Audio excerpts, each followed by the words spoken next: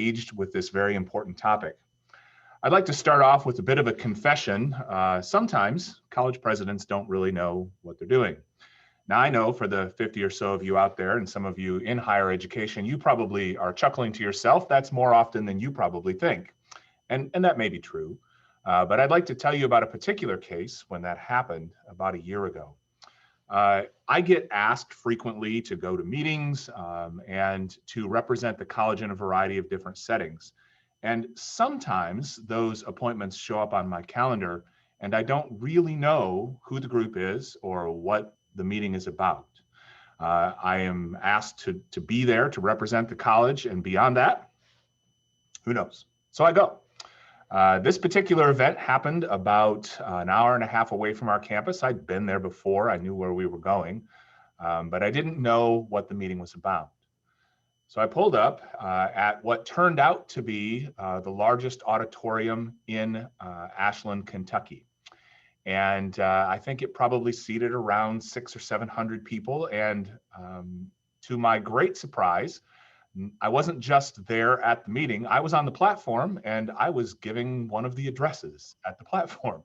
I had not prepared remarks. I did not know that that was the event, and I didn't really know what the event was about. Fortunately, I wasn't the first speaker. So as the event began to transpire, people started walking onto the stage, and I realized that it was some sort of graduation. So I asked the person next to me, exactly what are we doing here? And he kindly informed me that this was Addiction Recovery Care's quarterly meeting. And at their quarterly meeting, they had students who were completing the program and graduating from the program. So I sat there for the next 20 minutes and listened to people talk about their recovery stories, about overcoming addiction to opioids and to narcotics and to other kinds of drugs and alcohol issues that they were having. And when my turn came to speak, I was prepared. I knew what I needed to say, and I knew how I needed to support these students. And so we talked about the fact that they were going through a process of learning, but that learning in and of itself isn't enough, because it needs to lead toward a life that is transformed. And they understood that. They understood that more deeply than I think many 18 to 20-year-olds understand it when they're coming out of high school and landing in a place of learning like ours.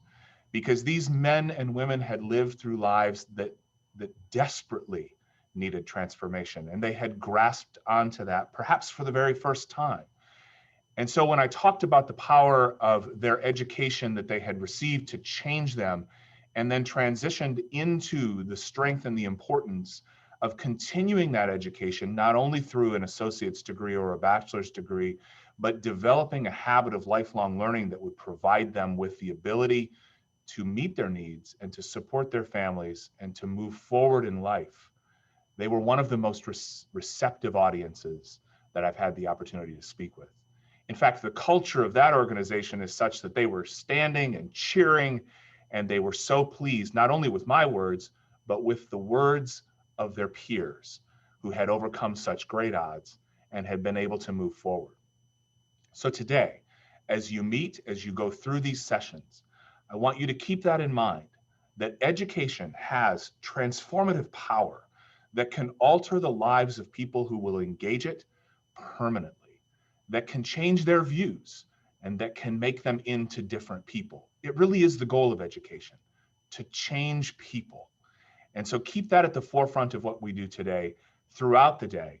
And then toward the end of the day, you'll get to meet my friend, Tim Robinson, who invited me to speak at his ceremony, and whose ceremonies I will always know what I'm doing at in the future. So thank you. Welcome to the University of Pikeville. It's great to see you all here. Thank you so much, Dr. Webb. We greatly appreciate your participation.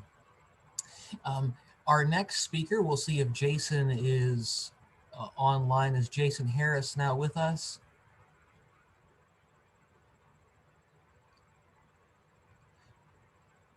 Jason is here. And Jason, did you use the link that came in last night to make you a panelist?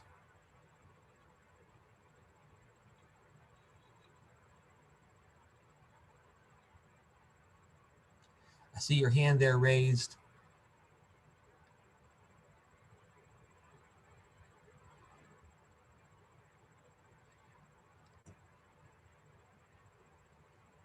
Jason, what you'll need to do is just to go on to your email real quick. There was a link sent to you yesterday that has you so you can log in as a panelist so you can speak. And we'll let you go ahead and do that. And while we're doing that, let me formally join with Dr. Webb and welcome you to our conference. And while we're doing that, I would like to thank the Lilly Fellows Program for sponsoring this, along with the University of Pikeville's partnership. And we're excited about it. So our next speaker is Jason Harris. Jason is a senior history education major. He's from Elkhorn City, Kentucky. And Jason is so creative and energetic that during a pandemic, he started a food delivery company called Peanuts Food Delivery. Outside of rooting for the Dallas Cowboys, I don't see any other faults in Jason. And he's going to share a little bit about how studying and pursuing his degree has really helped in his road of recovery. Jason, I can't tell you how much we are proud of you and how much the University of Pikeville just really looks to you as a model of one of our great students. So we appreciate you, Jason. The floor is yours. Okay, so can everyone hear me? Yes, we can hear you. We just can't see you. Oh, I thought I turned the video on. Now you're there. There you go. Oh, okay. All right. Good morning, everyone. My name's Jason Harris, and I'm a student at UPike, and I'm also an addict in recovery. I've been clean from all mind or mood altering substances for almost 10 years now. First, I want to take a moment to thank Rob for asking me to share with you guys this morning. And also, I just want to thank all of you guys that are here for your time. I'm not here to tell you, I'm not here with you today to tell my personal story in great detail, because instead, I am here as a representative of the anonymous addict. The reason for this is because the disease of addiction does not discriminate. It does not care how old you are, what ethnicity you are, what your socioeconomic background is, your race, or your creed. It is only here to destroy you. It's strange how the disease chooses its victims. Like a tornado, it can go down the street, destroying one house and leaving others untouched. Some people, I believe, do develop this disease through drug use, while others are genetically predetermined to have it. Some that suffer from the disease of addiction do not even use drugs. This is because addiction is a form of obsessive compulsive disorder. The reason I feel that society has trouble helping many addicts is because we've been taught that an addict is someone that lives on the streets, uses drugs intravenously, and sells their bodies to get more. When in reality, an addict can be your college professor, the lady that works at your local bank, even a member of your family, maybe even you. You might not even know it. My goal is to help break the stigma of addiction by helping others to see that it's not that we are not moral outcasts, but rather just sick people that need help. Addiction is not a moral dilemma. I have a theory that I call the two trains theory. Two things have to happen almost simultaneously, like two trains passing in the night, for an addict to get help. And one is the addict needs to be willing to accept help, and two, help needs to be available immediately. The disease is very cunning.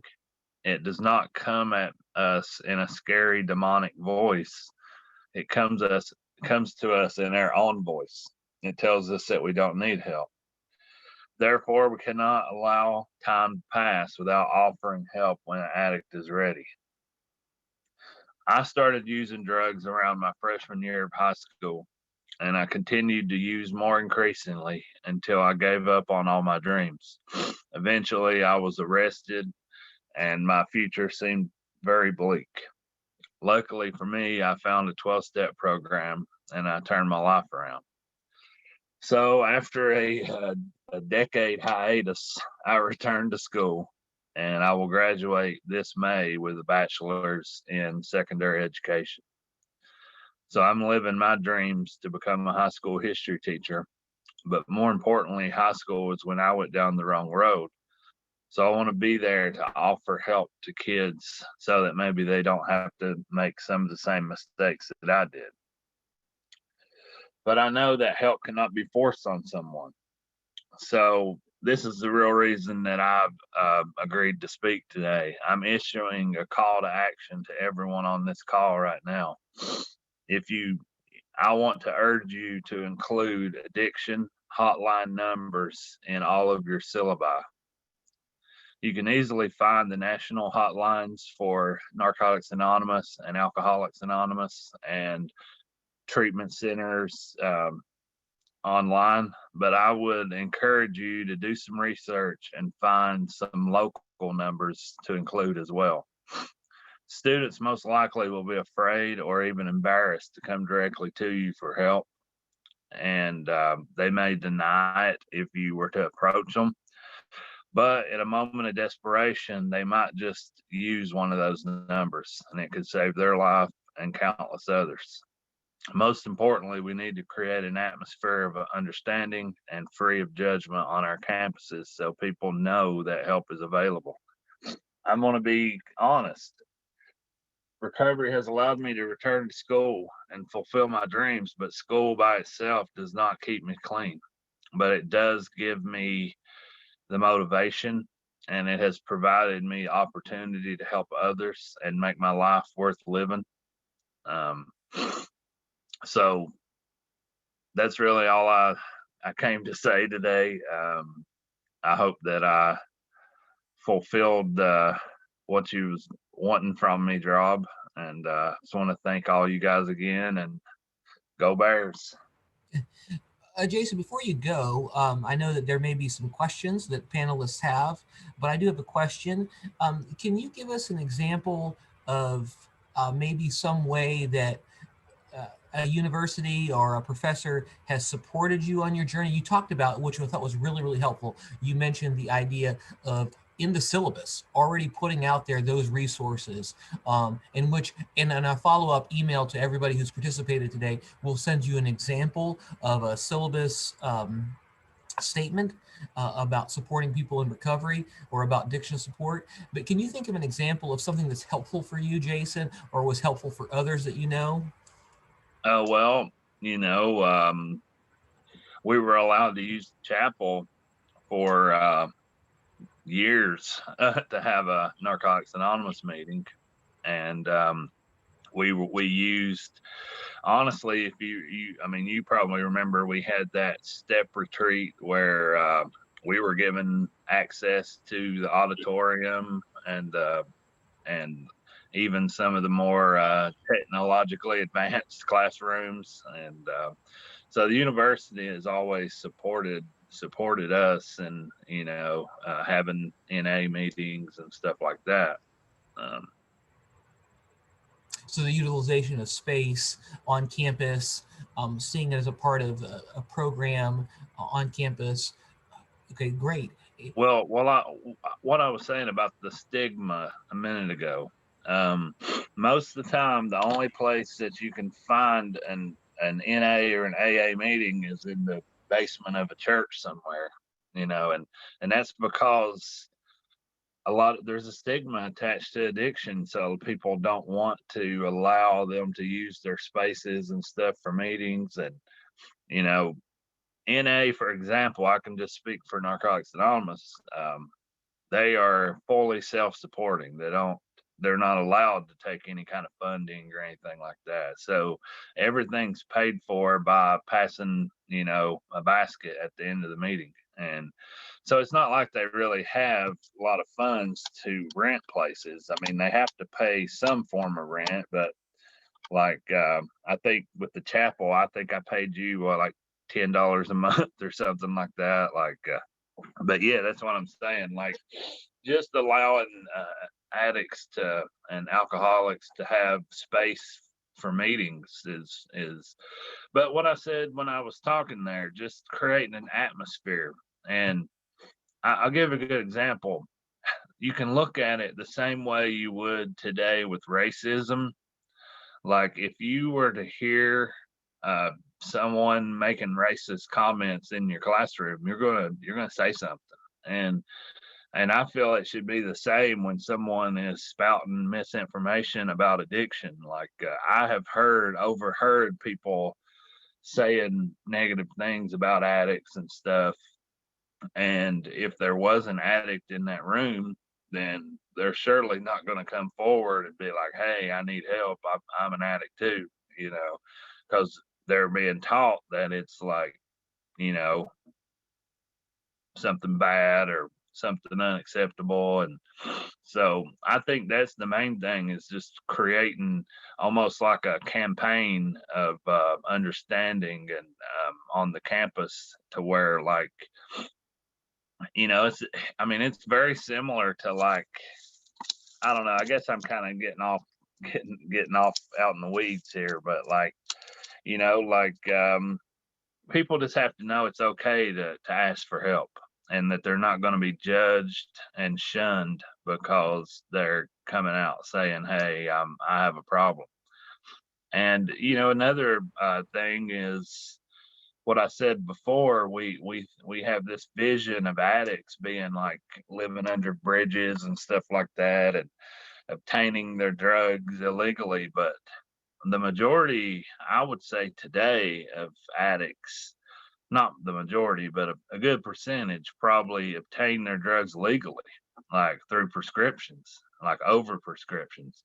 There's countless stories of people that got injured playing sports, or got in a car wreck and started getting written, opiates, and then, what, didn't even know the dangers of it. And then next thing you know, they're addicted, you know.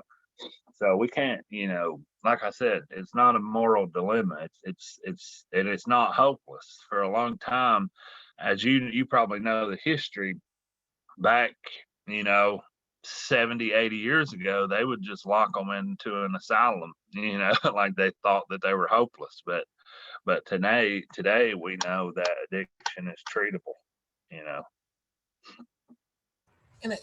Yeah, absolutely. Thank you. A couple ideas from our attendees. The first one was a great idea about not only putting information in a syllabus, but really for professors to take on the idea of ally training, right? Recovery ally training, which is such a great resource. Also, at the University of Michigan, they have a group called a Collegiate Recovery Program. It's just for people who are struggling with addiction. But we do have a question, Jason. Do you think a first step can be, or maybe should be, a meeting to address the stigma that, particularly like terms that are like wildly used about, people who are struggling with addiction? Do you think that would be a helpful thing? I think that we should approach it like we do any other mental illness, because that's basically what it is. It's a mental illness. It's obsessive compulsive. It's, instead of touching the door handle 16 times, we would have to use drugs just to feel normal. And like, it wasn't even especially for me toward the end, it wasn't even about getting high. It was just being able to function. So that's the first thing, is learning how to live life without drugs and learning how to function. So I definitely think that it would be beneficial for the faculty. Like, you remember, the one time you had me come speak, and then you had Will come speak on different issues. And I think something like that, being, introduced into the curriculum, maybe, and especially just having yearly, or maybe biannually meetings, just discussing that stuff and do a Q&A with the professors and ask them. The thing is, like, it's hard for a non-addict to be able to really spot an addict. It's easy to spot the guy that's nodded out at the at his desk or whatever, or the guy that you see in the police blotter or whatever. But it's harder to understand, to spot the subtle things that addicts do, because in a lot of cases we're dealing with younger generation that's they're using may not have progressed as much yet, but and I think that if we can get it early, then maybe we have more of a chance to help. But I definitely think that it couldn't hurt to have a meeting at the beginning of every semester or every school year or whatever, and just have maybe some people come in and help teach you about some of the warning signs. But here's the crazy thing. Like, even if you do spot it, that doesn't, like, a lot of times approaching them, they're going to deny it, or they're going to, like, feel ashamed or embarrassed or something like that. That's why I feel like the best course of action is to work on that culture and to make it people realize it's okay to admit that you have a problem. And then secondly, to provide all the resources. That way, like I said, when I was talking there, in a moment of desperation, maybe in the middle of the night or something, they come to the realization that they have a problem, and they decide, maybe I should give this phone number a call and see what they're about, So yeah, I think that the main thing is just changing that perspective that it's, that these are just bad people, and look at it more like these are sick people, Well, that's really helpful, Jason. As you talked about, even a simple thing like having a panel conversation for a faculty training where, or a Q&A, very simple things. I know another example that people used on Methodist University's campus in Fayetteville, North Carolina. There's a Roaring for Recovery, all collegiate program where people who are seeking to make positive change gather together. But there's a question about younger college students as opposed to older, maybe non-traditional students. Do you feel like there's a stigma with older non-traditional students who are in recovery or seeking recovery? Zane, that a friend of mine, that he graduated from the university, and he's in recovery, and I'm in recovery. I have other friends, and I'll be honest, like, I have gotten nothing but support. Like, I've never felt, I'm just speaking for UPike, but I've never felt shunned or embarrassed or anything like that. And all of my friends, I think that I could speak for them to say that we've gotten nothing but support. We've never felt any kind of stigma. And, like most of us, like I said, I was probably 14, 15 years old when I started using. So,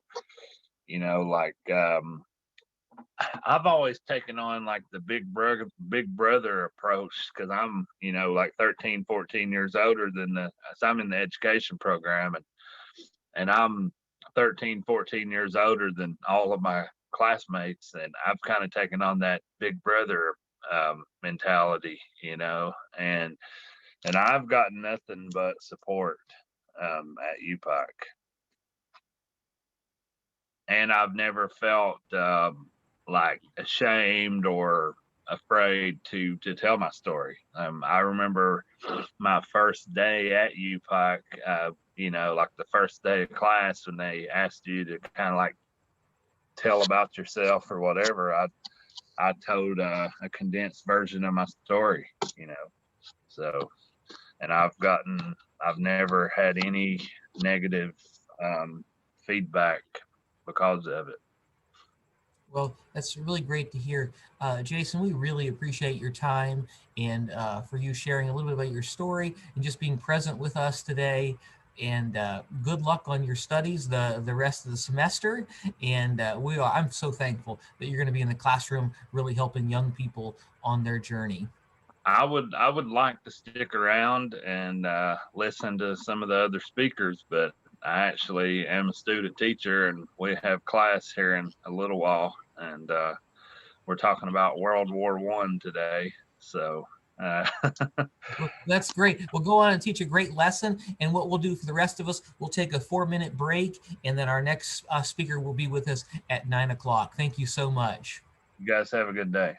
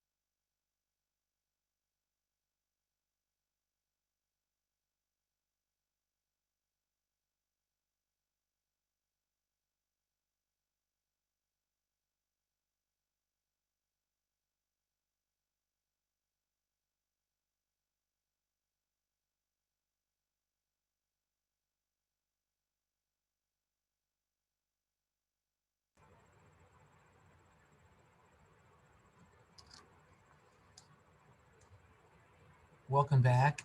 I'm excited about our next speaker. Uh, Timothy King is a writer, nonprofit professional, and the owner of Vagabond Strategies. He's worked as a community organizer in Chicago, a chief strategy officer with Sojourners, and currently serves as a consultant for the Center for Action and Contemplation. Timothy's work has been published in Christianity Today, Sojourners, and other ventures, and he has been interviewed by places like ABC, BBC, Times, CNN, and the Daily Beast. He's a graduate of North Park University with degrees in theology and philosophy. He lives with his wife, Hannah, in New England, and he is the writer of the book that you'll receive today, but also just an incredible guy who really we need to shout out has been so helpful to make this conference go. And I just really appreciate you and your sharing, but also just who you are. So brother, the floor is yours. Thank you so much, Robin. Thank you for organizing this entire conference, and many thanks. I know Jason's gone now, but many thanks to Jason for sharing his story. It really does feel like anytime there is a space where someone in recovery knows that they can share their story and have that be accepted, have that be celebrated even, that is something that is good in the world that wasn't there just before. And so it was great to hear him share his story. And I too struggled with an opioid addiction and am now in recovery, and excited to be here with all of you to share a little bit of my story and also some of my process of learning about addiction. And because it was spurred through my own personal experience that led me on a journey of realizing how many things I had gotten wrong. And one thing, excited to be able to connect with you all, and just here at the beginning of the talk would be great to hear where people are from if you want to drop that in the chat. And another thing is, normally if we would be in person, there's a lot more time to connect with each other. So it's good if you guys get a chance to see where other people are coming from. And also right now, I'm going to drop my email address into the chat. This is my personal email. I love to connect with people who are doing this kind of work. And if there's ways that I can be helpful or be a resource to the work that you are doing, please do feel free to reach out. And that is where this is something that I didn't expect to be writing about addiction, a lot part because of the stigma that surrounds it. I often refer to my story as one of early detection, so there wasn't a deep slide into issues with the criminal justice system or anything like that. But it was a story that I could have kept quiet. Not many people knew, not many people had heard about it. But it was of seeing what was around me and seeing the misconceptions about what it means to struggle with addiction and those who do struggle with addiction. But especially glad to be here at a higher education group and with any professors who are putting together syllabuses. I'm going to give that shameless plug. Consider it for your syllabus. I don't feel bad about doing that shameless plug, because I know that if there's professors out there, at least some of you have written a $130 book and put it on your syllabus every semester for your students to buy. So I feel okay. Mine's only $17.99. I feel okay plugging it in that way. And the other challenging thing is when you are virtually in this way, no clue whether that joke landed or people started signing off after that. But these are the challenges of a virtual world. And of course, we know why we're virtual. We know why we can't gather in person. When I first talked to Robert about this event, it was going to be in person last summer. And now we are coming up on a tragic milestone of 500,000 dead from COVID-19 here in the US alone. And if we look back at now just about the last 20 years, we now have about 500,000 dead from overdoses that had an opioid involved. And we now know that the last 12 months that we have some sort of data for, provisional data at this point, we're looking at about 82,000 people dead in 12 months from drug overdoses. And of course, that doesn't include deaths from alcohol, that doesn't include deaths from cigarette smoking, that doesn't include a lot of other numbers that have to do with addiction. And so it would be possible, it would seem to make sense in the midst of this coronavirus pandemic to think about the opioid epidemic and to think about opioids as kind of a virus, a deadly virus spreading its death and destruction across the country, ravaging communities and leaving people mourning lost loved ones. It would be easy to make that connection, but to think about Oxycontin being introduced as a minimally addictive pain medication in 1996, and then that mutating into the rise of heroin overdose deaths, and then another fatal mutation to the use of fentanyl, which kills even more people now every year. But I actually think there's some problems of making that analogy. And I don't think it works. And in fact, while I understand there are some natural connections there, it actually covers up more than it reveals. And to think about the opioid epidemic in that way can lead us to some wrong conclusions. Because if we think about opioids like we think about the coronavirus, that leads us to that fundamental position of wanting to be at war with the drug, I think a lot of you understand already, and we'll dive into more, that when there is a war declared on drugs, what we really end up with is a war declared on people. And the people who the war is declared upon are often the ones who have the least resources and ability to defend themselves. So there's a few other problems with that analogy. First, we've actually been in not just an opioid crisis, but an overdose crisis. And that overdose crisis started back in 1979. We can track every 9 years since then, we've actually seen overdoses double. And so now I'm the last person to want to excuse Purdue Pharma or any of these pharmaceutical companies that used illegal and immoral practices to talk about their pain medications. But this crisis started in 1979, not 1996. So while that certainly was a factor, there is something deeper at work. And it's also important to note that right now we have an overdose epidemic, but a coronavirus pandemic. And it's a pandemic because it's spread to other countries across the world. And while we have seen an uptick in overdoses in countries like Canada and some in the UK and other places, we have not seen anything in the world like we have here in the United States. This is a distinctly American problem. And we also know that unlike the virus, we don't see those negative effects simply because of the presence of the substance. Otherwise, we would see these same kind of problems in the countries where drugs like fentanyl or heroin are often produced. And we don't. And so when thinking about a pandemic or an epidemic, there's two primary frames that you can decide and different ways to approach it. Both are appropriate at different times. And I'd like to argue that for our current addiction epidemic, our epidemic of overdoses, that the way that we should look at it is not about the pathogen. But the other way to look at it is, has there been anything in the population that has changed that makes that population more vulnerable to something that was already present within that population? Fentanyl is not a new drug. It was synthesized back in the 1960s, started being used more regularly here in the United States in medicine by 1968. Heroin is over 100 years old. Opium, there's evidence that humans might have been cultivating opium poppies before we even had alcohol. So this is a drug that has been with us.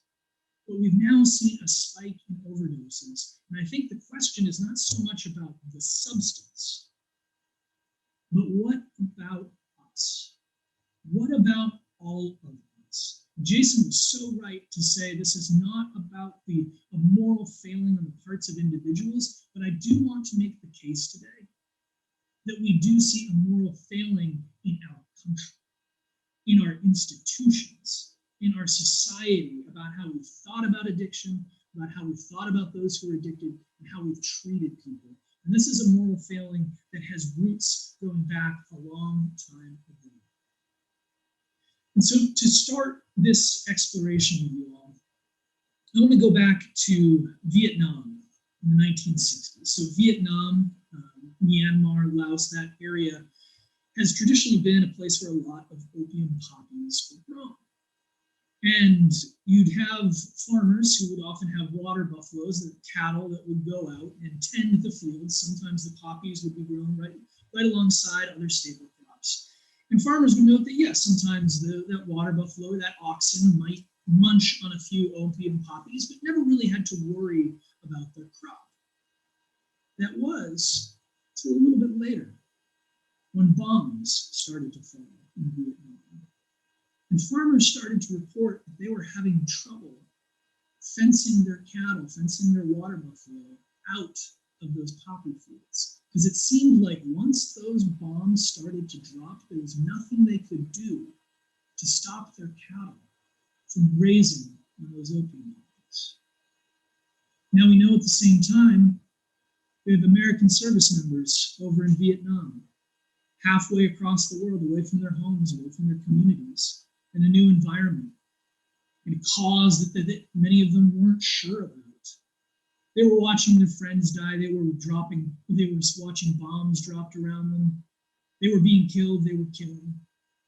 And at the same time that they have these moments of trauma, danger, they'd have weeks where they had nothing to do.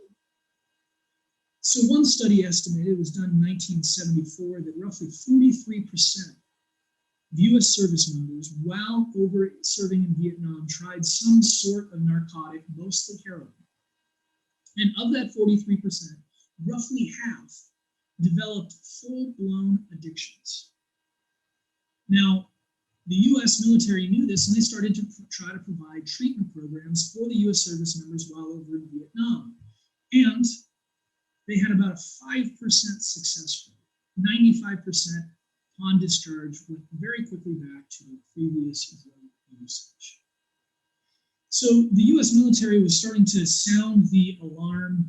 Headlines in the New York Times about a ticking time bomb of people coming back. At the same time, our country not doing what it needed to make sure that people had the treatment resources they needed. But these researchers that were looking at this returning population found something very interesting. In interviewing people on their, as they returned, and 10 months later, within 10 months, 95% of those who had been addicted while in Vietnam had stopped using heroin in the United States. And the final 5%, for the most part, were just going back to their previous level of drug use. And so, as we think about these environments, it's clear that these soldiers, they didn't fundamentally have a drug problem so much as they had a Vietnam problem, they had a violent trauma problem, and that they had found something to try to treat the trauma that they were experiencing. And so there's a researcher, Canadian researcher, Bruce Alexander, who took a look at this phenomenon. He wanted to understand it better, and he designed an experiment some of you might be familiar with. It's now famous and infamous, called Rat Park. And he realized that when most studies were being done about addiction on rats, they were always put in these tiny little Skinner boxes, all alone. And they were given their food, and they were given 2 water bottles, one normally laced with an addictive substance, like cocaine or an opioid, and the other just a normal water bottle. And these researchers would time and time again watch these rats press that little lever to get more cocaine or to get more heroin-laced water, often to the neglect of food and eating, and would watch these rats sometimes kill themselves as they overdosed on the drug that was available to them. So Alexander, seeing that environment matters, decided to create a little rat park where rats, instead of being isolated in a cage, they were put together with their friends. They were put together with mates. They had wood chips to dig around with. They had little toys to play with. And while some of those rats did use the drugs as they became available to them in these tests, you never saw the same kind of effects that you would when you had those rats isolated. And so there's a question now in all of our minds. In knowing this effect of the environment, is in what ways do we think our lives today might be a lot more like those isolated Skinner boxes than we care to admit? And this has had huge implications over the course of our history, especially for various indigenous populations and other traditionally oppressed people. Look back at the Hudson Bay Company, at the time one of the largest companies in North America. It was set up to trap and hunt in the wilds of Canada.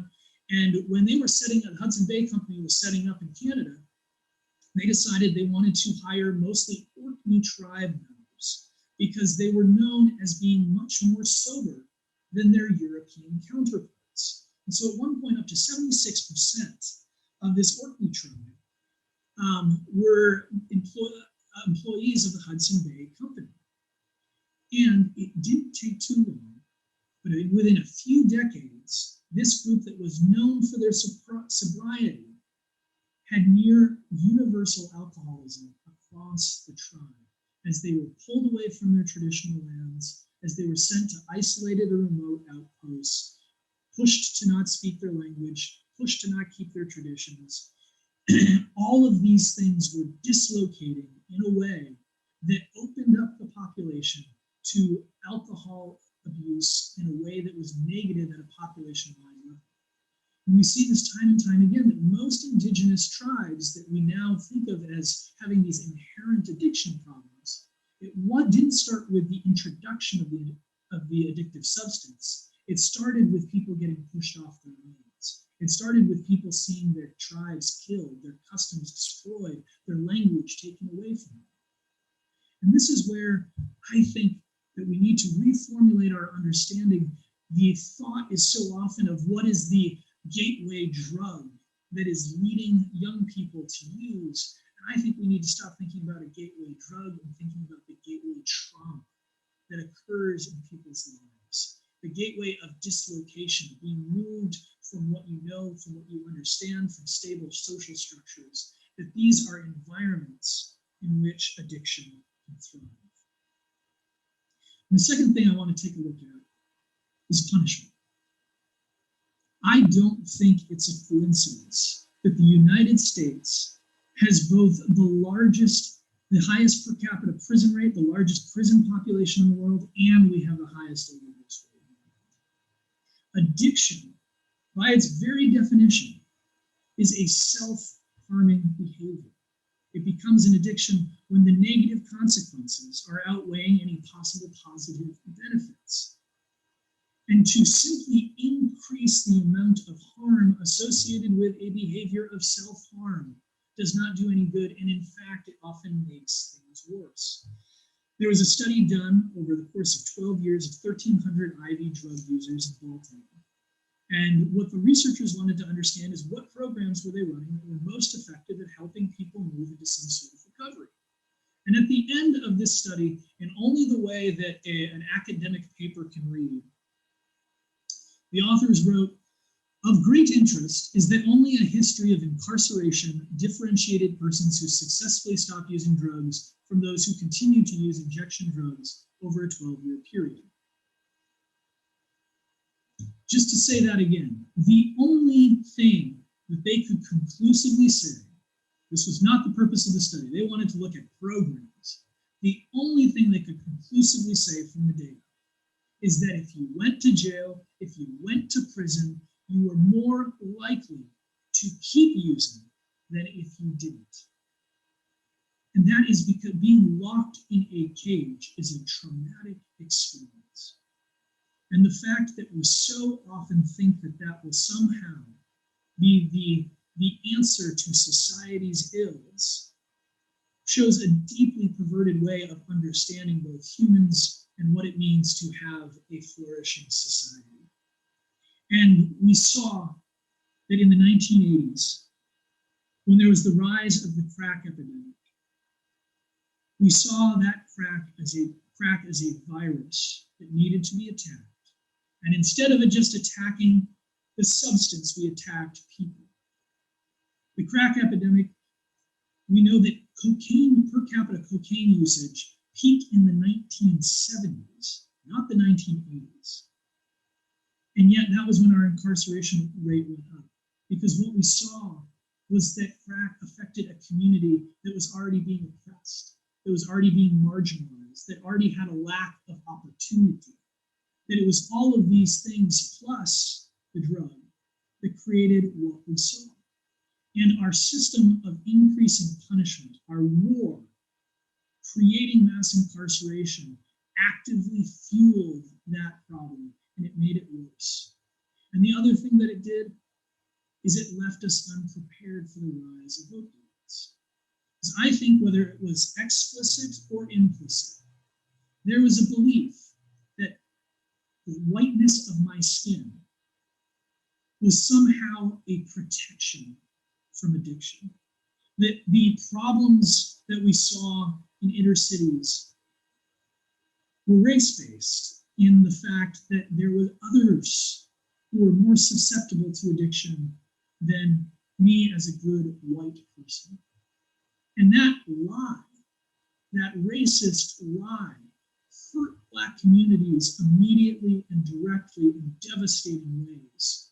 But to believe a lie about yourself will eventually often hurt you too. And I think that's what we saw of this lack of awareness this lack of humility of understanding that this could happen to anyone. This can happen in rural areas. This can happen in suburban areas. These are things that can affect and afflict us all. And this is where some of you probably know, especially if you're in Appalachia, the stories of the canaries in the old coal mines. The miners who would go down into the coal mine with a canary with a sensitive respiratory system. So if there are any noxious gases, any dangerous fumes, they would know that if that bird stopped singing, if that bird fell to the bottom of its cage, they didn't need to ask, what's wrong with the bird? Why isn't the bird keeping on singing? We're still working.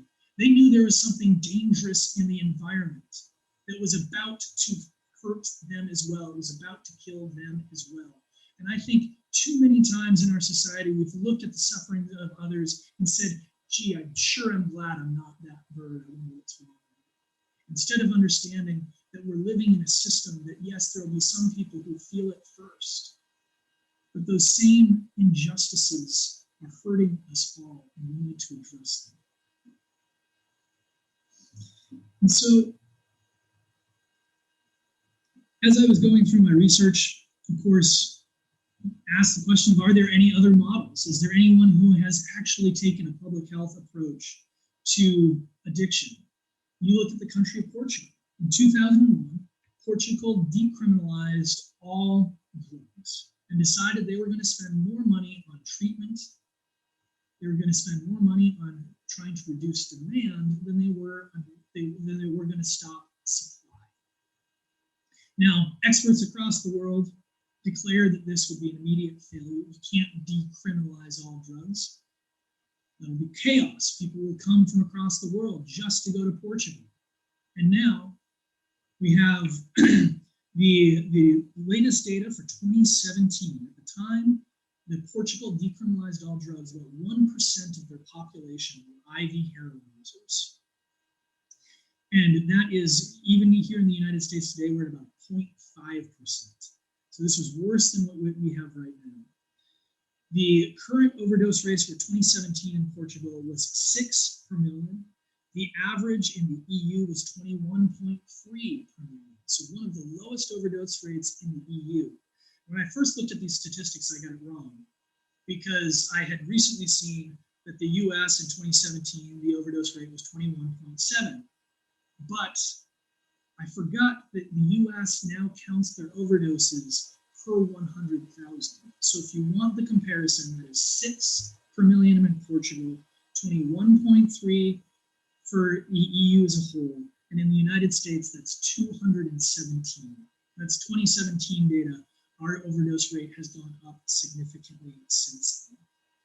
So I think that this shows the lie of a myth of redemptive violence, that somehow creating additional violence and punishment for those who are already suffering is somehow going to solve this problem.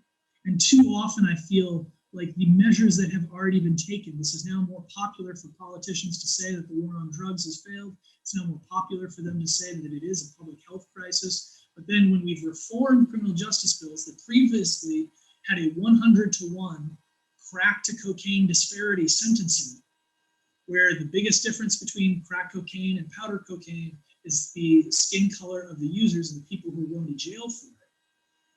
We just went from 100-to-1 down to 18-to-1. So it was like listening to this song of racism on the radio and deciding to turn down the volume a bit instead of asking whether or not we should just change the channel. And well, that is a little bit more of the, I think, hard points. I also want to kind of take this final section with a little bit more hope and some of the positive developments that are happening. I hope you can be thinking about ways that this could affect your work and your university and college communities. And I want to tell the story of William Miller.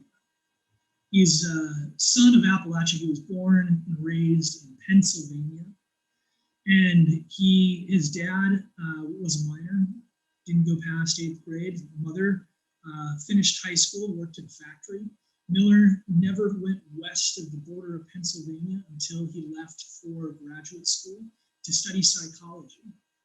There are a few interesting things about Miller's career that help you understand why he was uniquely positioned to end up being one of the people to revolutionize addiction studies and to develop motivational interviewing, one of the evidence-based ways that we see of effectively addressing addiction. The first internship he had in the middle of grad school, it doesn't sound like it was very well structured. He showed up not quite sure what he was going to do and was told that he was going to be working with men who had struggled with alcohol. He didn't have any alcohol problems in his family. He had not yet read any research about alcohol. And in reflecting back on this, he said one of the most significant things for his career was that nobody told me that these men I was about to work with were all supposed to be liars. Because the primary literature at the time understood alcoholism as a personality disorder, and it was those who were already deceptive, those who were immoral, those who wanted nothing more than the pleasure of drinking for their life that became susceptible to becoming alcoholics. But he had never read them. And so he said that the next thing that was important to understand about his career is that he went into that summer acknowledging that he didn't know much about alcohol or alcoholism. And so instead, he wanted to spend his summer listening. He wanted to hear the stories of those who had come to him and hear how they understood themselves and how they understood their relationship with alcohol and what it was that might make them want to change that relationship with alcohol. And that was where he could never believe the literature once he spent an entire summer simply listening to people describe their own story.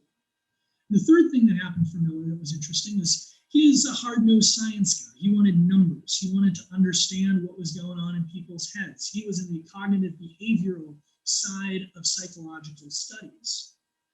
But his department, he was supposed to get a counseling class and learn some more of these counseling skills, even though that's not really what he wanted to do with his career. And they brought in somebody from the person-centered, client-centered therapy world of Carl Rogers and that tradition. So these two different streams of psychology for him suddenly met. And he started to identify and see some patterns that a lot of other researchers were missing because he had these unique experiences. One of the first things he wanted to do was he wanted to understand the effects of counseling on those struggling with alcohol, those with an alcohol use disorder. And so the first thing he did is he set up a comparison of people who had 5 weeks of counseling versus 25 weeks of counseling, and assuming there would be a significant difference. To his surprise, there was none. So he decided to put together a 10-week program versus someone getting a single time of sitting down with a counselor and being sent home with a self-help book about how to better look at their drinking. He didn't see any significant difference. So he decided to do an 18-week program versus the self-help book. Still no difference. So then he decided to set up a waitlist group, because maybe he thought it was the desire to sign up for the study that was the driver of the effects. And so he could tell that from having a group that went through the study and another group that was waitlisted and then went through the study afterwards. If any of you are researchers out there, I hope you're following me. But once again, he saw no significant difference between all of these different groups. For the waitlist group, they had signed up for the study but saw no change in their drinking until they then were later accepted into the study, and then they saw a similar change as to the first two groups. So he started looking at the other research. He looked at an ER study where he found that chaplains who went in for just a 20-minute empathetic talk for somebody who would come in because of alcohol, that those people were 10 times more likely to seek some sort of alcohol assistance after that 20-minute intervention and dramatically more likely to be successful in that just from a 20-minute intervention. He found another study that was able to look at the tone of voice a doctor used when talking to a patient about their alcohol use, and found that the more judgmental the tone of voice, the less likely that person would be to seek help. He did another multi-site study with a variety of evidence-based approaches to addressing addiction to see which one was the best. And as the father of motivational interviewing, he was excited to see if his methodology would be the best. And after this large multi-site study, looking at thousands of people, they found no significant difference in outcomes between the different evidence-based methodologies, but a dramatic difference inside each methodology. And the primary driver was the empathy rating that was given to the counselor who was providing the support for the clients. And so Miller asked, what is it? What might frame this substantial observed effects of these interpersonal interactions? What do we know that is A, interpersonal, B, even in relatively small doses, can have a marked and sometimes profound effect, C, seems to work by decreasing negativity, and D, the more severe the problem, the larger the response? And he said, in medical ethics, it's called beneficence. In Buddhism, it's metta.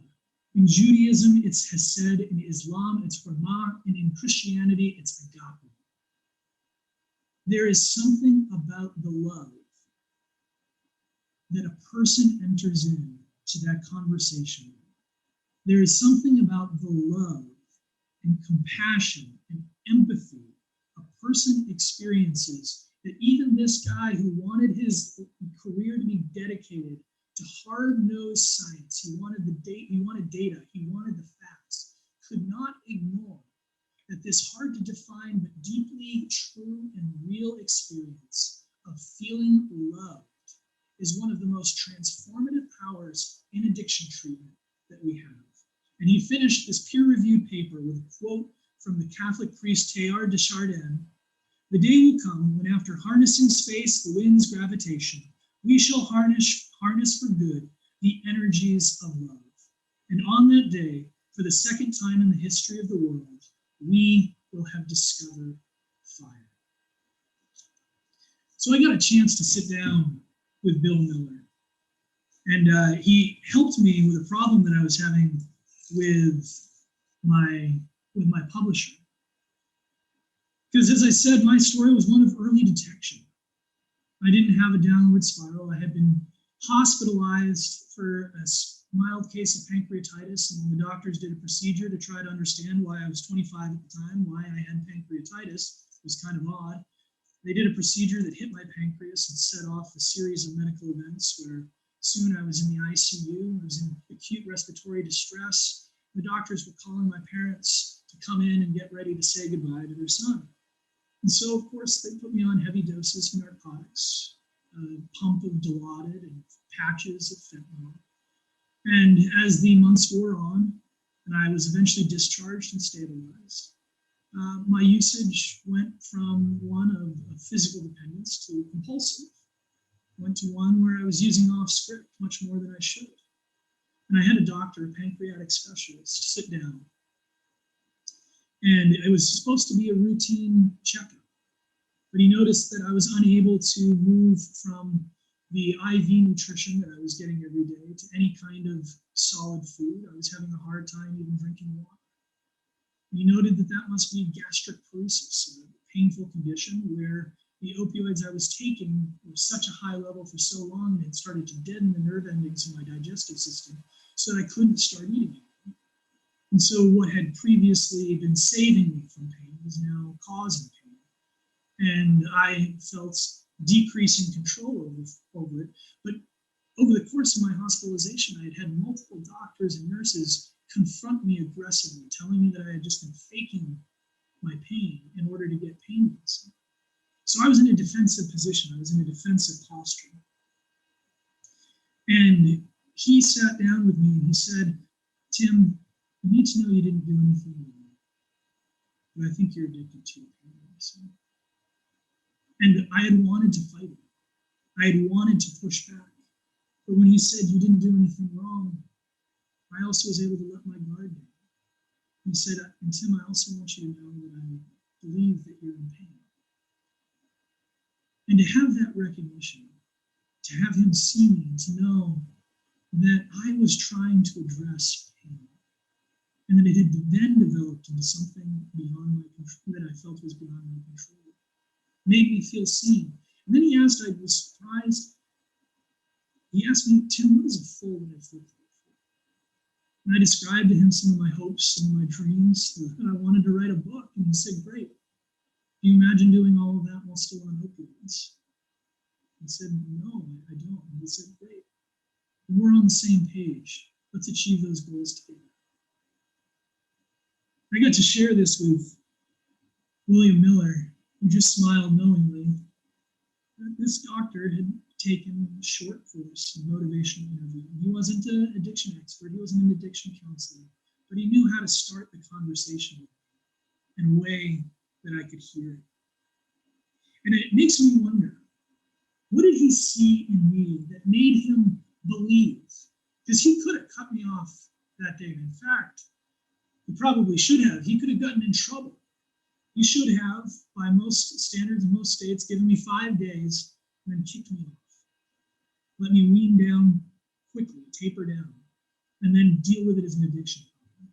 He gave me time and space to get counseling, alternative pain management, and here I am today, without a lot of the other negative effects. What was it, I wondered, that he saw in me? I don't know, that there are always functions of privilege. It helps to be in a professional class job. It helps to be white. It helps to have someone who felt they had a connection with me. There's a lot of different explanations, but there's one that I hope is true, because I think it's an encouragement for all of us. There are 2 researchers, Leake and King, who went to 3 different alcohol recovery centers. They studied each patient that was being treated. And after they studied the histories, the backgrounds, and the files for every patient, they developed a list and they gave it to the counselors and leaders of these different treatment facilities. And they said, we're running a study. These are the people based on their background that we believe are most likely to recover. So the staff was very thankful, and the researchers kept checking in over the past few years. And sure enough, they were spot on over the course of the next few years. Every time they checked in, the people on their list were more likely to get sober and stay sober. If they had a relapse, it was shorter and less severe. So everyone wanted to know, what did you figure out that allowed you to so accurately predict who was going to move into recovery and who wasn't? The answer was this: nothing. They had randomly assigned all of those people to that list. The only thing that had changed, the only thing that was different,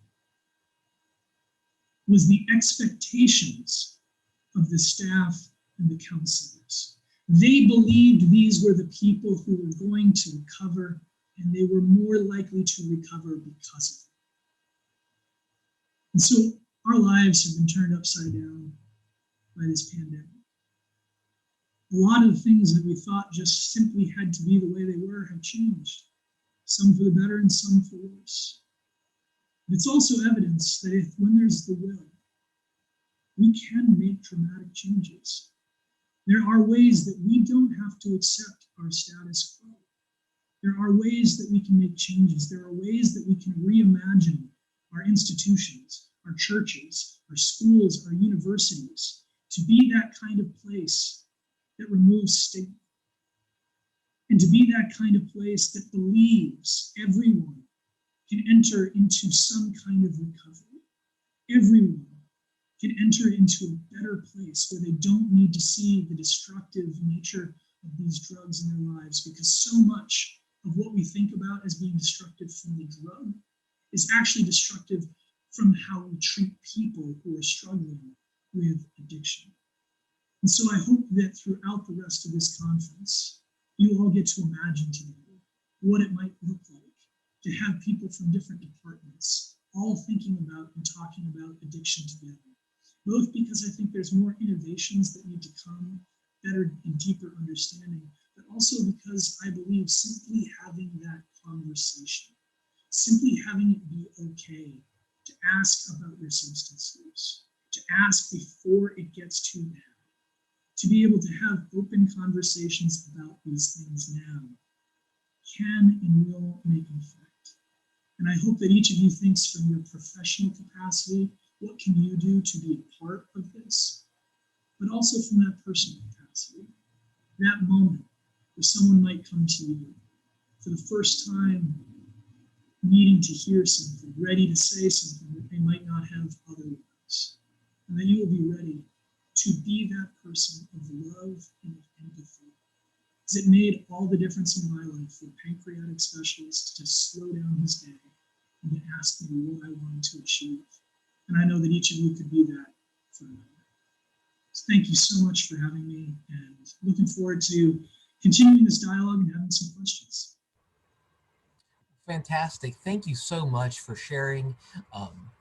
And so I wonder now if there are some questions. We're going to consult the chat room to see. One of the questions is this, and Dr. Oliver Morgan, who's actually just recently written a book himself, which we'll talk about a little bit later. We'll put out an advertisement for that.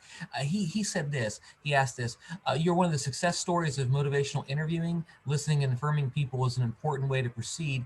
How do you marry this idea to an earlier idea about social environmental factors in addiction?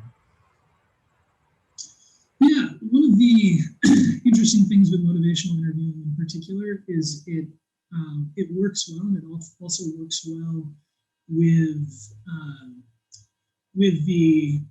other kinds of treatment. It's not a standalone, and it is something that I think especially if I do any work with pastors or churches, it's one of the areas where it's like, this is just going to help your life. I just was talking to a friend of mine whose wife went through a motivational interviewing training. He's like, it's changed the way we fight and the way we relate in a fantastic way. So just transformational for a relationship.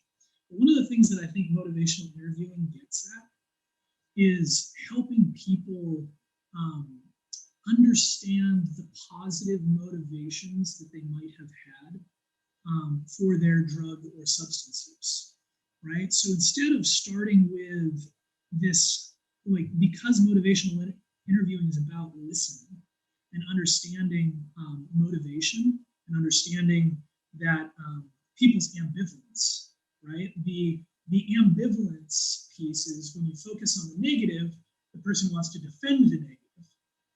But the hard thing to talk about is the fact that drug use has some positive benefits, and that's why it's so hard to get at. If it all was bad, it would be much easier to deal with. But the reality, for me, one thing that I think why I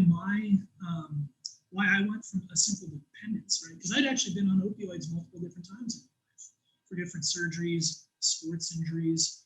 I had this initial pancreas issue and was on opioids for almost 2 months and then went off of them before I had the secondary issue.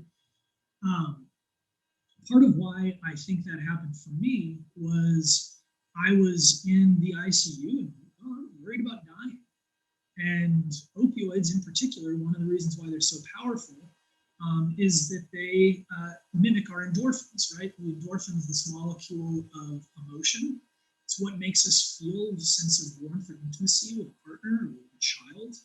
And in fact, the word endorphin is the combination of the two words endogenous and morphine, right? So the researcher who discovered endorphins was like, oh yeah, this is basically the body's version of morphine. And so with motivational interviewing for me, that kind of curiosity allowed me to acknowledge, yeah, I get it. That makes sense of why this had been so important to me. It not only relieved pain, it made me relieve my anxiety. And when I felt isolated in an ICU at 2 o'clock in the morning, it would make me feel comforted. And those sorts of positive effects, I think, if you're talking with someone about methamphetamine use, one of the common things I've heard from others who use a methamphetamine is that early on, it was something that helped them feel like they were able to think more clearly and that they were able to focus and accomplish more. Or for people who have felt a sense of being dispossessed or not being powerful, it makes them feel powerful. So when we look at these environmental factors, I think motivational interviewing is the great way to help someone do that self-reflection of what are those positive reasons, acknowledge them, but then also help them draw out that ambivalence in a way that can motivate change.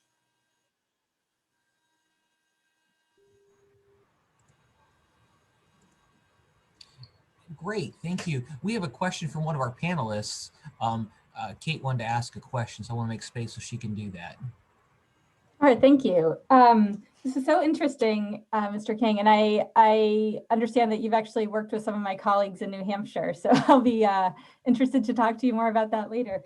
But I was wondering, you mentioned something that I didn't quite follow about an issue with your publisher.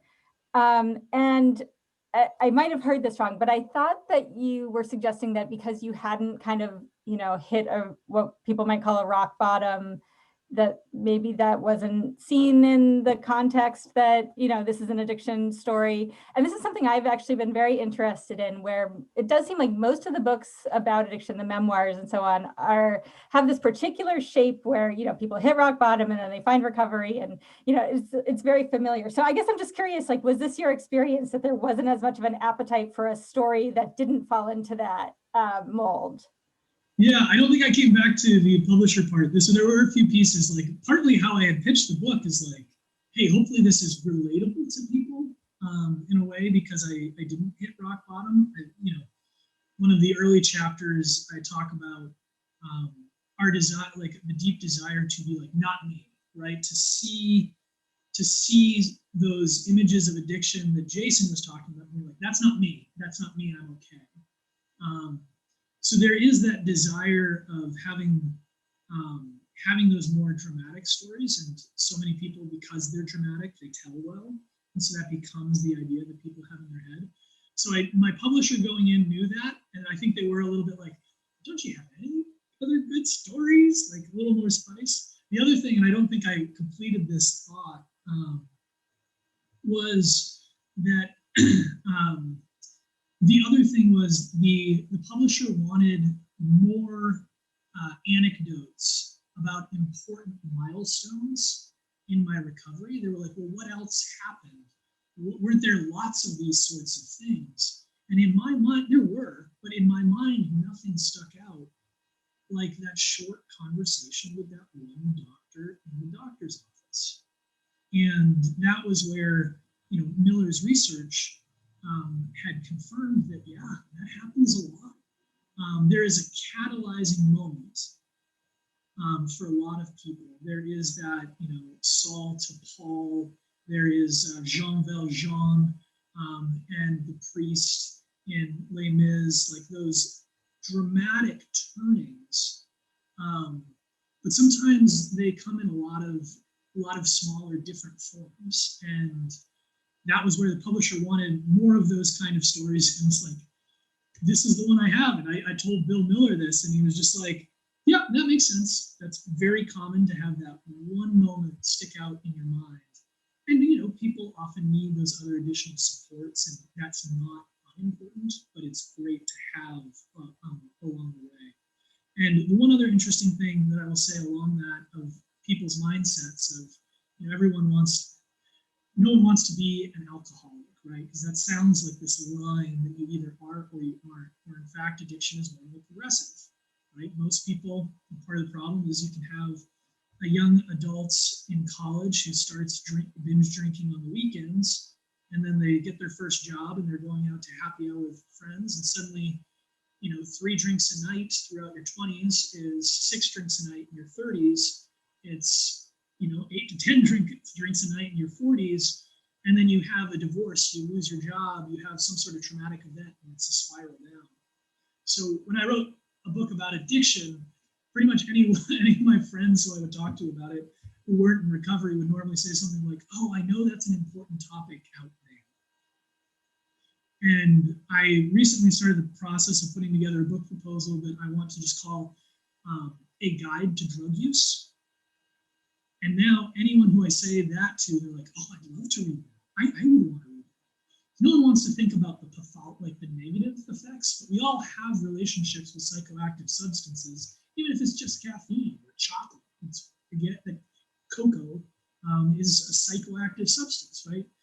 We all have relationships with these substances. Fewer people want to talk about it when it's addiction, but when you just talk about, let's just talk about your relationship to substance use. I found a lot more people are saying to me, I want to read that book, when they wouldn't want to read a book about addiction, because that's something else.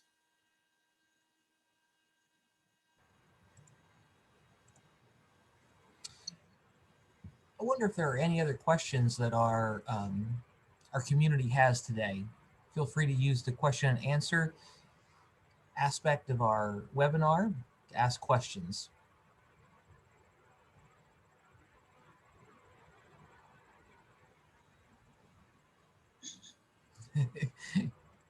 Anything else? Well, I really think for me, a takeaway is just the incredible power of empathy in humanizing your journey that really has stood out to me. And I just really appreciate you sharing that.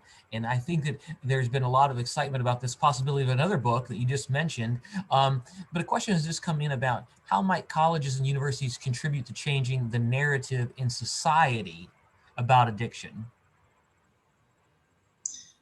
Yeah, one thing, as I was thinking about addiction in higher education, my alma mater was North Park University, and at the time there was the freshman dialogue class, which each year would take on an important topic and have a variety of professors from different disciplines all examine the same topic from different directions. And I think that one of the exciting opportunities in a higher ed situation is, right, like you can talk about biology, what's happening biologically in the midst of addiction, what's happening on a chemistry level, what is fentanyl, what is carfentanil, diving into the scary history of the fact that IV morphine was thought to be the cure for addiction, because at the time the idea was that you could only develop like a morphine habit, as it was called at the time, because it was orally ingested, and wine and alcohol was orally ingested, and so that intravenous injections would bypass the appetite system and get rid of addiction. There's a great history lesson of that kind of framework of other medical understandings. There's economics.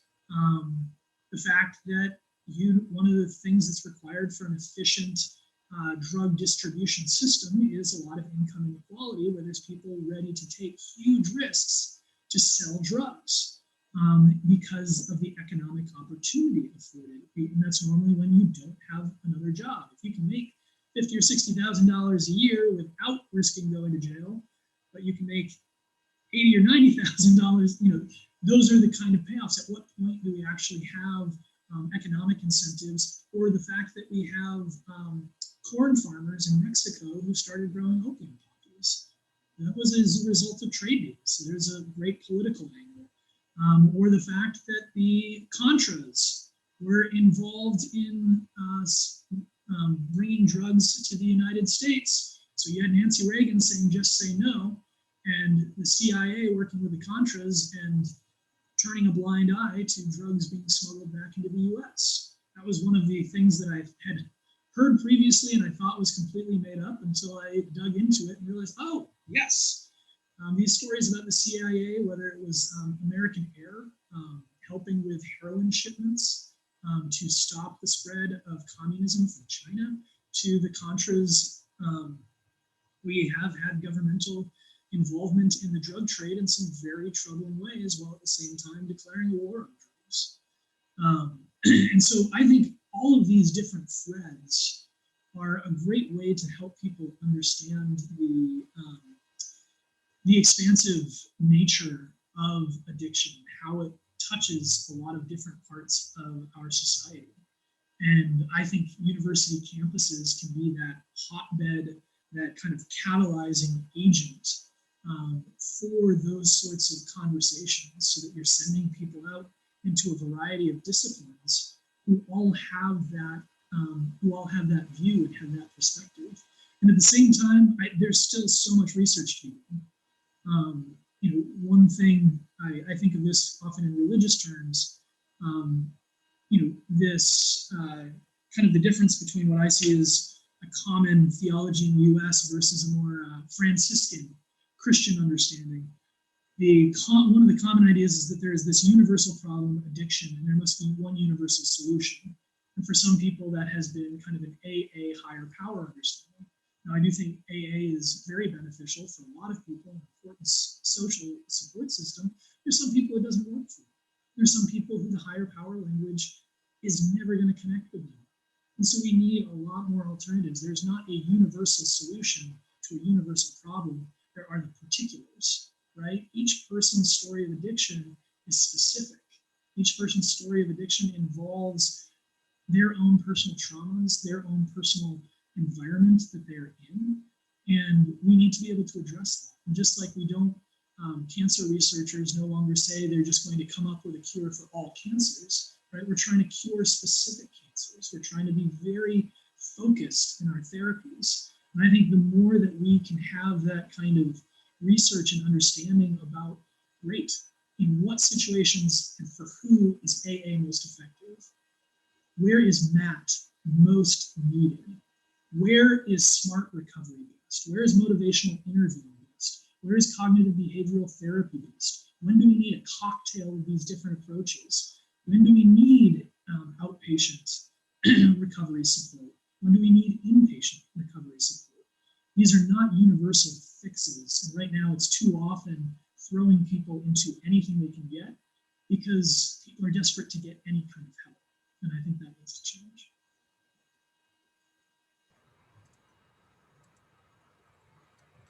Yeah, that's the holistic force of a university in all those different areas that can strategically start addressing the issue of addiction. That's such a great vision of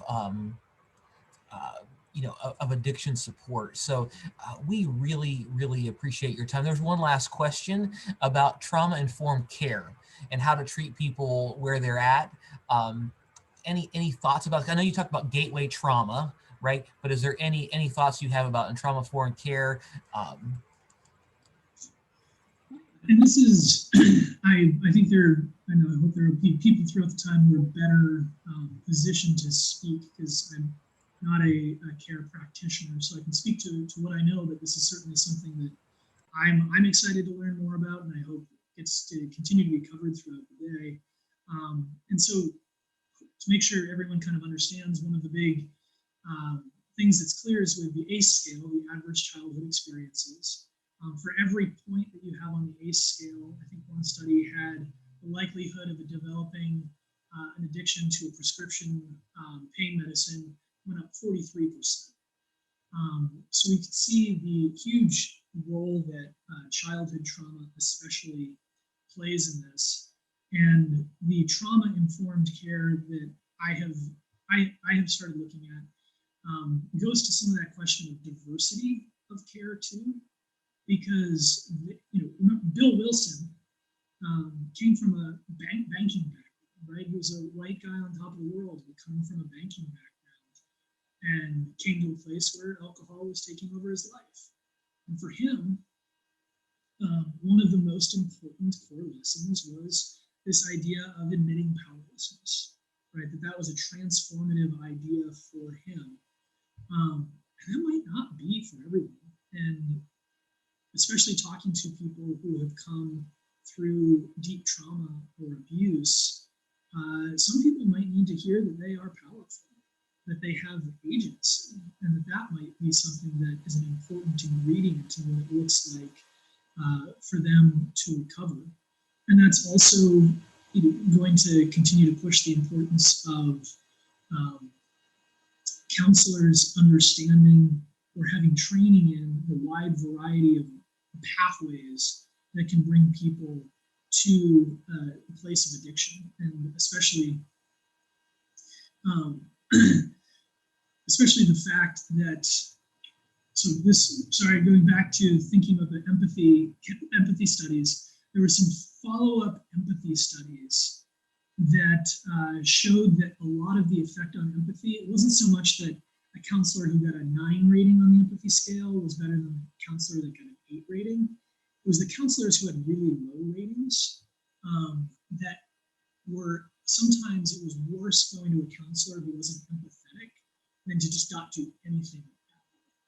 And so there's those paths of needing people to understand that trauma, to make sure too that the counselors or the staff that are providing that support don't lose their sense of empathy. So I think there is that understanding how trauma might inform what the client is dealing with, And more, we're needing to also understand how the trauma that a fireman or someone from the fire department or an EMT, the kinds of trauma they might be experiencing in a way that if they are treating people poorly and meeting them at one of their worst moments of waking up after being Narcan, that's a whole other level of trauma that is now feeding on that system. We've got somebody who's traumatized, further traumatizing someone who's been using to address their trauma.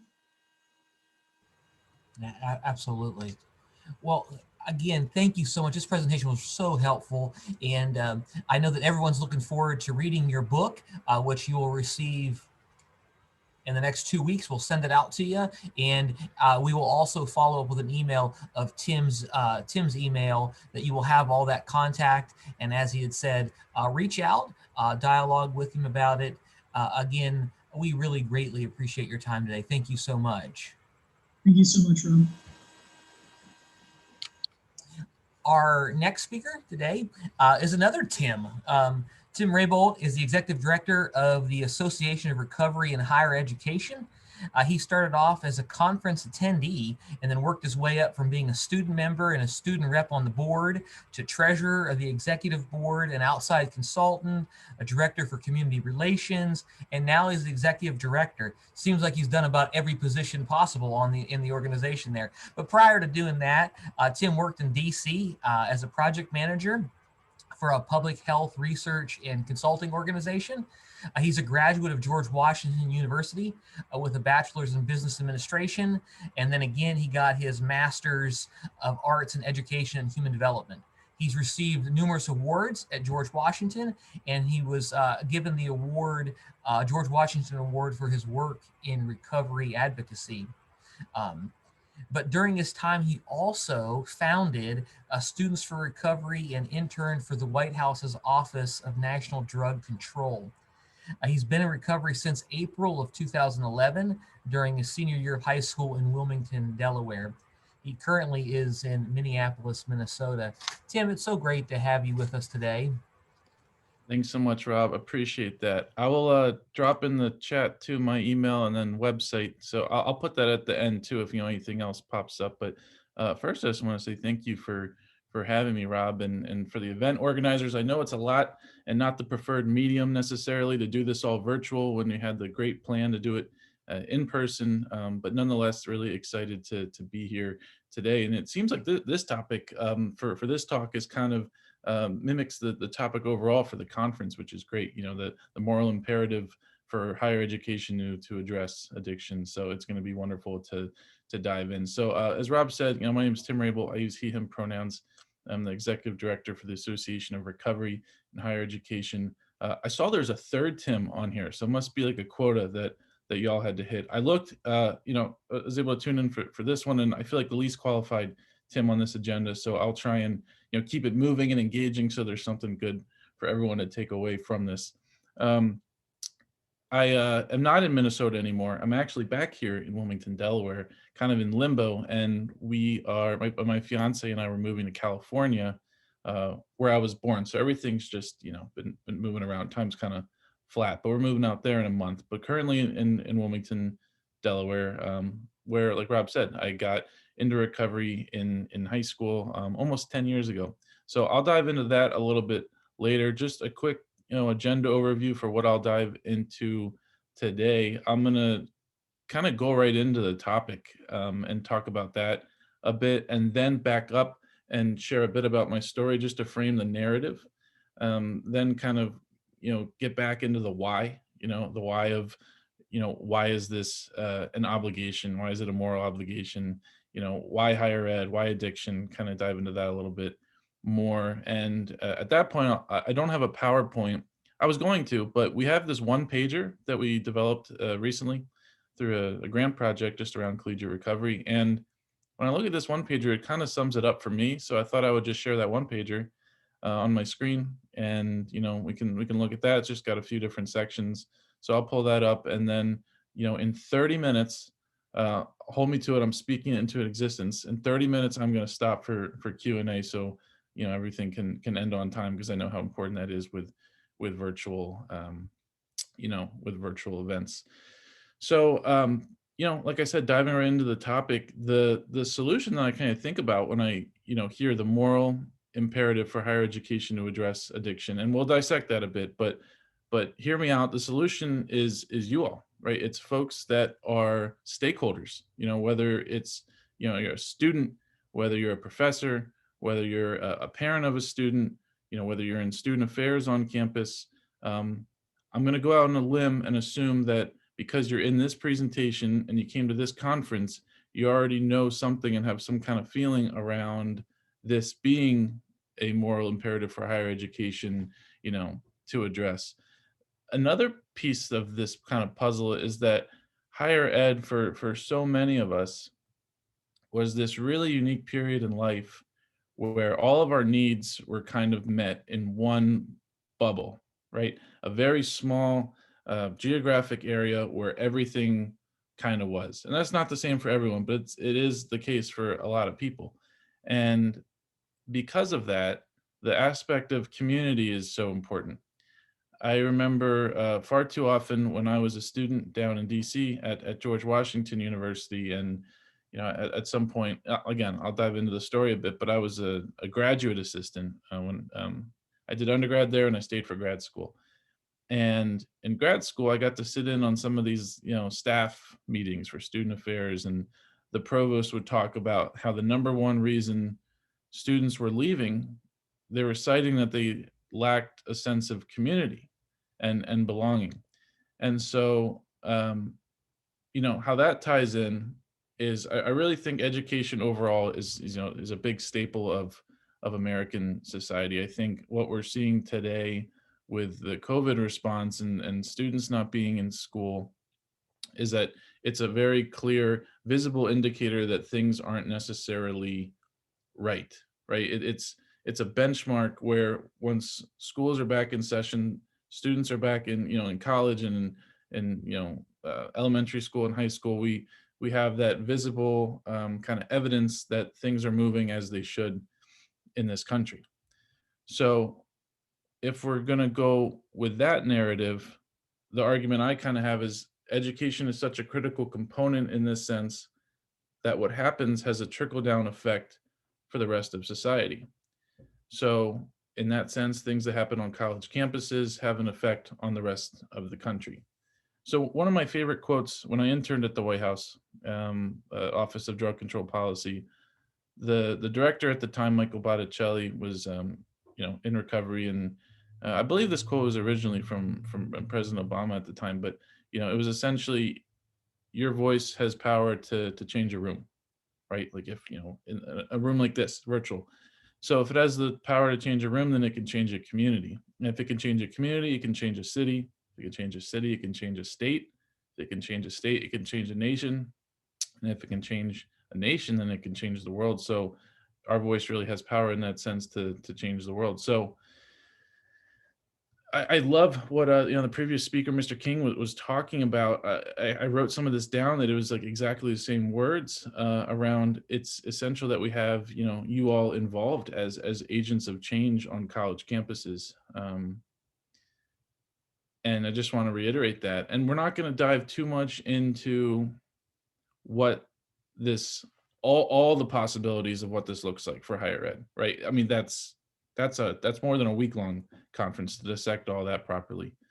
The research component, overdose prevention, access to services, what we'll mostly dive into, and what I've kind of had the most experience in through ARHE, and my own story that you'll hear about, is recovery, and primarily collegiate recovery programs, which are essentially on-campus addiction recovery support services that are kind of like institutionalized and supported by and backed by the university.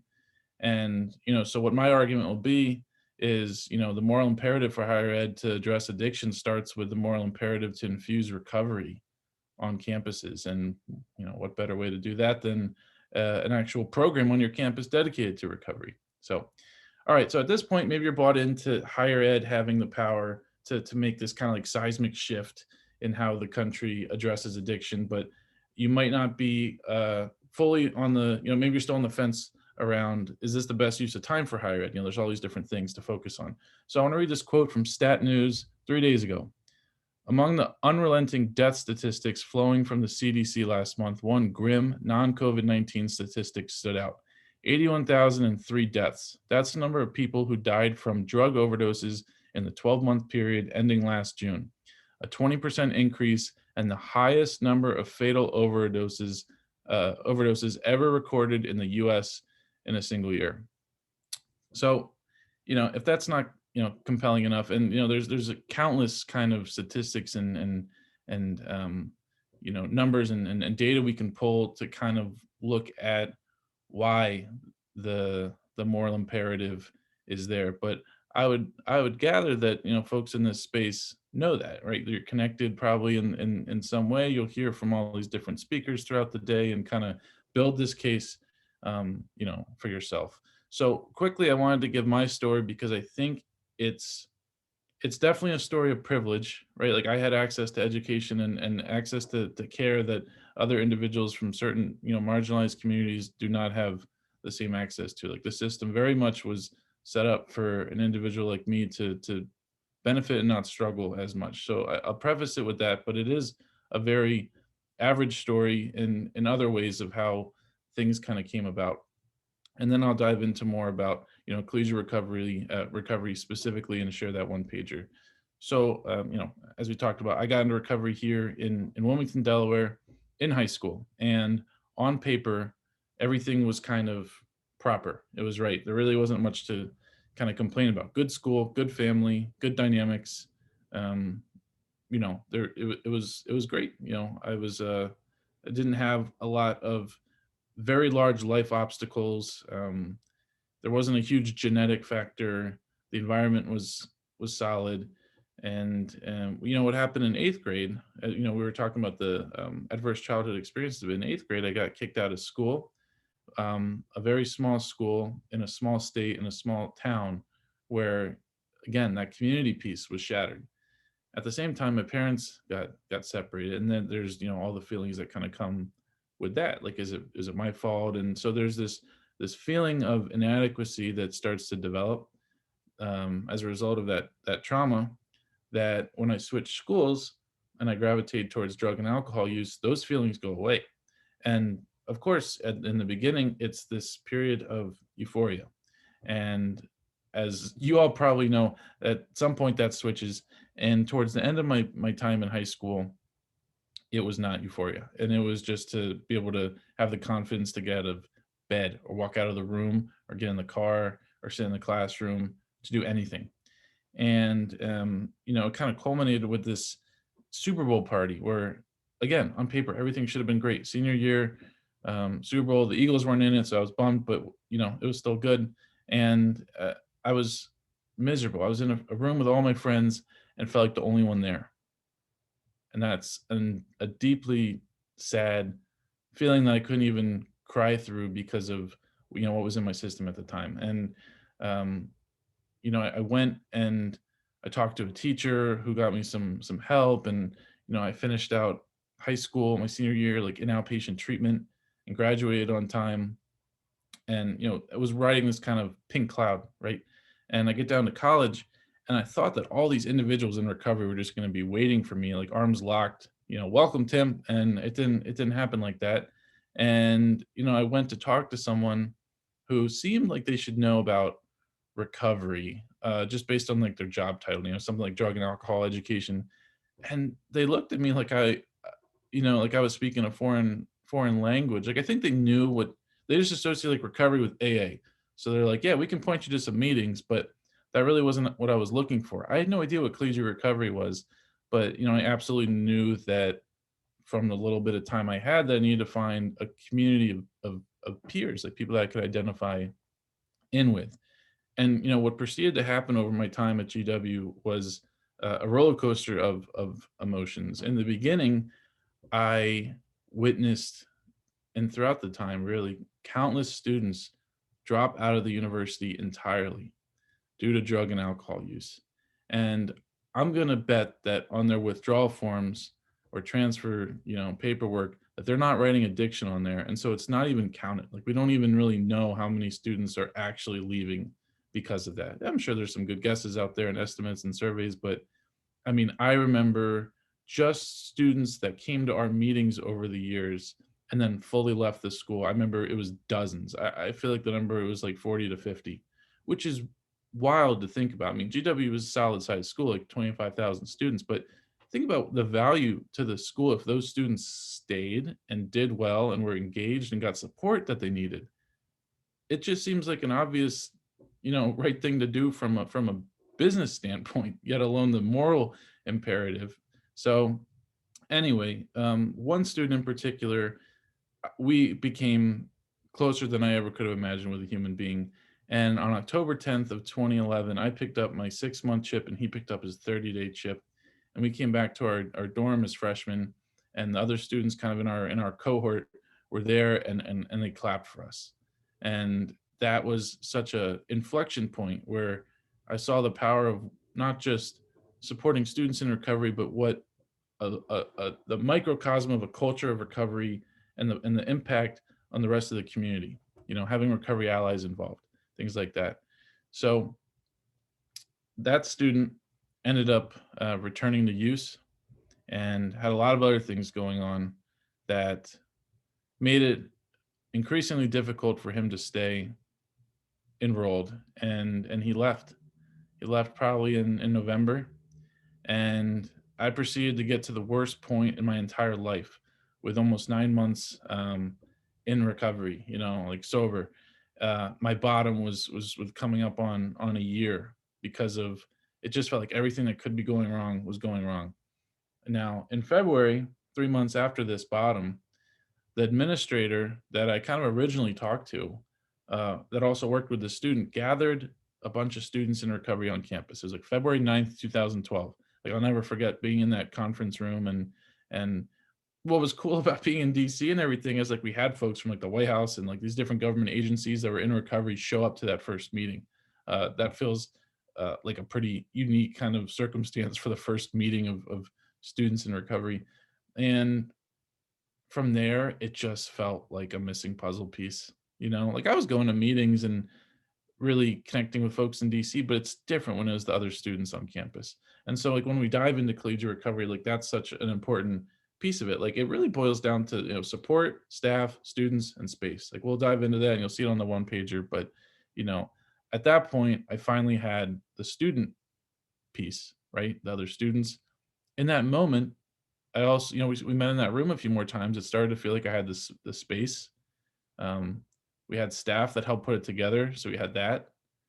And, just by being with other students and having a recovery meeting, it felt like support. So it was a great step. And that group turned into a student organization. And that student organization turned into a collegiate recovery program. And, over time, I think we peaked at maybe like 30 or 40 students that were, in various kind of recovery identities. And we did all sorts of fun stuff. We got like free tickets to go to the Nationals games, the baseball games in DC. We, got to go on like White House tours. We did retreats. We got a townhouse, the ground level of a townhouse called the Serenity Shack, where we had 24/7 access for students who were involved. And we would, watch, have sober Super Bowl watch parties and have, multiple recovery meetings and art sessions. And why it was so unique was that it was a college recovery experience within this larger college experience. And that was the only way it was going to work for us. It was definitely the only way it was going to work for me, and there's these moments over that stretch of time where, students would pull me aside, like if I hosted something in my apartment or something, and they would be like, I don't know where I'd be without this, and how do you capture that, right? Like, how do you explain that to an administrator, like what that is? Because, like, like I know what that student was saying because I had the same exact thing, but how do you like capture that in a way where universities understand it's not just a student org, right? It's not something to just like pat on the head. It's something that actually needs to be addressed. And I really think that, over time, universities are going to recognize this. I think they'll look back and wonder how they let this, they let this slip. So, at this point, you might be wondering a little bit more about collegiate recovery, and I'll get to that in a moment. I got through GW, like the bio kind of covered it. I stayed in DC and did some consulting work at a public health and research firm called Altarum, and then about 3 years ago, I joined ARHE full time, and so we're a professional membership association, a nonprofit. And we represent all stakeholders of the collegiate recovery movement, mostly the institutions. So we have about 140 member institutions. That first meeting in February 2012, so 9 years ago, we had 14. And I'm the only full-time staff member, but we're working on kind of growing, and we have so many volunteers, and it's an incredible field. And so if you're wondering about this a little bit more, the good news is that like a ton of this information is just out there for free, and the folks in the field are of service almost to a fault. It's a big component for, big kind of aspect of recovery and recovery programs, not just 12-step, but, anywhere of being of service, kind of getting out of yourself. So these folks are always willing to help. I'm willing to help. You can email me at any time. I'll drop that info in there again. You can also come to our conference. It's in about 4 months, the National Collegiate Recovery Conference. I'll have about 1,000 attendees, so you can learn about that on the website, collegiaterecovery.org. We have a pretty generous and flexible scholarship and discount application because it's difficult right now with COVID and everything else, and budgets being tied up. And what I want to wrap up with for the remaining kind of 10 minutes before we dive into Q&A is the one pager that I was talking about that really kind of captures collegiate recovery in my sense. So going back to the topic, moral imperative of higher ed to face addiction, just want to reiterate, like, I think the moral imperative starts with an obligation to infuse recovery throughout your campus. And like I said, when applicable, collegiate recovery program is a great way to start. Rob, I'm not sure if you're able to give me share screen access, if that's possible at all. You should have access now, but I will. Yeah, it still says host. Oh, here, yeah, it just came up. Okay, so let me. All right, hopefully folks can see the document on the screen now. It's always tough especially with the Zoom webinars, you can't get any feedback, but okay, Rob, give me a thumbs up, that's good enough. So let me move the screen over just because all the Zoom settings are in the way. So, this is the top part, and I'll scroll down a little bit, but, at the top, that vision, this is from ARHE. So that's our association, again, that, represents collegiate recovery programs, the schools that have collegiate recovery programs, staff, students, other supporters. So that collegiate culture that embraces recovery, that's kind of what I'm talking about with the, moral imperative starts with infusing recovery on campus. Because again, when you look at all the different options, and at least what I've seen, which my experience may pale in comparison to what some of you all have, but I've definitely been able to visit a whole bunch of campuses and seen what happens, and I just feel that the kind of chain reaction and direct and indirect benefits of starting with this culture of recovery does a lot more than other programs that I've kind of seen, because again, it builds it into the fabric of what the university is doing. It's not just a week, it's not just a day, it's not just some trending thing until students stop talking about it. It's part of the the day-to-day life. So I love this quote. This quote we put in there from Austin Brown. He's a brilliant mind. He's contributed a lot to recovery research and collegiate recovery research. This quote says, "To truly promote diversity on college campuses, colleges and universities must have initiatives that recognize and support students in recovery." So again, all that kind of ties together. This chart over here, this is our ARHE membership growth, and you can see this must have been the towards the start of 2012. We were founded April 15, 2010, incorporated in 2011. And, I didn't get involved really kind of more towards here when I was a student rep. So I'm not sure exactly what, membership first started here, but this is kind of the, what we're looking at for our own membership growth. In terms of overall history, Brown University is frequently cited as having the first collegiate recovery, program or community back in the 70s. Texas Tech and Rutgers have been around for over 30 years, and Augsburg University is pretty close as well up in Minneapolis. So the history is there. The rapid growth is definitely within the past decade, though. And there's a number of things that have contributed to that. You know, the opioid crisis, definitely a bit, in the sense that state money has skyrocketed. You know, there's probably about 10 states that have dedicated state funds to collegiate recovery at this point, which is great, including a lot right down, you know, where you all are in West Virginia, North Carolina, Virginia. You know, it's been really great to see that happen. So that's just kind of our growth over here. You know, it's a little bit around the terminology. When we talk about collegiate recovery program or collegiate recovery community, the field kind of has used those interchangeably. And it's mostly because different schools have called their offerings or their programs or their groups one of these. And so they're just kind of been used interchangeably in that sense. But what we're trying to move a little bit more towards is, you know, a program is different than a community in a very literal sense, right? Like you can have a community without having a program, and you could have a pretty bad program that has because it has no community, you know? So a great program and, you know, great community kind of go hand in hand. But, you know, these are kind of the, you know, pieces that kind of, you know, make or break it in that sense.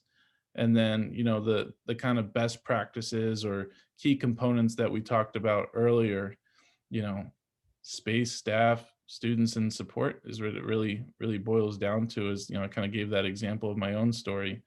And why these are important, you know, the space component.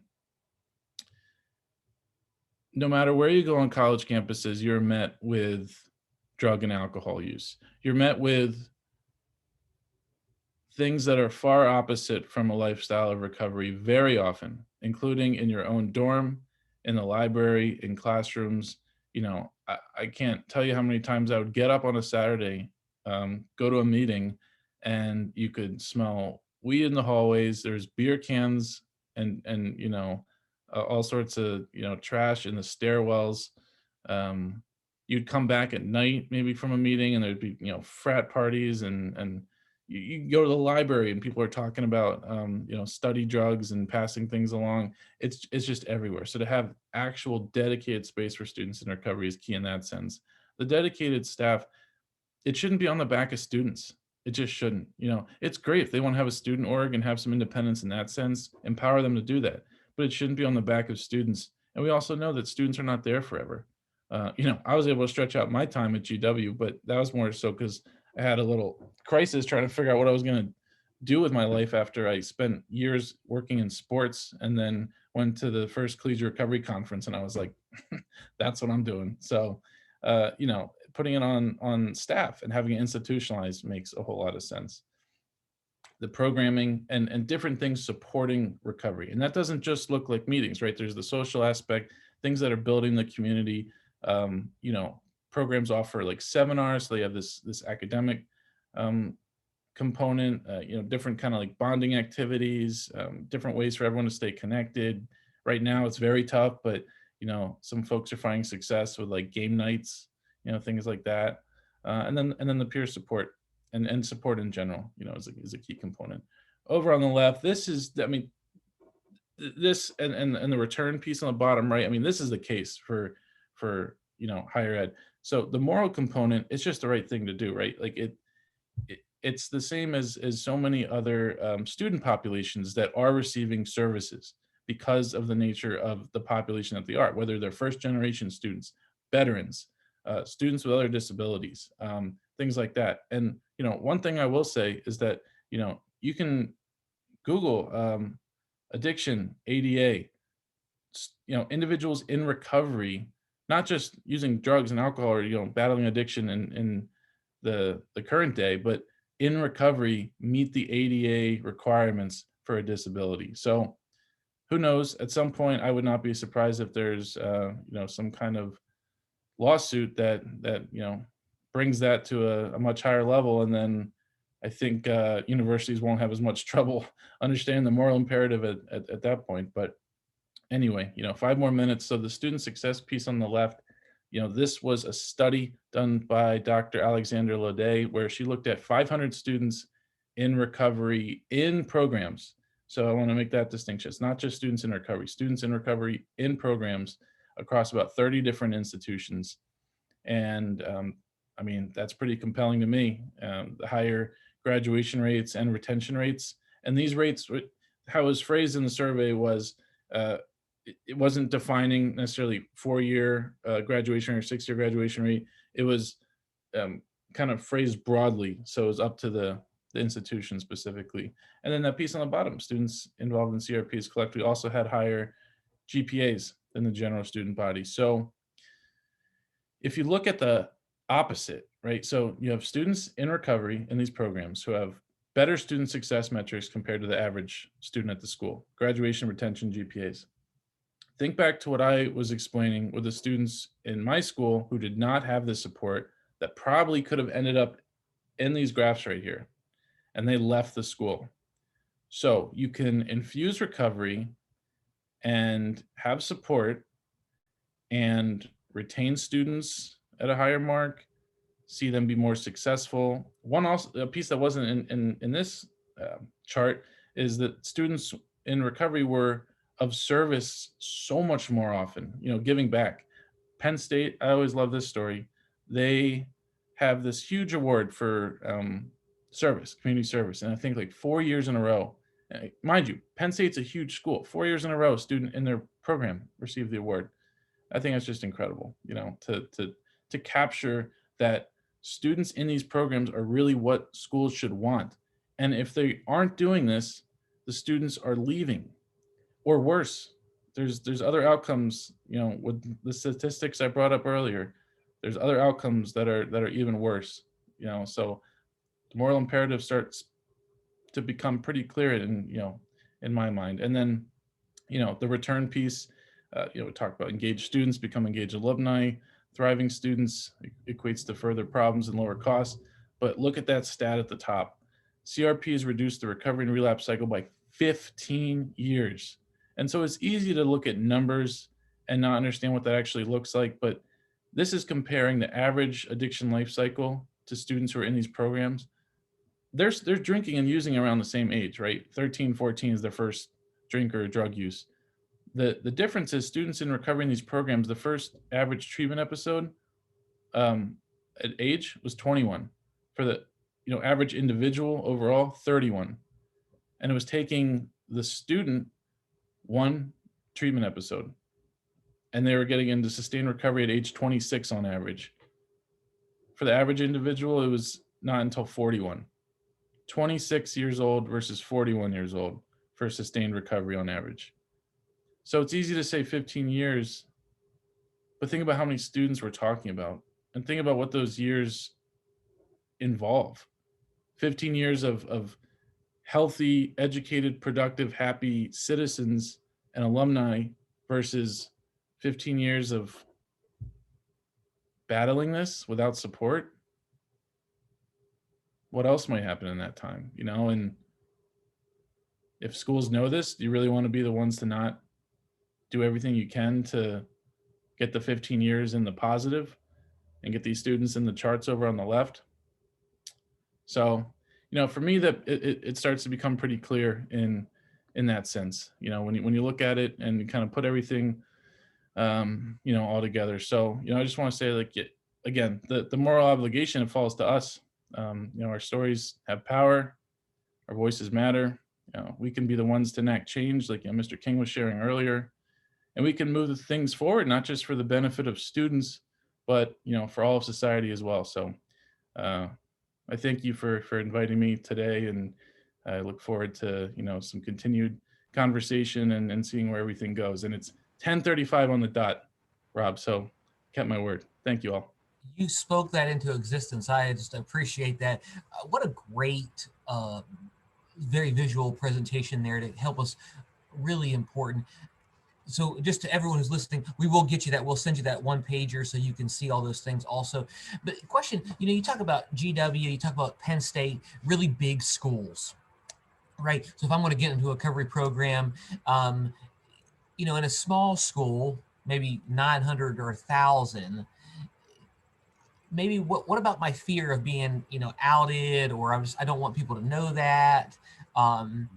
What's been your experience on small campuses? Yeah, so we're actually working with 2 schools now that are under 500 students. And so, yeah, my previous kind of experience prior to that was, Augsburg was only, 5,000 students or so, and they had, 100 students in recovery in their program. Granted, that's over quite a bit of time, but that's why we try and push the narrative more of building community, and not necessarily trying to dive right into a program. But students in recovery are there, and sometimes more prevalent at the small schools, for reasons that I won't pretend to fully know. But I think a lot of schools that have done some surveys on how many students on our campus identify as in recovery, or how many students on our campus would like support services for recovery from drug and alcohol addiction, or things like that, and they seem to get around like 2 or 3%. So might sound like a small percentage, but even with a school of 1,000, it adds up a bit.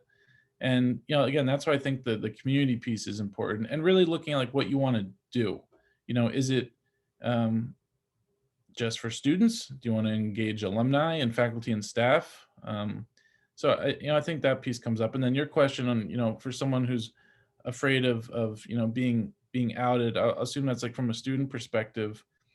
I think it's kind of on the staff to provide the resources and work with the student kind of where they're at. I think a lot of students will gravitate to exactly what you were saying, Rob. Like, they might not want to be involved with anything where their name is public, and they'll just stay in 12-step meetings, and they might be just happy with that, and that's okay. Personally, I would challenge folks a little bit, because I think they, as well as others, will benefit more if we are able to speak up about this, and not to put pressure on anyone to do it and grab a microphone and be screaming about it, but to come and sit in another room and be like, yeah, I'm a student, and I have 3 months, and what that does for the student next to him that has 3 days.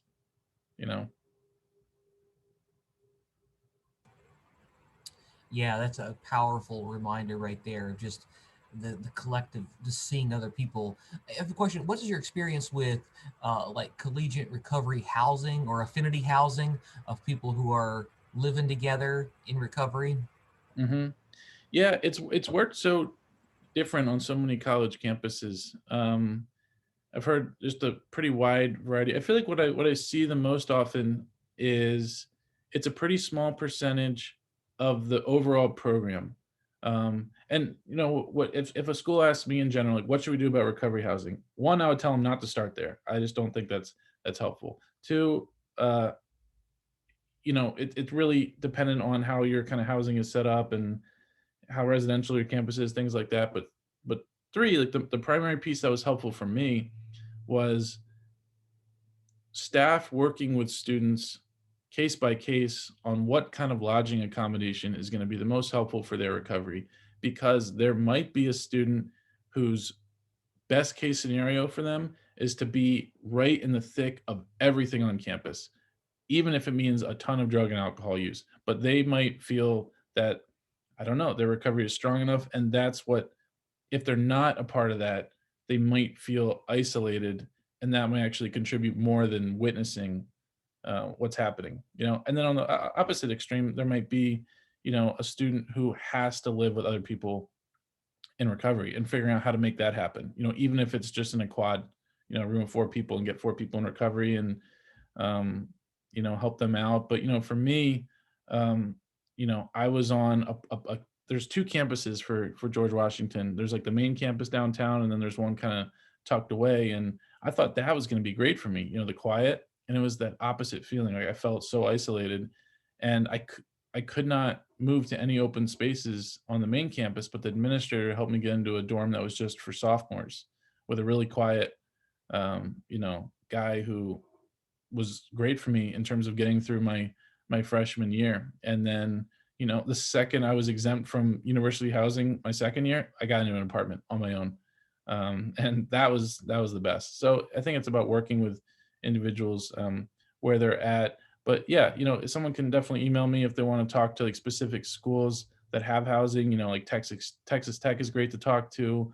Augsburg, Rutgers, Penn State, Ohio State, some of the schools we've talked about. But I think a lot of times they end up going with either like a section of a dorm or, a townhouse, and keep it kind of low key. It's a lot of policies and procedures to have in place. It's a difficult thing to take on. I think you see more, sometimes schools look at, Rutgers and Augsburg with entire, dorms essentially for recovery, and think that that's what they have to jump to right away. And, it took a while for them to get to those points, but yeah, it's a great thing to be thinking about. So when a professor was thinking about kind of starting a program like this, or even building a community, what advice would you have for them to like speak to the administration? Yeah. What we did as students is we built a kind of like dashboard, like one-page type thing. It almost looked like the one I was sharing, but it had, some timeline, milestones for us specifically, our group, and how many students were involved. And we compared it to market basket schools. So we compared it to what the competition was doing. Not a fun way to do it, but it opened the ears of administrators a little bit. I ultimately think if I had to boil it down to like one piece of advice to talking to administrators is hit on the, actually, I've never said it this way. I'm trying to figure out how to say it in a way that'll sound memorable. The heartstrings and like the purse strings or something like that, like get the component that gets them to understand why it's so important. And then the part that gets them to understand the bottom line impact.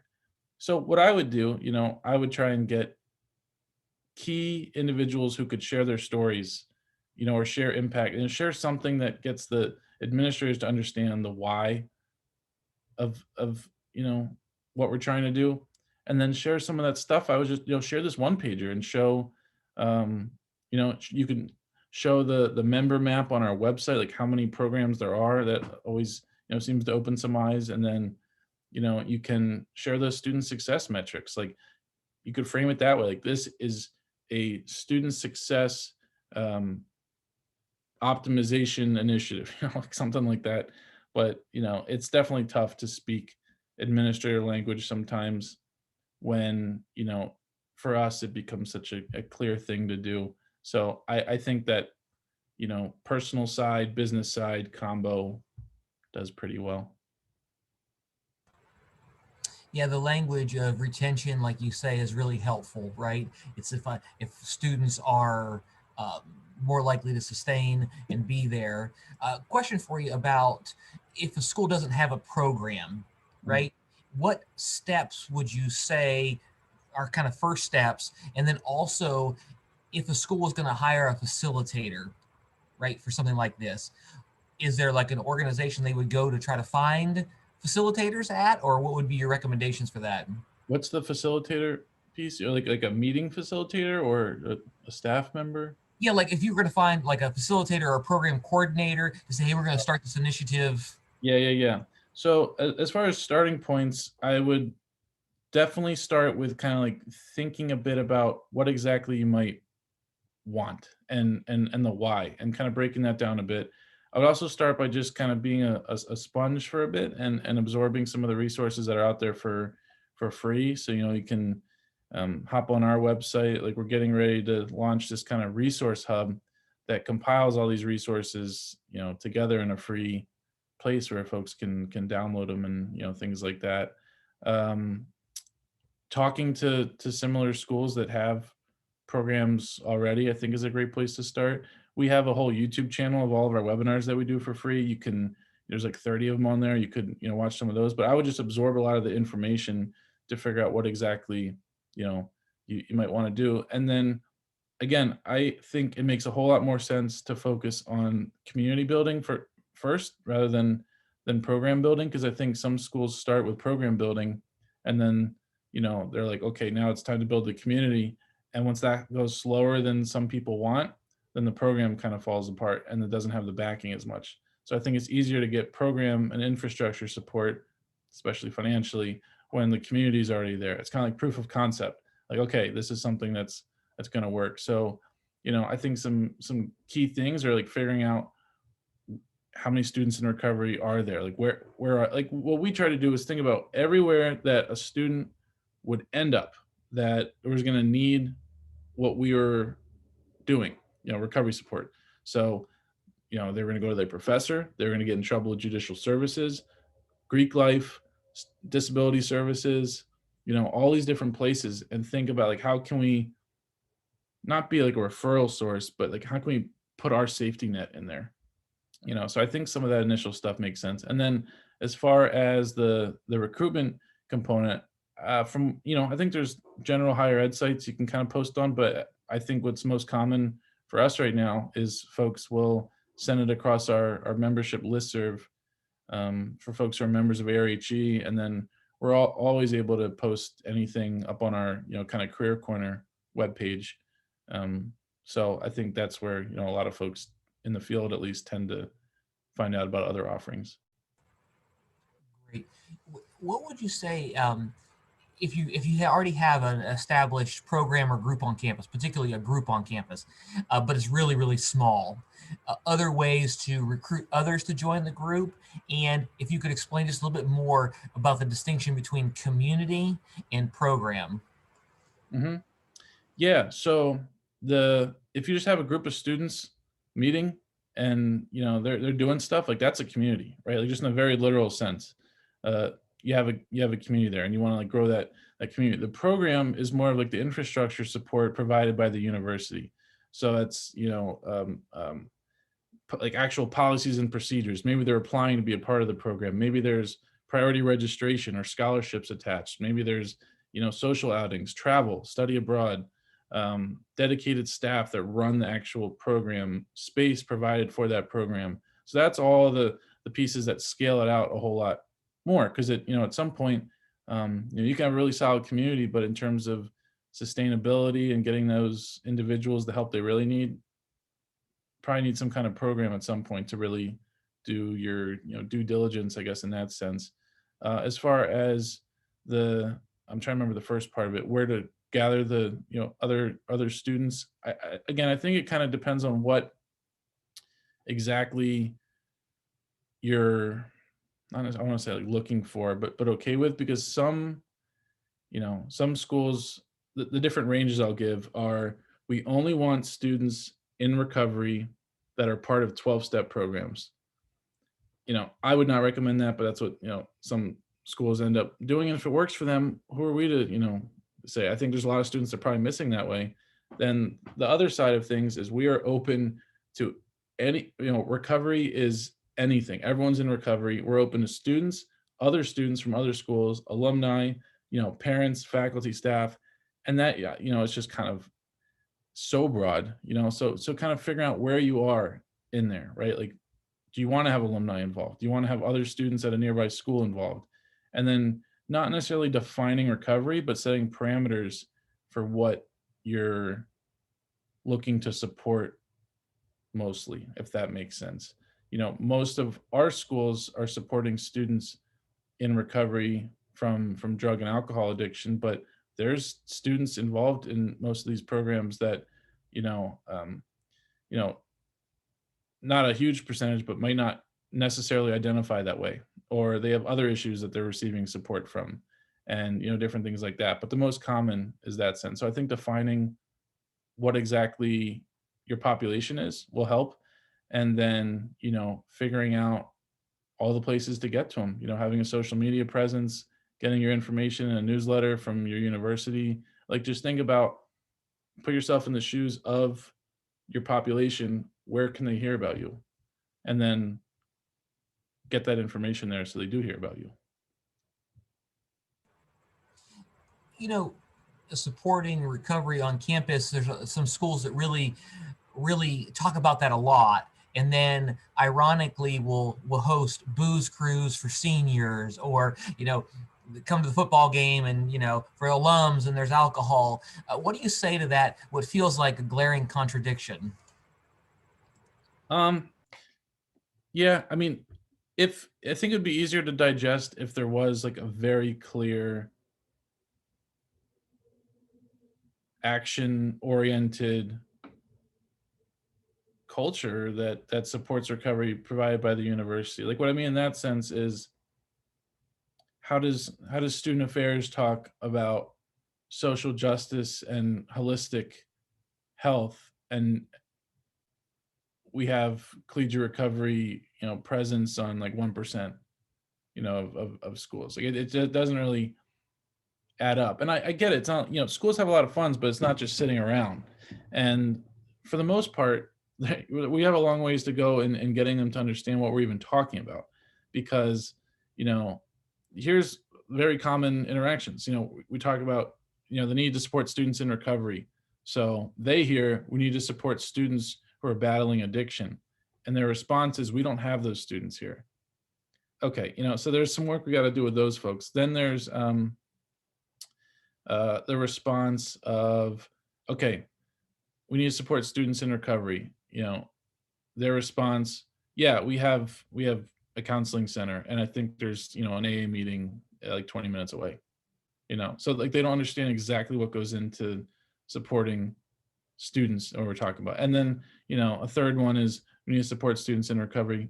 Their response, yeah, but if we do that, then we need to support this other student org, and then we have to give more to this student org and this Greek chapter and this new student population, things like that.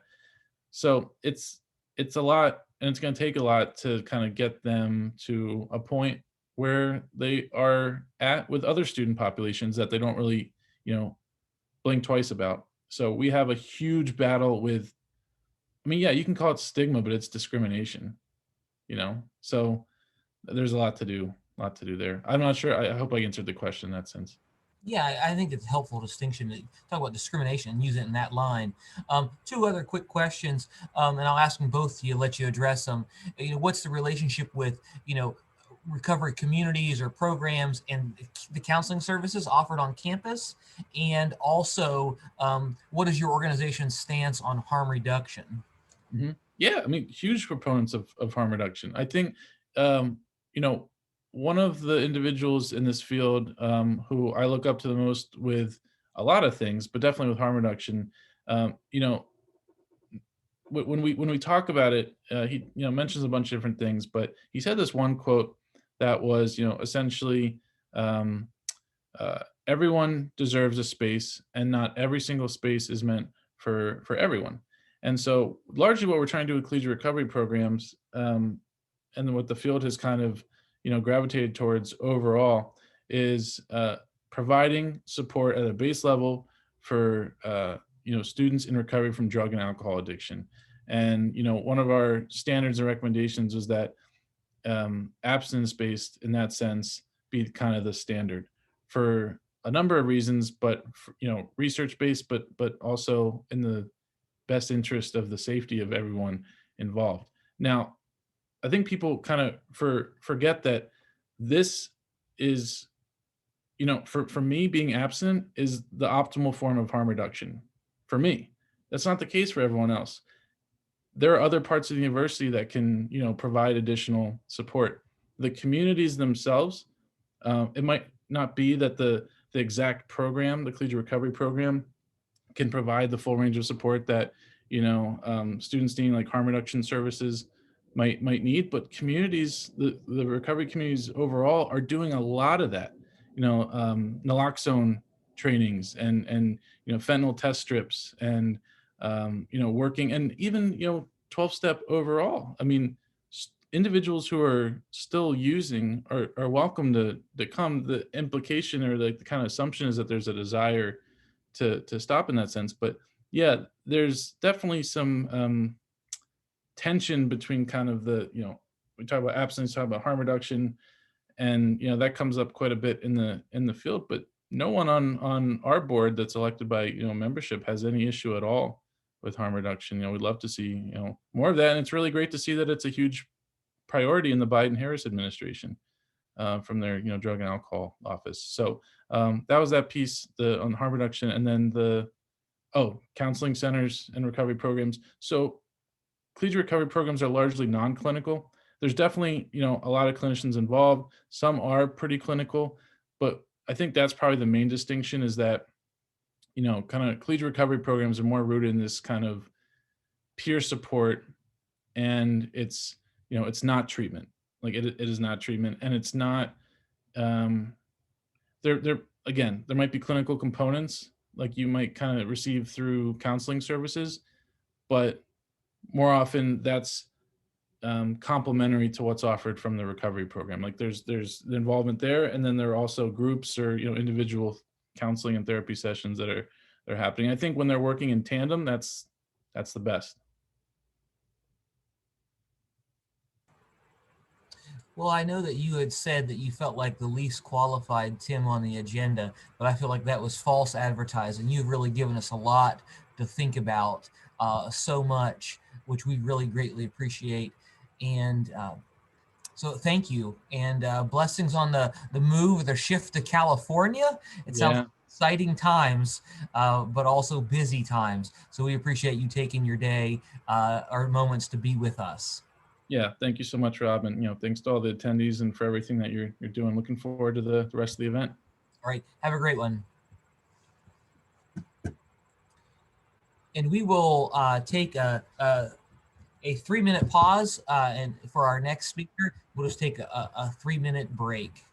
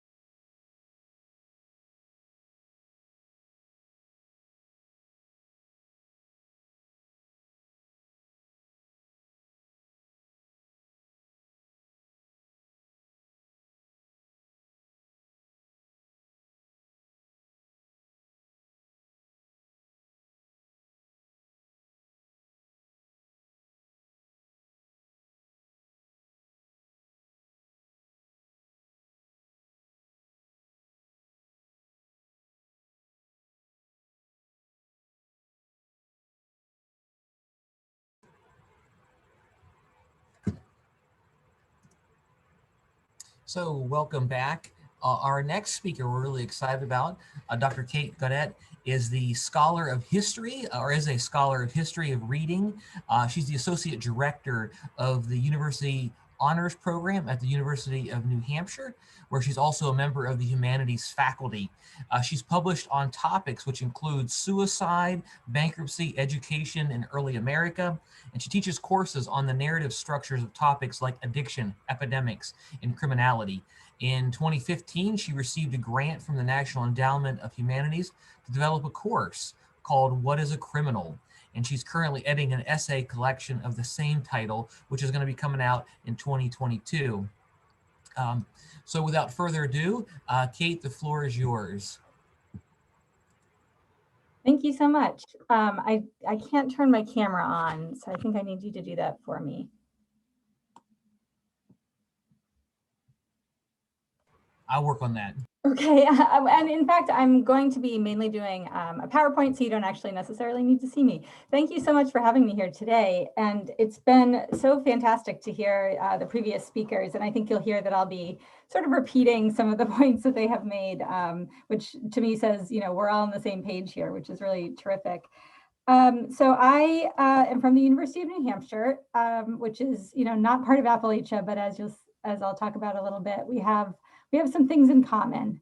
So I'm just going to go ahead and start my slideshow. Oh, here's my video. Hello. I think you might be able to see me now, but then I'm going to take myself away and start my PowerPoint. So if you are, you know, folding laundry or whatever else you might be doing in this Zoom meeting, now might be a time to take a look at the screen. Let's see. Okay, so I'm going back and forth between PowerPoint and Zoom. Am I able to share my screen? Yes, you should be able to. You have access. Perfect. Here we are.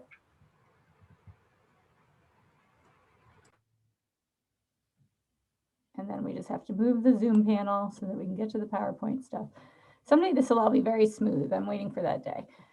Okay, here we go. So hopefully you can all see my PowerPoint now.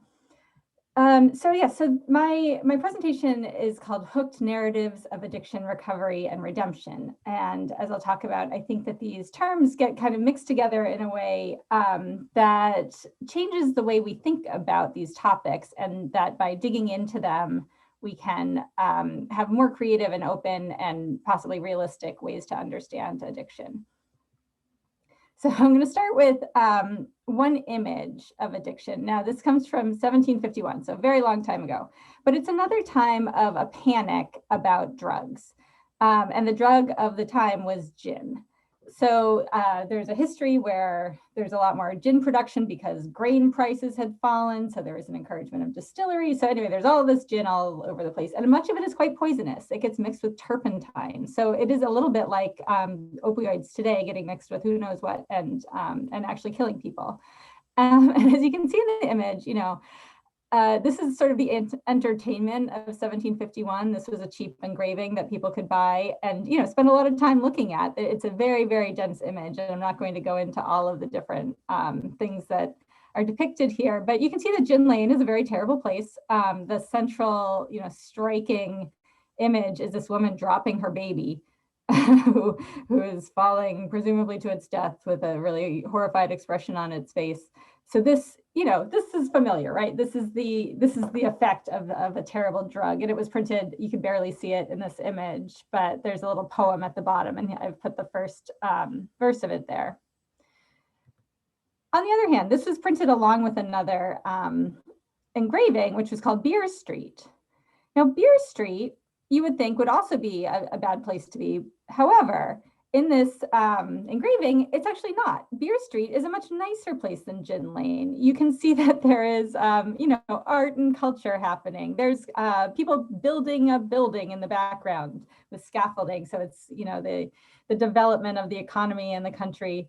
There's, I suppose that's meant to be a romantic image in the front of a man and a woman, and various other things that are meant to be positive. And the first verse of the poem that goes along with this sings the praises of beer. And it actually goes on to make fun of the French for drinking water and saying that beer is what English people will drink. It's a nationalistic kind of thing because it's made with local grain.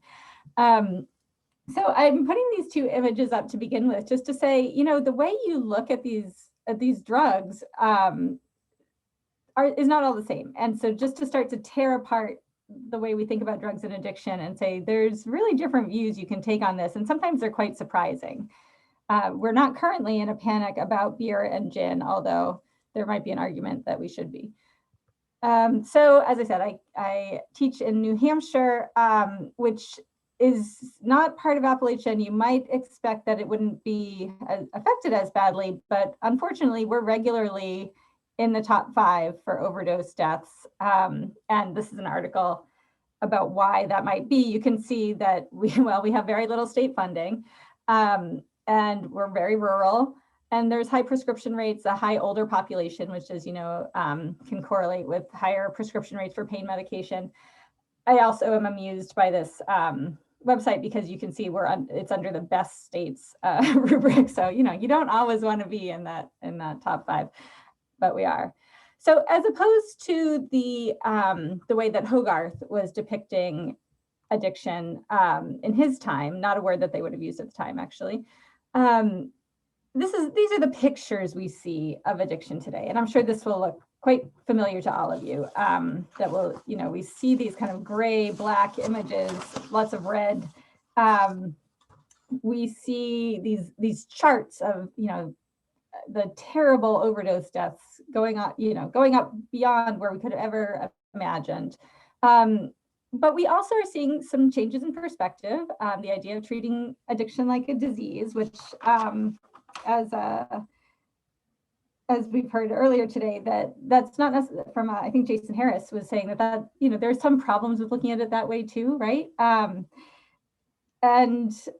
then we have also here on the right, this image of again, I find this an amusing image because it's so dark, right? It's so moody, and it's, you know, quite familiar in this guy in a hoodie feeling bad about his choices. And this is super cheerful, like consumerist kind of image at the bottom of, like, you know, buy now, click here to chat. I'm super happy and here to help you. The juxtaposition of that, I think, is kind of funny, but, you know, also, like, you want a call to action in an image like this to get people into recovery. So I'm going to move on to talk about how I think that we typically tell addiction stories. So, you know, this is going to be very broad strokes and with the recognition that they go in all different ways. But for most people, especially people who aren't super familiar with the topic, this is how they understand it working. You start with a kid, right? And he grows up and has normal experiences. He goes to school, he parties a little bit, maybe. And maybe he meets someone, maybe he gets a job, but there might be a point, say in his 20s or early 20s or late teens, where he doesn't know what's up. He doesn't know what to do. He's feeling a little lost. And what happens? Drugs happen. So there's this inflection point in the story where he takes his first drink or whatever it is he uses for the first time. And then we're going to see things go downhill. We're going to see, you know, drinking alone or using alone. We might see medical issues, the ambulance, the policeman, the handcuffs, the hospital or the jail. There's an idea of cycling, right? Like he might get a little bit better, might get worse again over and over until we end with some bad end of death. And I'm forgetting the phrase now, but I think AA has a phrase of something about you end in institutionalized or in jail or dead or something like that. So this is, again, what we expect if you hit that inflection point in the wrong way. There's this other story too, though, right? This is the story of recovery. What if at that rock bottom moment, he meets somebody who helps him join an organization, who helps him find a community, introduces the rituals of meetings and of, you know, phrases that he can say to himself to help him along, and of things to do that are not drinking, and of people to support him. You know, there's this, we switch to coffee, right? We start collecting chips, things get better. Community, family. And as I say in AA, you know, it's like off the charts happiness at the end, happiness like you would never have imagined. So what I'm saying here is, you know, we have these two kind of familiar stories that we know about. And you know, that can be helpful, right? Like if we see somebody at some point along one of these paths, we kind of know what that means because we already have these stories in our heads. But it also can be hurtful because, again, as everybody in this, I would say room, but virtual room knows, there's a lot of stories that don't fit this model.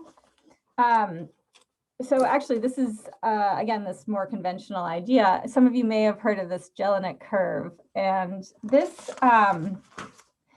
is still shared all over recovery media, but there's some problems with it, and I'm sorry, I'm trying to pull up my notes here. So this was developed in the, sorry, again, I haven't put my fingers on the correct notes. In the mid-century at some point, I won't be more specific than that, through research that really was not very good. It was surveying people who were participating in Alcoholics Anonymous. It was a really low survey turnout, as surveys generally are, and sort of asking them, here, what happened on your road to addiction and recovery? And from the results of that very, very flawed study, Dr. Jelinek created this curve of this is how addiction goes. And I don't know if you can see the font is kind of small there, but you know, that you start with occasional relief drinking at the top, and then gradually things get worse until, you know, after a few cycles, you have this moment of learning alcoholism is an illness. You have an honest desire for help, and that's what allows you to change. So there are certainly many, many people who go along this curve and who find this helpful in terms of thinking, okay, here's where I am, and here I'm not alone, right? There are other people who have experienced this too. But again, it's based on basically terrible research. In fact, they excluded women respondents because they were so different from the male respondents, and just decided that that wasn't relevant. So, you know, it's not reflecting even the whole population that they were looking at. So what my point is here is that when we have certain narrative conventions like this, it can change the way we understand reality. For example, if somebody is, you know, following along that curve and at a moment in their life, they're maybe developing more of a tolerance or using more often, you might say, all right, the only way is down, right? Whereas sometimes that's not true. Sometimes it's a bad moment and you get out of it. So I think that there are certain narrative conventions that don't actually have to do with addiction, but that still are kind of in our heads when we're thinking about this topic. These are cultural stories that are kind of deep in the way we understand things. I think there are, I'm going to mention 3 or 4 of them here, but you may have some ideas of things that you also think are shaping this understanding that we may or may not be aware of. I think the most prominent one is the redemption narrative. And this comes out of evangelical Christianity. The image I have here is from Pilgrim's Progress, which some people here may be familiar with. I've presented this a few times and people are very unfamiliar with Pilgrim's Progress in my experience. But so this is a terrific image of, some of you may know this story where the pilgrim, you know, starts off on, it's this allegorical journey through the world toward heaven. And so he goes through various trials and tribulations, you know, the slough of despond and Vanity Fair and things that have kind of gotten into our language, even if we don't know where they come from. But the idea is that something bad happens to you. You are tempted by a drug and you sin, right? You fall, you hit rock bottom. Things are terrible for you. Like in the kind of Christian story, that means you're on your way to hell. In terms of addiction, it usually means, you know, you lose your job, you lose your family, you're on the streets, you know, whatever that is. And then something happens, right? There's this moment of redemption by grace, by luck, by just being fortunate enough to meet the right people. And through that community, through those rituals, through that sharing, you're kind of redeemed and able to find, you know, happiness and goodness. So it's not an accident that this is very much the story that is told in all of those stories in the Alcoholics Anonymous Big Book. The history of that organization is very linked with this branch of kind of Calvinist Christianity that, as was pointed out earlier, you know, the history of Bill W. and where he came from affected, you know, what he thought was needed for alcoholics. And I think that's true of this kind of cultural narrative as well, that the way through follows this particular shape.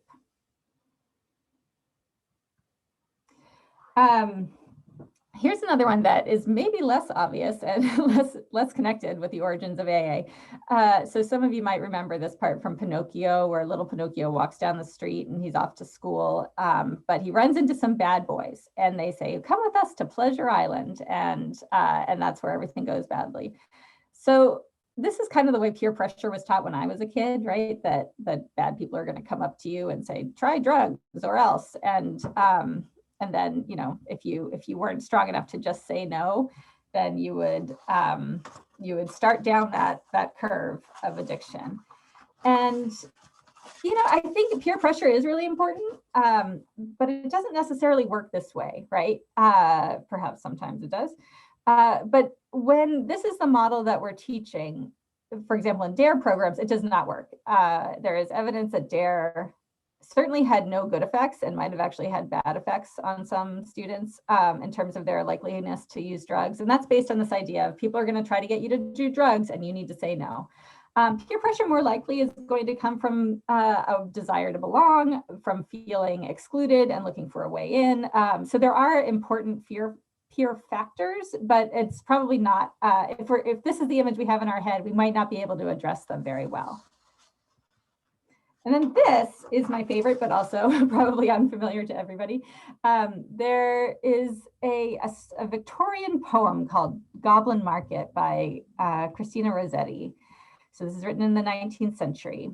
And again, it's not about addiction necessarily. I will tell you the story of this poem and you might recognize where I'm coming from here. So it's about two young, beautiful women who live in the cabin on the edge of a wood, and they're sisters. And it happens that in the wood live some goblins, and the goblins keep coming up to them and saying, "Come and have some of our fruit." Again, there's some peer pressure from the goblins. One of the sisters is tempted by this and tries the fruit. And it's, you know, there's a sort of orgy of eating fruit. And what happens then is that the goblins disappear. And having tried the fruit, she can't live. She wants more fruit so badly that she kind of wastes away. She can't eat anything else. Everything else tastes terribly to her. This like gorgeous young woman becomes kind of wizened and old because she is wasting away with desire for this fruit. Like the idea is it's totally rewired her brain and her personality and made it impossible for her to live well because she can't get this fruit. So she's in withdrawal basically. And then it ends happily. Her sister bravely goes into the forest and finds the goblins and manages to get them. She won't eat the fruit, but they attack her with it. So it's like smeared all over her face and body. And she goes home and lets her sister kind of lick it off, and then that cures her. So it works out okay in the end. But the reason I have this here is because I think that this is one of the hardest ideas to change, is that when you try a drug, you're hooked, right? That it's like a hook that gets into your brain and won't let you go. In a very kind of passive way, like you don't really have a choice about it. It's going to take you over and give you a whole new personality. Again, drugs do have powerful chemical properties, and they do affect your brain and your behavior, but not that simply, right? And we'll talk a little bit more about that later. Also, you should read Goblin Market. It's terrific. Here's another, I think, pretty common idea about drug use, and it's the idea of the deal with the devil. And we see this a lot with creative people, where actually I was just listening to a thing about The Weeknd, right? And like how his music is telling this story about drug use and addiction. And it's sometimes thought that, to be creative, it is helped along by drug use, or that it's kind of like the price you pay for being an artist or a musician. And the story I have here is from the play Faust, and this, you may be familiar with the story of Dr. Faustus, which is a deal with the devil story. The Faust wants this woman who's depicted naked in the mirror there, and makes a deal for it. It obviously doesn't work out well, right? When you make that deal, it's going to eat you away, and even if you get what you want, it turns out that it is misery for you. So I think the Faust story is also mixed in with our understandings of how drugs work. All right, so here's some things that don't necessarily fit very well into the stories that we know. So the first is that most drug users don't get addicted. And this is true for all drugs, whether we're talking about heroin or crack or meth. If you're going to use it one time, if you're going to use it sort of recreationally, you don't have a huge chance of becoming addicted to it. However, 10% isn't nothing, right? Like if you wouldn't want to play Russian roulette with, one bullet in 10 chambers or however that works.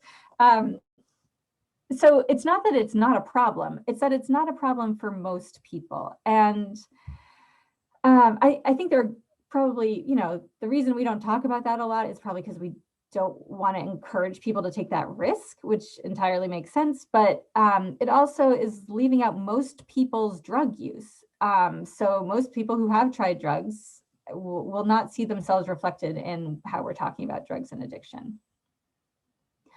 Another one, this goes back to that Goblin Market chemical hook story, is that chemical dependency isn't the main thing. It's part of addiction. Again, small and significant, it's meaningful, but most of addiction comes from other reasons.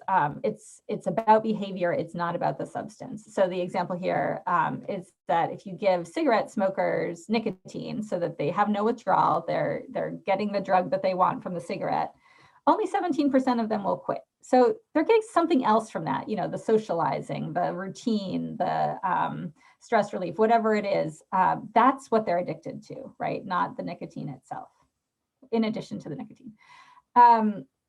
As has been talked about a little bit here, recovery programs really don't work that well for most people, at least on the first try. So the idea that all you have to do is get into recovery just isn't true. And most people will not succeed with any kind of recovery program. 12-step programs, that we can talk a little bit more about the data there, but while they are very effective for people who stay in them, that is a really small part of the number of people who try. And so they kind of work for the people who work and don't work for other people. And, this is another kind of place where shame can come in. You try recovery, it doesn't work. You think, well, there's no hope for me, right? Whereas if you understand that, well, it usually doesn't work, you usually have to keep trying, then that can change the way you look at it. And also, again, this feels like a third rail to say, but the most common outcome of addiction is recovery without treatment. Most people who that's not to say that most people do it. It's like if you take all the outcomes, right? Recovery with treatment, failure to recover, recovery without treatment.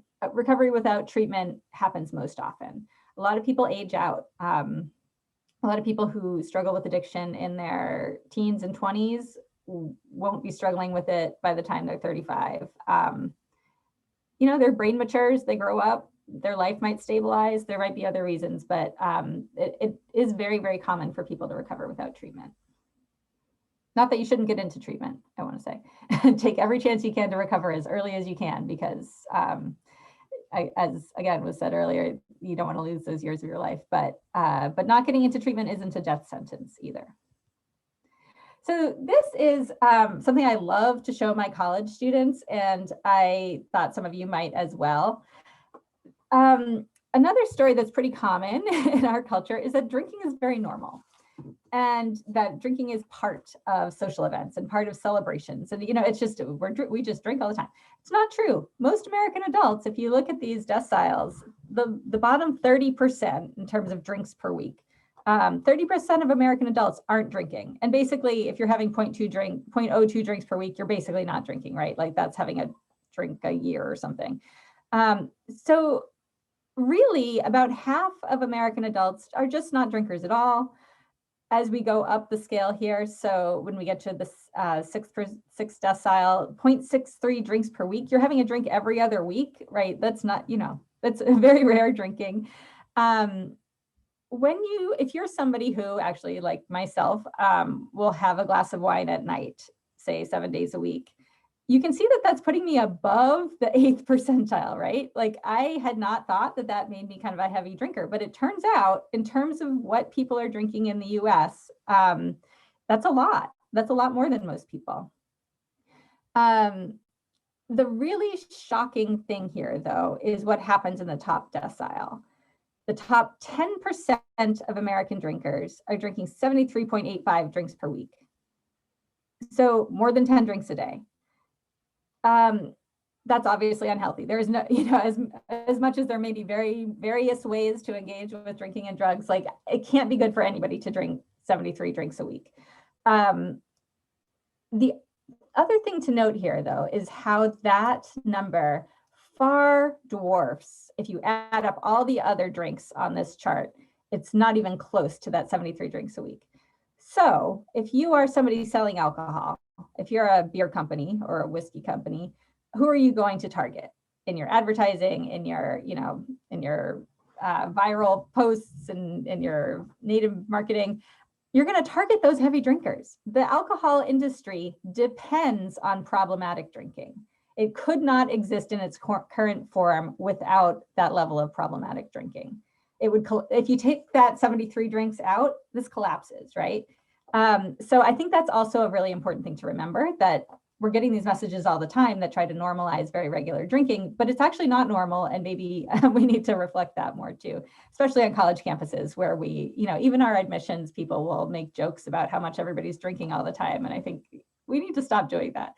All right. So another thing that is often wrongly understood is the harmfulness of different drugs. We talk a lot about opioids, and they are super harmful, but they're not nearly as harmful as alcohol in terms of number of deaths, in terms of harm to other people, in terms of violence. Alcohol causes by far the most harm. Tobacco also kills a lot of people.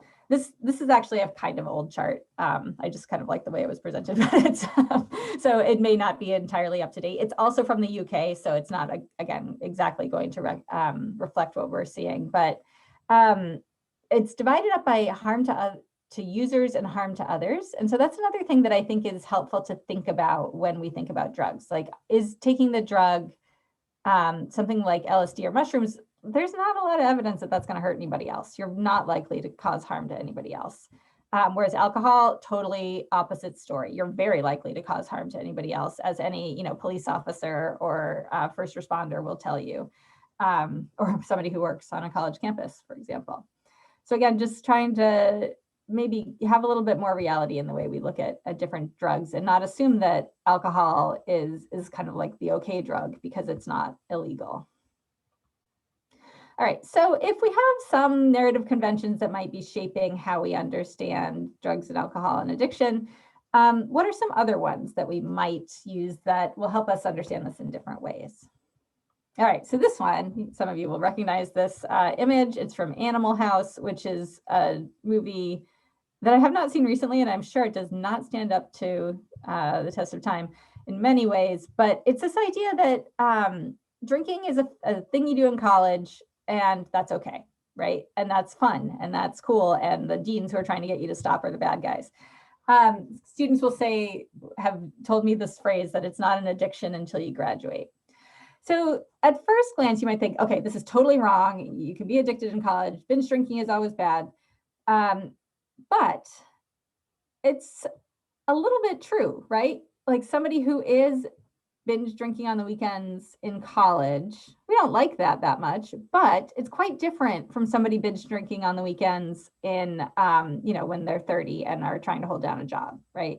There is a way in which it's kind of age appropriate and at least not super destructive to be using drugs and alcohol in kind of harmful ways when you're in college or when you're very young, that become more of a problem later in life. So age matters a lot, as I'll talk about a little bit later, but again, a lot of people do age out of addiction, and it might be that they graduate, they get a job, their life is a little more stable. They have other things to do and to pay attention to and to feel responsibility for. And that, makes it easy for them to quit the level of drinking or whatever they were doing before. Again, that's not true for everybody. And I think we all know stories of those people who weren't able to stop after college and kind of kept up at that level while all their friends stopped, and then it became much more of a problem. So here's some more about age. I think you all may know that early drug use is a super strong risk factor for later addiction. Kids who are using it at 12 or 13 are much, much more likely to have drug and addiction problems later. Most active addiction will be in the late adolescent and early adult periods. And so here's a chart. This is for clients entering treatment. So again, it's not reflecting everybody, but I think it does reflect the general shape of drug use. And that's going to hit somewhere kind of in the early or mid 20s. And then it's going to drop down after that. Although, as you can see, the cannabis peak is a bit earlier. There's different factors. Natural recovery, which is recovery without treatment, often happens after about 10 years of use. So, if you know somebody who's been really struggling to recover and it doesn't seem to be going anywhere, that can be a really helpful thing to keep in mind, that for many people, it takes about 10 years. And they're going to have to go through those terrible cycles for a while before they're ready to stop. Again, that's not to say you shouldn't try to get into treatment. 10 years is a long time. That's a lot of life. And if you cannot be addicted during that time, that is obviously much better. All right, so this was mentioned earlier. This is the famous rat park experiment that Bruce Alexander carried out in the 1970s. And I'll just repeat this in case people didn't hear it earlier. But the idea is that former experiments about drug use had put rats in a cage with a bottle of water and a bottle of whatever the drug was, morphine or cocaine, and found that the rats would use drugs so much that they would kill themselves. They would not eat, they would do nothing but use drugs until they overdosed. And this really feeds into this chemical hook model of why we think people will die from drugs, because it just gets into your brain, it takes over. Even the most basic self-defense, like self-preservation instincts are taken over by the drugs, as we see in this case of the rats. However, Bruce Alexander designed this experiment where he put rats in a place that they would like, where they had other things to do other than drugs, and including, very crucially, other rats to hang out with, and found that they would basically use the drugs recreationally. They would use them sometimes, but nobody overdosed in those rat parks. And this, there are a lot of associations with kind of loneliness and isolation with addiction. And since, as has often been bemoaned in recent years, we're seeing kind of an increase in loneliness and isolation. We're seeing people living farther apart in literally bigger houses with more rooms, that there isn't as much human interaction, that this may be contributing to our addiction problem. There's kind of a question about whether online communities will mitigate that. I think we don't quite know yet, but it's a hope that that's one way people may be finding connections. Obviously, it's also a way people are finding all kinds of other bad stuff, but this is life. It's all very mixed. So adverse childhood experiences. Again, this is a room that will be familiar with this research, but it's almost comical how strong these correlations are. Like if you look at this chart, it's like, that's not a real chart. How could that possibly be true? But the correlation between what are called adverse childhood experiences, which is a list of things that may have happened to you as a child that include things like trauma, neglect, parental illness or death, parental incarceration, various things that would be a traumatic event to a child. The more of those you have, the more likely you are to experience addiction. I think it might be the strongest predictor. I think genetics, people talk about genetics accounting for about 50% of likelihood of addiction, but it's also quite hard to separate out genetics from the experience you have as a child if you're living with your parents. So one of the reasons that this may be true is that children who are having these childhoods where they're not learning ways of healthy bonding and coping use drugs to do that when they're adults, because they haven't learned other things. If they haven't had the chance to form really solid attachments with family members and others in their community, drugs might take that place. So again, this is moving away from the kind of moral idea of you drink or you use drugs because you're lazy and selfish, and more because you're trying to deal with something that happened in your past. So I really like this this graphic, switching away from those arcs where we see one path that people follow, one direction, and thinking instead about a continuum of use. And I did borrow this from the New Hampshire Harm Reduction Coalition, so Tim King might recognize it.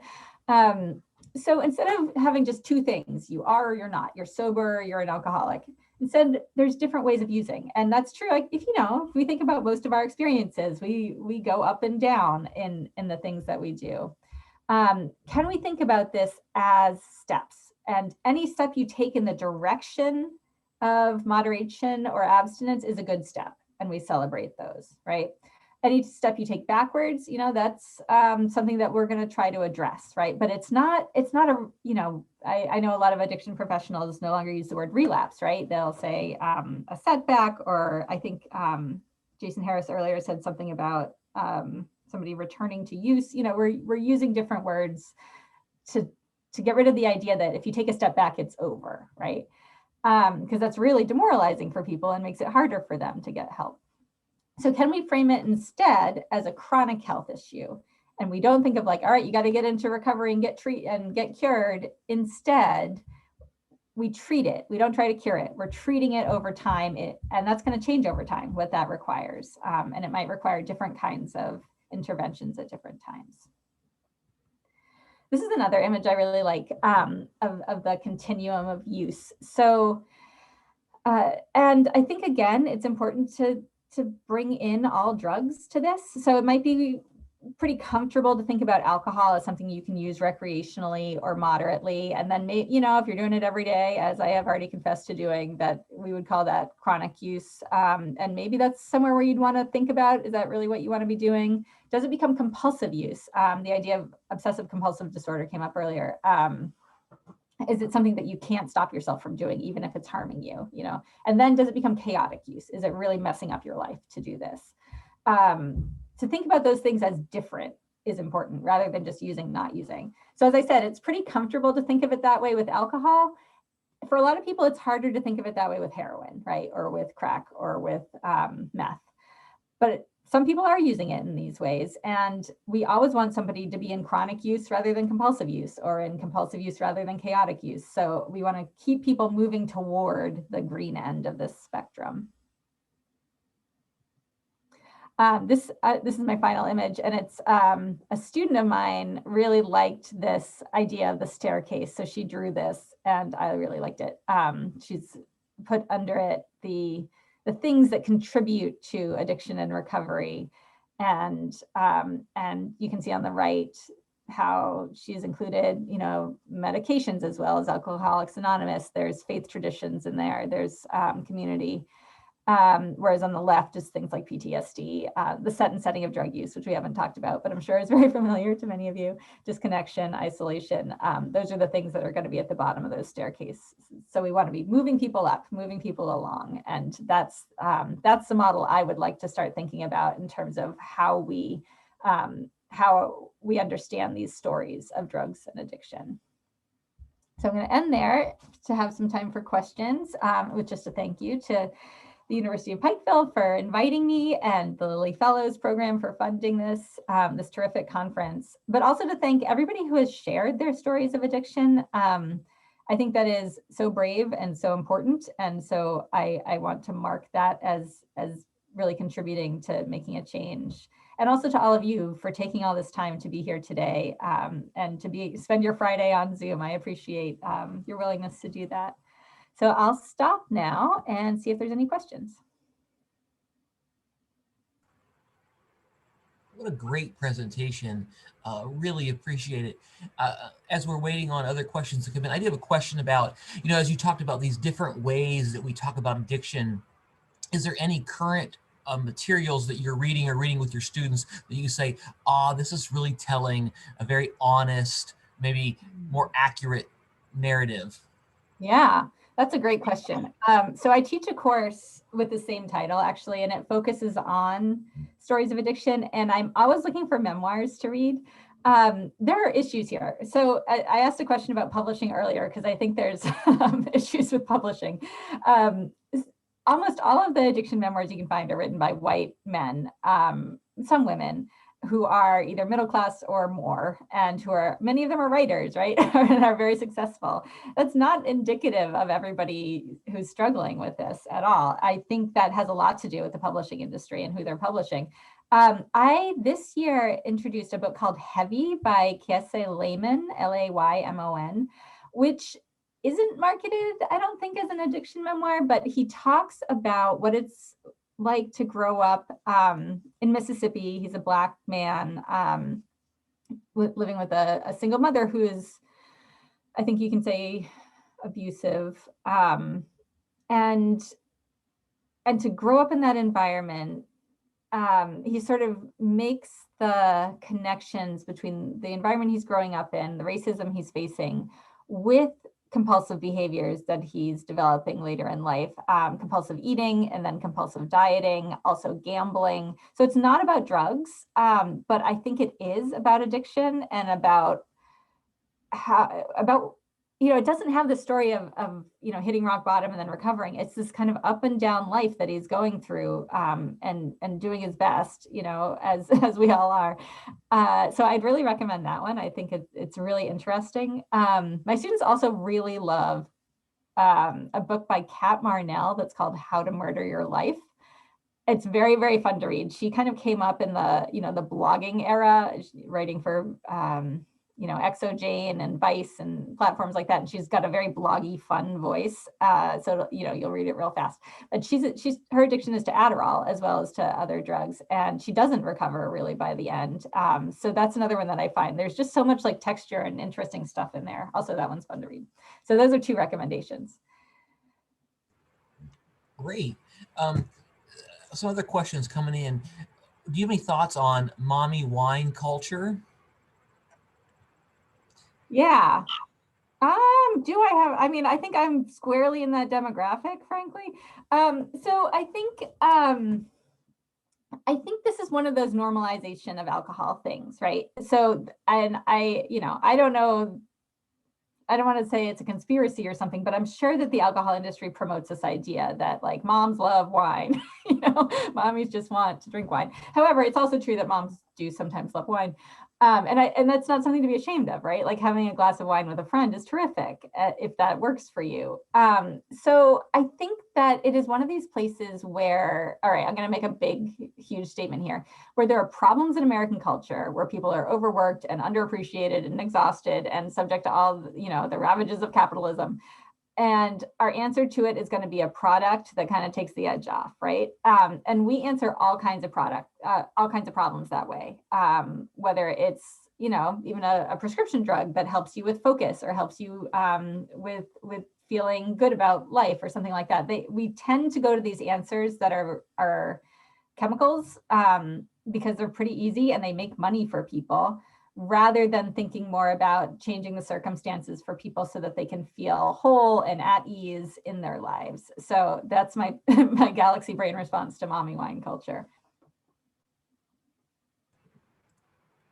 Great. So what about the impact of drug use on brain development in younger persons? You talk about aging out of addiction.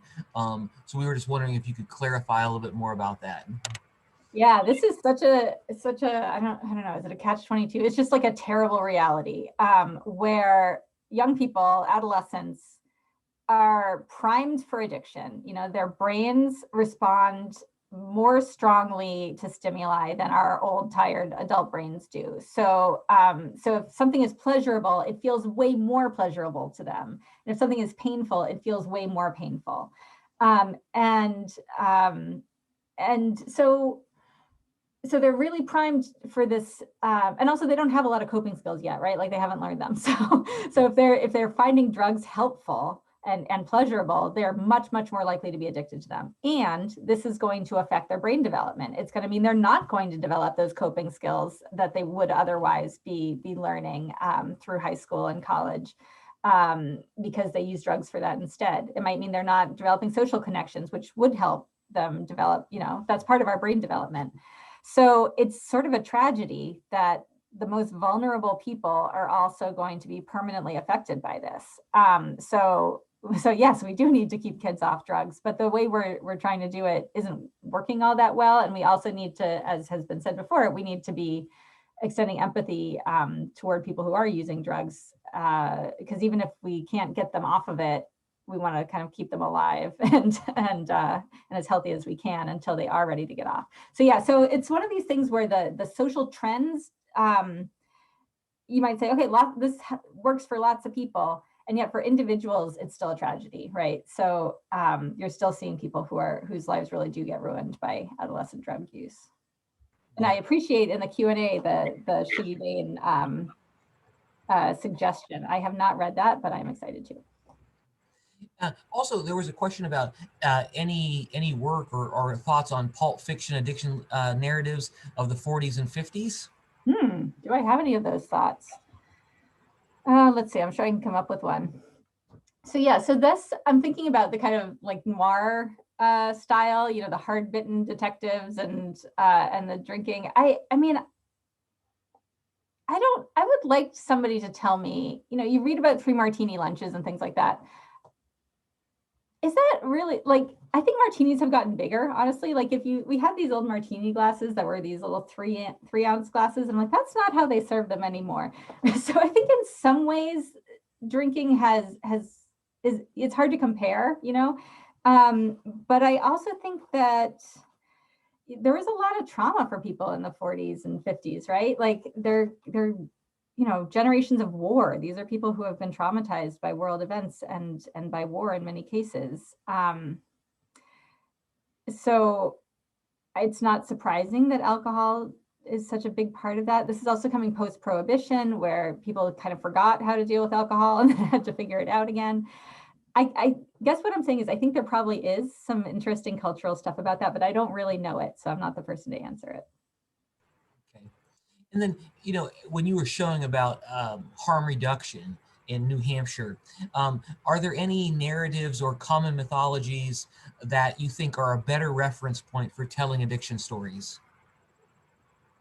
Sorry, can you say that one more time? Okay, so the question is this: it's about the harm reduction coalition, and it's great to see all that. But are there any other narratives or common mythologies that you think are better reference points for telling addiction stories?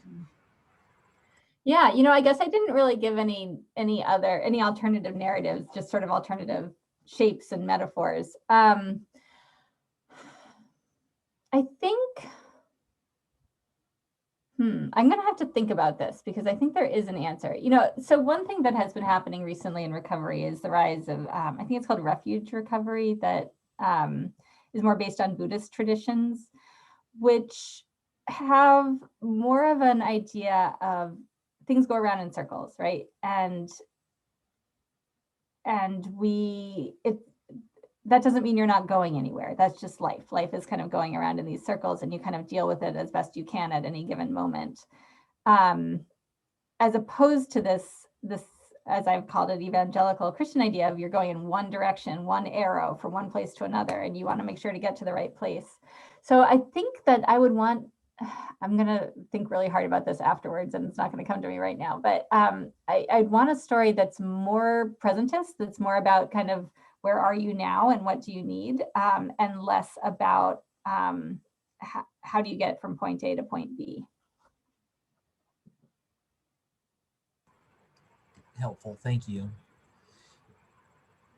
And one other follow-up question is, we were talking about brain development and aging out.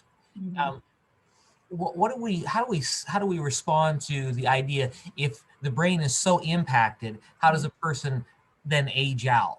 Yeah, it's a good question. And again, I'm not a neuroscientist, so I'm not sure I have the technical answer here, but I think the brain is impacted by everything that happens to us, right? And we don't know, you know, so most of these people are not going to be addicted for the rest of their lives. Most of them are going to recover. We don't know how that's going to hurt them going forward, like how that past addiction makes their brain different than it would have been otherwise, right? Like we don't have that alternative past to compare it to.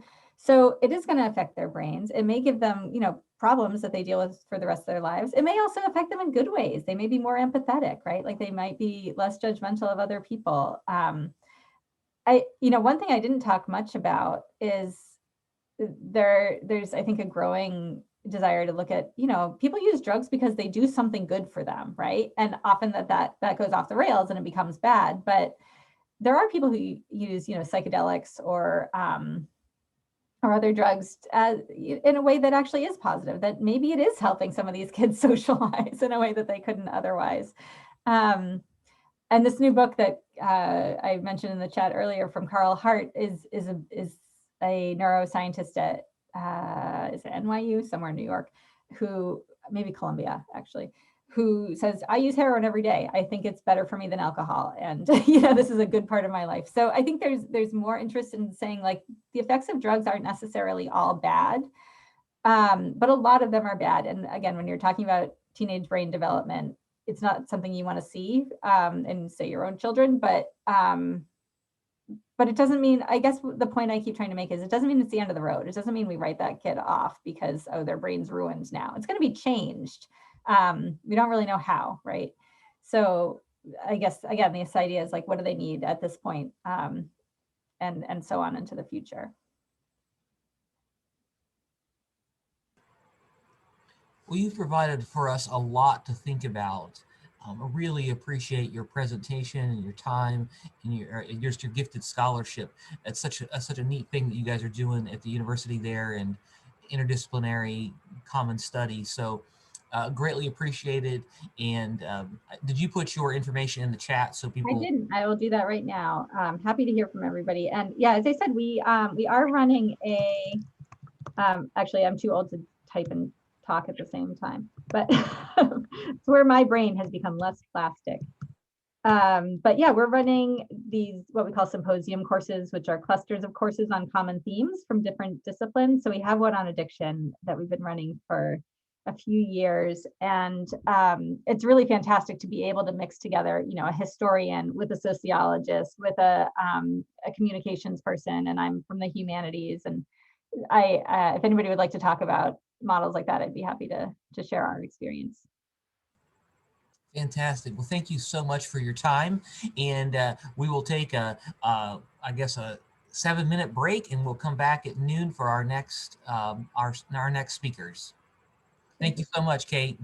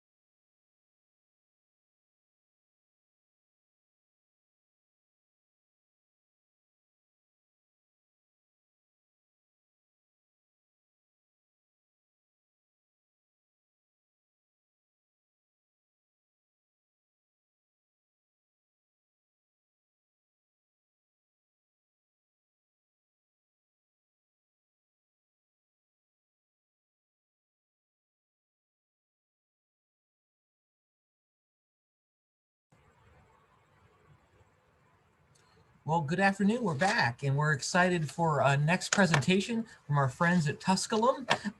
Before us is going to be Associate Professor Kelsey Traum of the English Department at Tusculum, where she's also the Writing Program Coordinator and Faculty Vice Chair, the editor of the Tusculum Review, and an in-house International Literary Journal, which is the International Literary Journal. And also with us is Dr. Michelle Temple, who is the counselor and ADA coordinator at Tusculum, who specializes in vocational rehabilitation and mental health counseling in community and higher education settings. And the third panelist today is a student, Elizabeth Massengill. And I'm really excited about our first student to join in, and we appreciate you guys' partnership, and we look forward to your presentation. The floor is yours. Thank you, Mr. Music. So I'm really pleased to have Elizabeth here with us today, and she really is the star of this show, so I'll try to get to her quickly. She is a freshman at Tusculum University, and she's going to read about midway through our presentation today. I have a family member who's been sober for 2 decades. He doesn't say he's in active recovery, although he is. He calls it working the steps. In my sport, which is swimming, if our coach gives us 100 to do between hard sets, and she tells us to aim for active recovery pace, what she means is that it's not an easy or a cool down, that there's more coming. So we're not supposed to get too relaxed. That seems like a pretty good description of where we're at as academics. There's more coming. We have not always done what was required to connect the real problems in our communities with the collaborative solutions that academia at its best can offer. Last summer and fall, after the death of George Floyd and the amplification of the Black Lives Matter movement, many of us, especially those of us in academia who are white, took a stunned look at the racial homogeneity of the writers and scholars on our syllabi, looked around at the startling whiteness in our own departments, and scrambled to provide voices of color in authoritative roles for our students. We academics are in active recovery too, I think. We should continue the work we've already begun in expanding the stories told and voices heard within our disciplines by recognizing the need to feature narratives of substance abuse, of the sexual vulnerability and predation that often accompany addiction, and of the way narcotics function within our communities and those elsewhere. And we should enable students to write about these elements of their experience. So when I heard about this conference, I thought of all the writing about their own substance abuse and that of their family members and friends that students in my composition and creative writing classes had done over the years. And I was pretty shocked to realize that there were many columns of students who had done so that I could remember. I had never suggested it as a topic, but they had written about it because they needed to, because it was central to their lives, and because I hope they felt safe sharing it with me. How had I made them feel safe? I wasn't entirely sure. I sometimes reference the inspiration I take from watching the sober alcoholic in my own family approach challenges with humility and serenity. I'll tell students things I've learned from him and other sober friends about the 12 steps. I let students know that I love and respect people who've grappled with substance abuse, that a complicated history need not be a secret or a source of shame. When I introduce assignments like writing an informal letter to someone, I include in the list of potential recipients loved ones in rehabilitation programs and incarcerated friends and family members. I think, if nothing else, I have normalized the realities of how substance abuse and recovery intersect with and sometimes animate and enhance all of our lives. The students coming to our institutions have sometimes been performing writing and study for teachers and tests, so I think it's important we step back and teach students that writing isn't merely a performance and product, that it's a way for them to communicate first with themselves. And they can do this in journals and free writing and in-class activities, then with intimates and colleagues in letters and emails, and finally with a larger audience, either through publication or academic essays. In Composition 1, when they begin brainstorming topics for their narrative essays and choose moments to describe, I remind them that readers are less interested in stories of easy success, much more moved by struggle. It's trouble and failure we relate to. I tell them, don't tell the story that makes you look good. As author Lacey M. Johnson wrote in her Tin House essay called Unlikability, the truth is sometimes I'm afraid of what I write. You should be a little afraid of the story you are telling too, And if you're not afraid that someone won't like it, you're still not telling the truth. Sometimes moving into personal writing quickly is a good way to prevent their filtering instincts from kicking in. And once you've got them immersed in scene creation, in showing, not telling, they're much closer to recreating the emotional truth of their experience for themselves and readers. They begin to feel the utility of writing for themselves. But writing about trauma and addiction are potentially dangerous. Dr. Temple will talk more about negotiating those challenges. So what does literature have to offer the conversation about substance abuse? I think everything. In the chat, you'll find a list of substance abuse. I actually listed shorter pieces like essays and short stories, because what I'm going to show you now in this PowerPoint is primarily novels and longer works. But there's such a wide plethora of things out there, many of which people have mentioned already. But I think I have a few things to add. So let me share this and show you some highlights.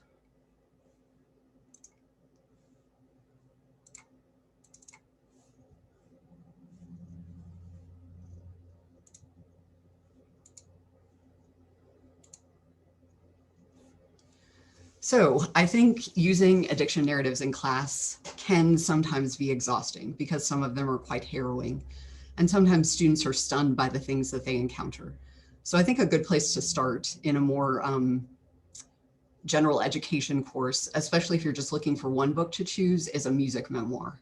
And before I talk about this, I should step back a little and say that while I think it would be really valuable to have one class on addiction, as other people have spoken about, and as I aim to do here as well, I think it's important for us to think about incorporating these narratives into all of our courses. So it can be a small thing that you incorporate into a pre-existing class syllabus. And this particular memoir by Nile Rodgers, I think, would be an ideal choice. Music memoirs, I think, are good introductions to the literature of addiction narratives because they also involve so much more than just addiction. So for instance, in this Nile Rodgers one, addiction is a central part of this. And there is the redemptive element of his recovery, but he also includes so much about his artistic development as a child and his childhood and his family life, etc., that it doesn't feel overtaken by the addiction element of it. I also think that musicians are poets, so naturally their prose is sometimes quite nice. So Nile Rodgers of Le Chic, he was also a producer who produces people like Madonna and David Bowie, etc. This is another good one that I've included portions of in some classes, Duff McKagan of Guns N' Roses. And this is a quite nice memoir.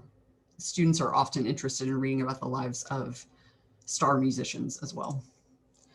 Drinking a Love Story is a classic and one that I've included portions of in some classes. She's a journalist, so of course a good writer. And here's some other people who are known primarily as, in Mary Karr's case, a poet, and then The Night of the Gun, David Karr is a journalist, classics of the genre, I think. But I think we should also think about other addictive behaviors beyond alcohol and narcotic use. And college is usually a prime time for students to begin or continue having eating disorder problems. So I think addiction memoirs that are based in eating disorders are also a good idea. This is a really good one, Roxane Gay's Hunger, Mariah Hornbacher's Wasted. And both of these acknowledge how some addictive behaviors begin with sexual trauma and how people in addictive environments are sometimes more sexually vulnerable to sexual predation, etc. Also, Not All Black Girls Know How to Eat is a good one. And I want to say a little bit more about eating disorders and how students should feel liberated to talk about those.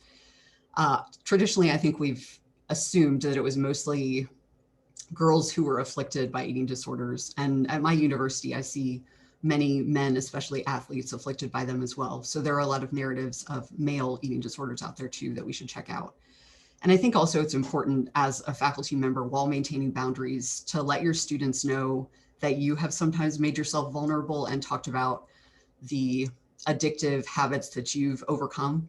So a few years ago, Dr. Michael Bodery of our English department, he edited with students a collection called Voices of Tusculum, which was a series of essays written by people who were employed at Tusculum about their college experiences. And many of them revealed things about addictive behaviors or problems that they had struggled with. And I wrote an essay about my disordered eating in college at the University of Virginia. And after reading that and editing that essay, the student who was assigned to it, Taylor, she told me that she amped up the reality in the essay that she wrote for that collection. So I think our willingness to be vulnerable and write about our own imperfections is a way to model that for students as well, while maintaining boundaries being a really crucial part of that. Kate also mentioned Qu'est-ce le monde heavy, which is probably one of the favorite books that I've read in the past couple of years. And if it seems like too much to read with your students an entire book about eating disorders, you can choose one from a collection that's about that subject. This is a really nice one, Going Hungry. Latria Graham has a really great essay in there. And she's someone who's interesting to read just on the subject of hiking in Appalachia, especially as a Black person. The Best American series, Best American Mystery Stories, Best American Short Stories, Best American Essays, Best American Poetry, those always have good stuff about substance abuse disorders. So I'd really recommend that you take a look at those every year. On the novel end, some of these can be quite harrowing, and none of these in particular have I read with students. In fact, I'm not sure how I would handle them in the classroom. Cost in particular is a really tough one. Louise Erdrich often writes about addiction. She's a North Dakota author, and she often writes about addictive behaviors, especially on Native American reservations. Trainspotting is a really good one that I read in college. And I remember that the students who presented on that one, who were leading the discussion that day, they came in and sat empty beer cans on the table, which indicates that they kind of didn't get the point of this narrative. But these are all really good novels that can be taught on the literary level and also give us an opportunity to talk about addiction with our students. It was interesting that someone earlier brought up noir as a genre, and I was thinking about that too. Some of these are not terribly realistic, but some of them do include accurate and realistic depictions of addiction, especially in these particular locations. So I think it would be interesting to look at more pop culture or pulpy representations of addiction. I think that's a worthwhile conversation. We also publish an international literary journal here called the Tusculum Review. And as part of that, we have a contest every year. This year it was for creative nonfiction. And our judge, David Lazar, chose Jamie L. Smith's essay, Mythology Lessons, which is in part about addiction. And she came and did a reading for our launch. We are unfortunately out of copies, but we may do a second printing, in which case you can check out our website and obtain one there. And if you just want to email me and let me know that you saw us at this conference, I'll send you a free copy. So I think the more you can let your students know that addiction narratives and reflections on addiction are an important part of literature, the more they'll feel comfortable about their own experiences with that. Just one thing real quick that I want to cover before I get to Elizabeth. A lot of people have mentioned that at their universities, they team teach classes on addiction from multidisciplinary perspectives. And I think that's wonderful. We have not done that here, but we have done that on other subjects. And I wanted to show you an example that was really successful. So Afrofuturism, which is a literary and cultural movement that imagines the survival and flourishing of people of the African diaspora into a technological future. And I looked at that in the class that I taught primarily from a literary angle, but I had guest speakers come in and talk about Afrofuturism through other lenses as well. In part, I did that because I'm a white person and I wanted there to be authoritative voices of a variety of ethnic backgrounds talking about this subject, but also in part because I think different disciplines do have so much more to bring to every subject.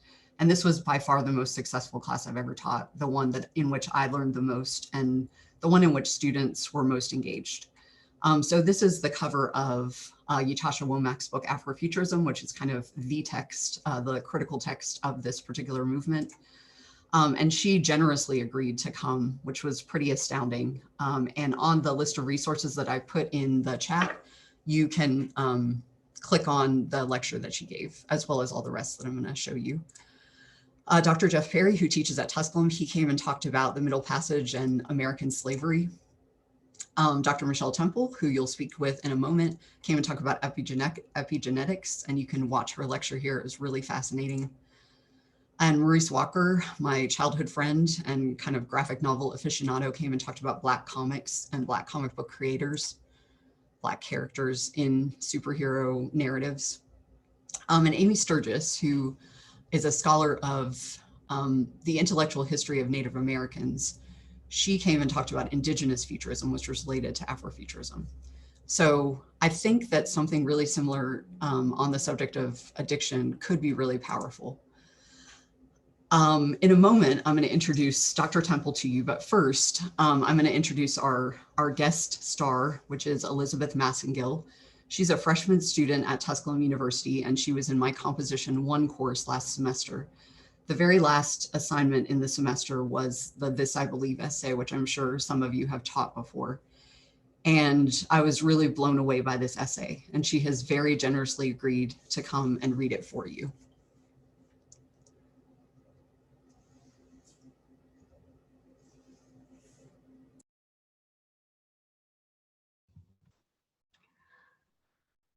Hi, everyone. I'm Elizabeth. I do attend Tusculum University.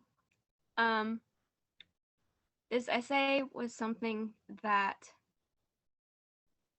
was it was almost hard to write because I didn't realize I remembered a lot of the details of the day I'm about to tell you. It does involve me speaking about my mother, who did recently pass away. So hopefully, if I do get upset or tear up, it will not bring you any discomfort. Okay. I titled this, "You Throw Away Trash, Not People." Being someone who is a magnet for damaged goods, I have seen my share of people destroying themselves and others to feel in control. There is a plethora of people who have the mindset that a certain situation or feeling is what defines their lives, including myself. I can still recall moments in my own life where I was at a standstill within my own mind. I felt what I went through or was going through was what would dictate how others saw and treated me.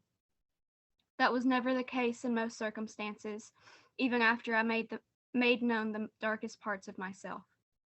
Not one person is disposable, no matter how you may view yourself. My mother never lived a simple or easy life.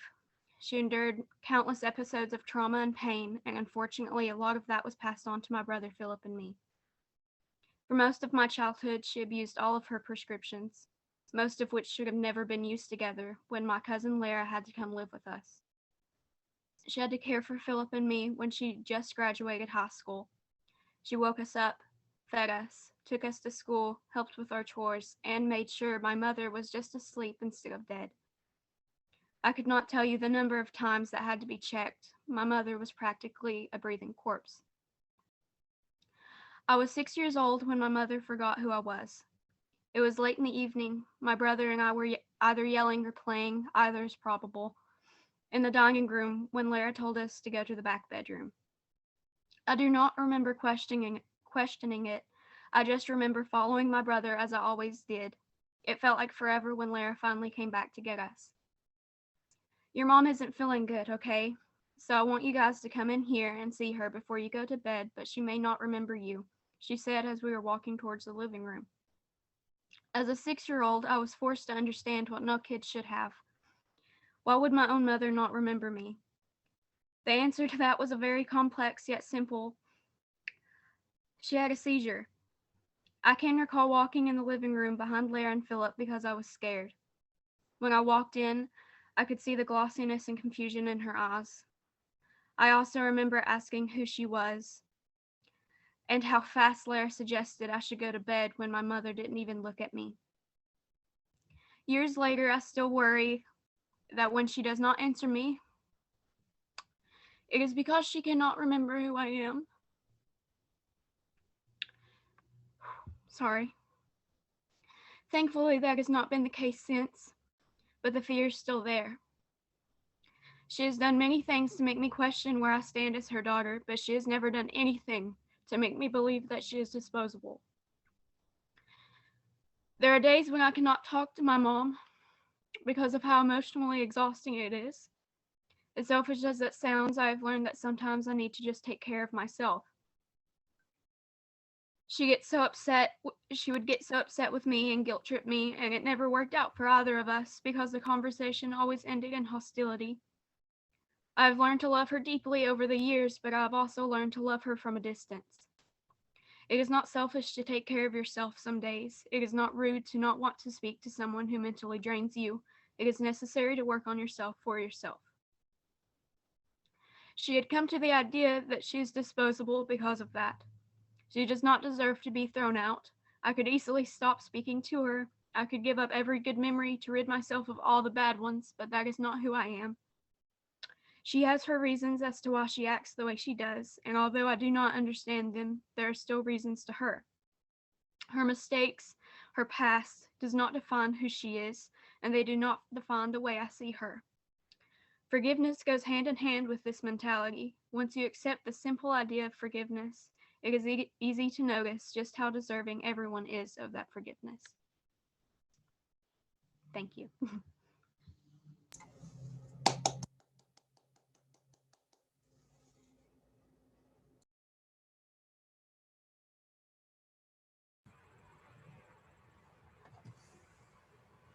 Thank you.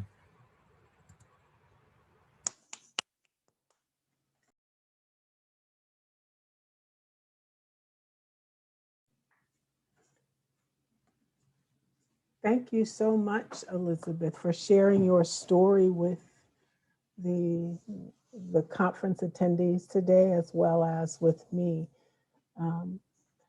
And as I share my portion of today as the ADA coordinator and mental health counselor at Tusculum, I'm here to help think of other considerations as we look at addiction narratives, substance use narratives in the humanities. So as you see on the screen, some general considerations as students are in courses writing about their addiction narratives. It's important to remember, as you may have heard today, is that there is substantial research that suggests that addiction experiences are embedded in trauma. And so any faculty member who chooses to consider incorporating addiction narratives in their course should also approach it from a trauma-informed manner. So that's bullet 2. So consider inviting the psychology department or the counseling department to come and talk to your classes about the multiple perspectives of therapy and understanding of addiction. And then this last bullet, I think, is just good writing in general as students consider their own narratives, or if it's a fiction course, that faculty require students to situate their narratives within the body of knowledge of substance use disorders and treatment. There we go. And so there are some perspectives that I think they were discussed a little bit. I didn't see all of the speaker right before this talk's presentation today.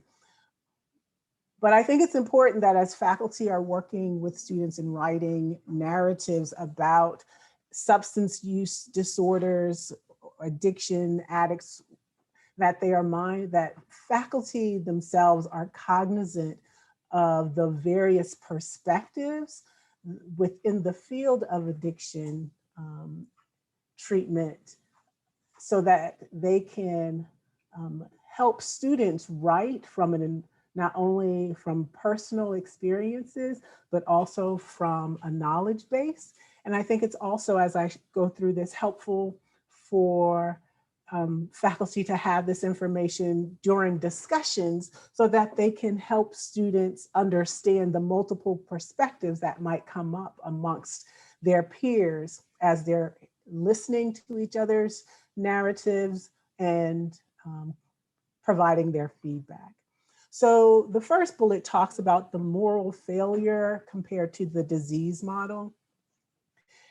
And so as we think about moralization, what we talk about in the field of substance use treatment is moral failure basically puts converts this idea of using a substance as an inability to live by a certain set of values and beliefs.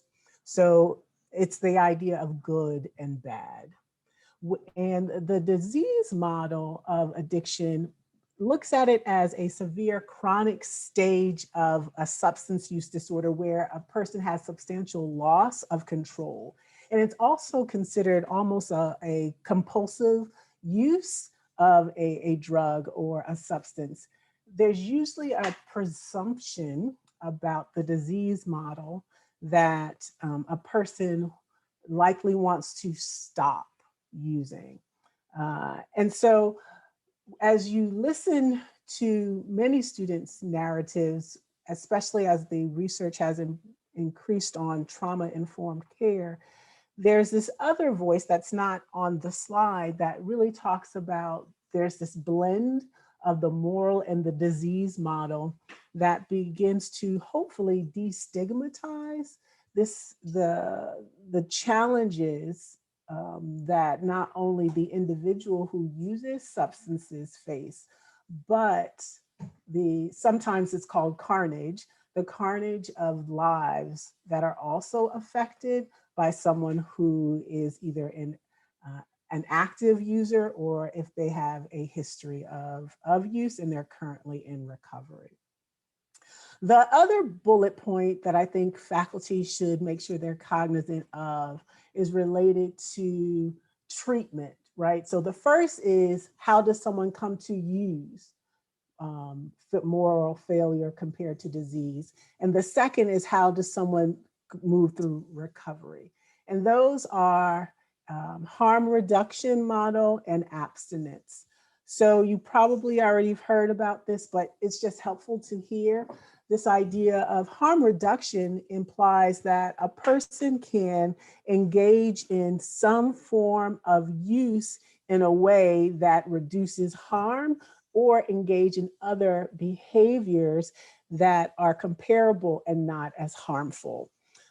Whereas abstinence is exactly what it sounds like, and it's typically a 12-step model of treatment, suggesting that a person never uses. So you can think of harm reduction as someone who uses alcohol, suggesting that they can have one drink, but no more. And then abstinence model is not using at all.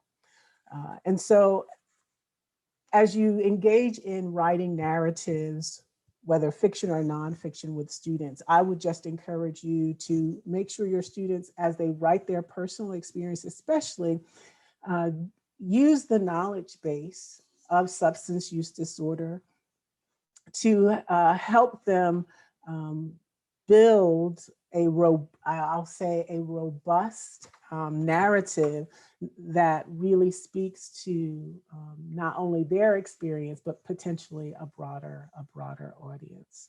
So that's all I wanted to share with you today.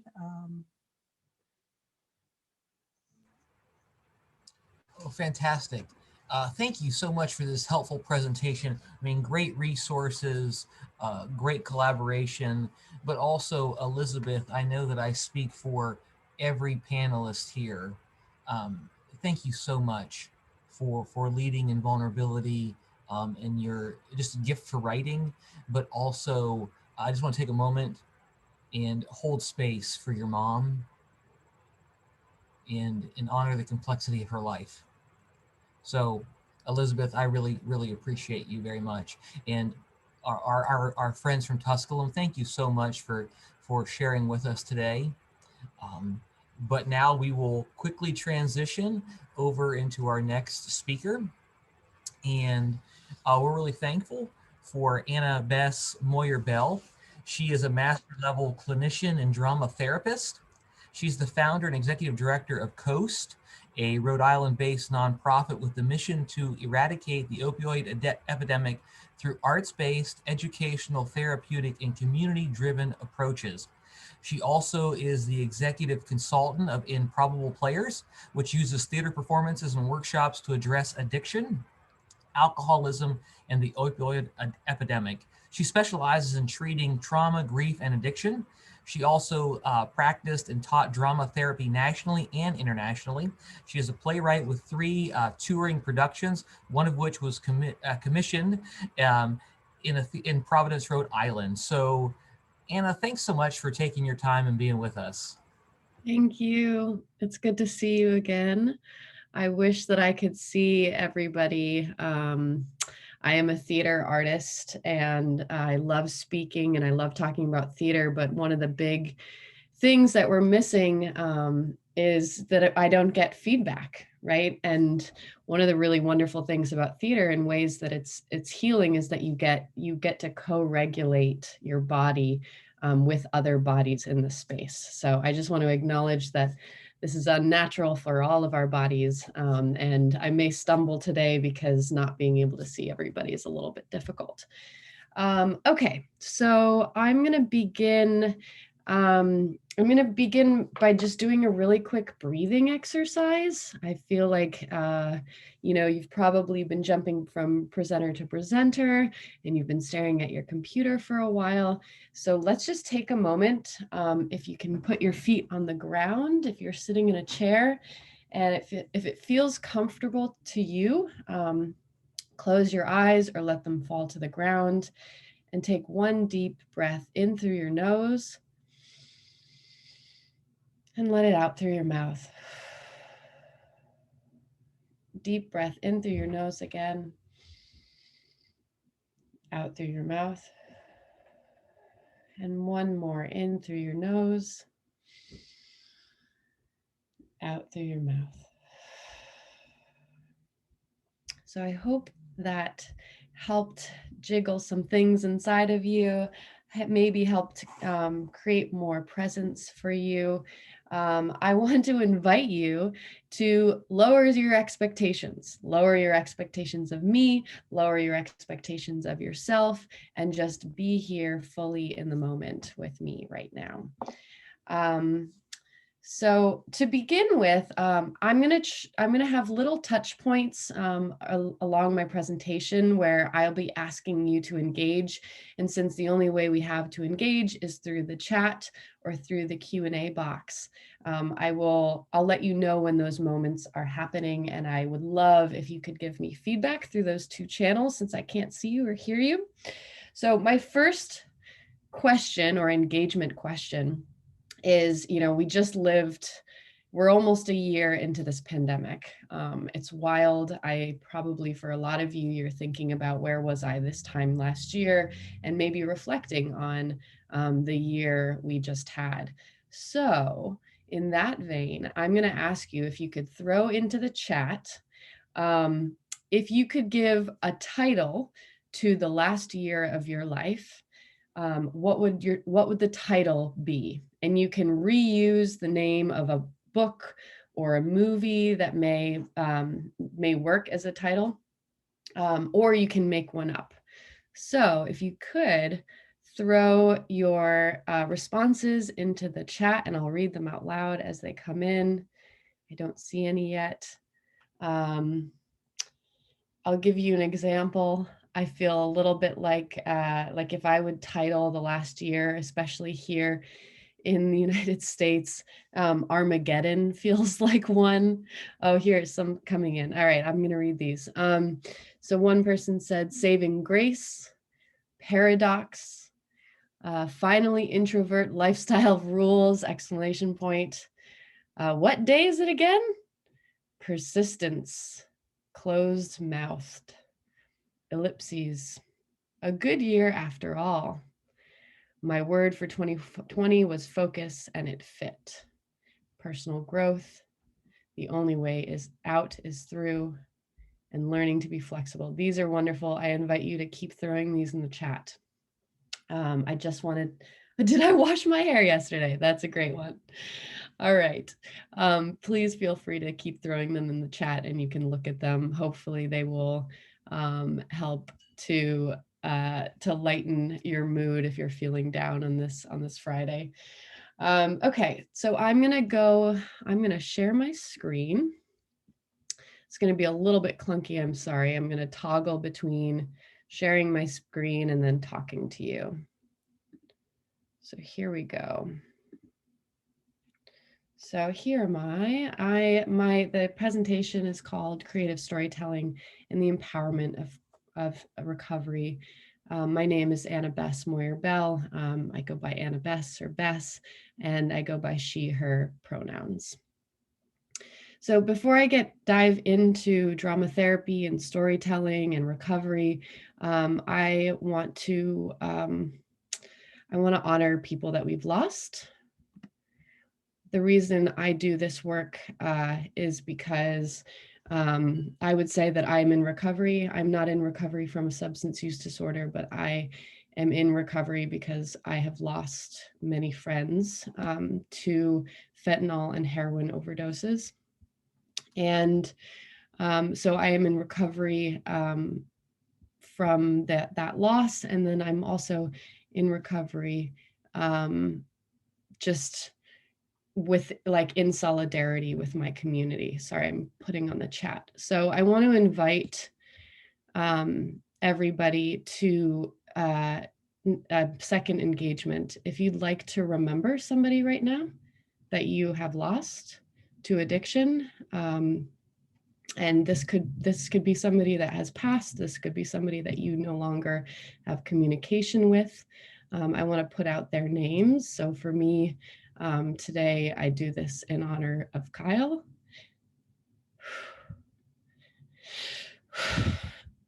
Bill, Erica, John, Jesse, Tommy, TJ, Bobby. Ugh, I didn't realize I was going to get so emotional so quickly. I'm going to read some of these names. Robert, if you could come in and help me read some of these names. Yeah, absolutely. Thank you. We have Michael, Luke, John, Sam, Emmett, Kayla, Danielle, Joey, Scotty, Nunzio, Trevor Sloan, Jason, Ben, Ryan. So I just want to give, and you can keep putting those names in the chat as they come up for you. I'd like to give a moment of silence.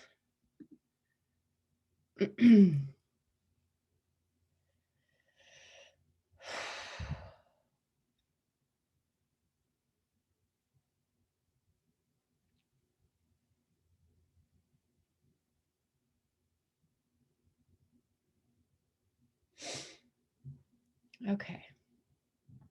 Thank you for putting out your names. Thank you, Robert, for helping me read them.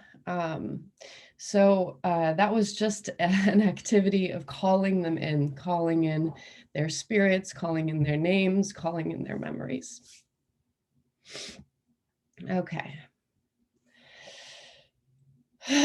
So who am I? Who am I? Where am I coming from? What is the organizations that I run? And, what are we doing? And why am I here today? So as was said earlier, I am a drama therapist. I'm a master's level clinician. I'm a playwright. I'm a theater educator. I'm a theater maker. And I am somebody who's lost lots of friends and loved ones to the opioid epidemic. So that's kind of where I'm coming into this work.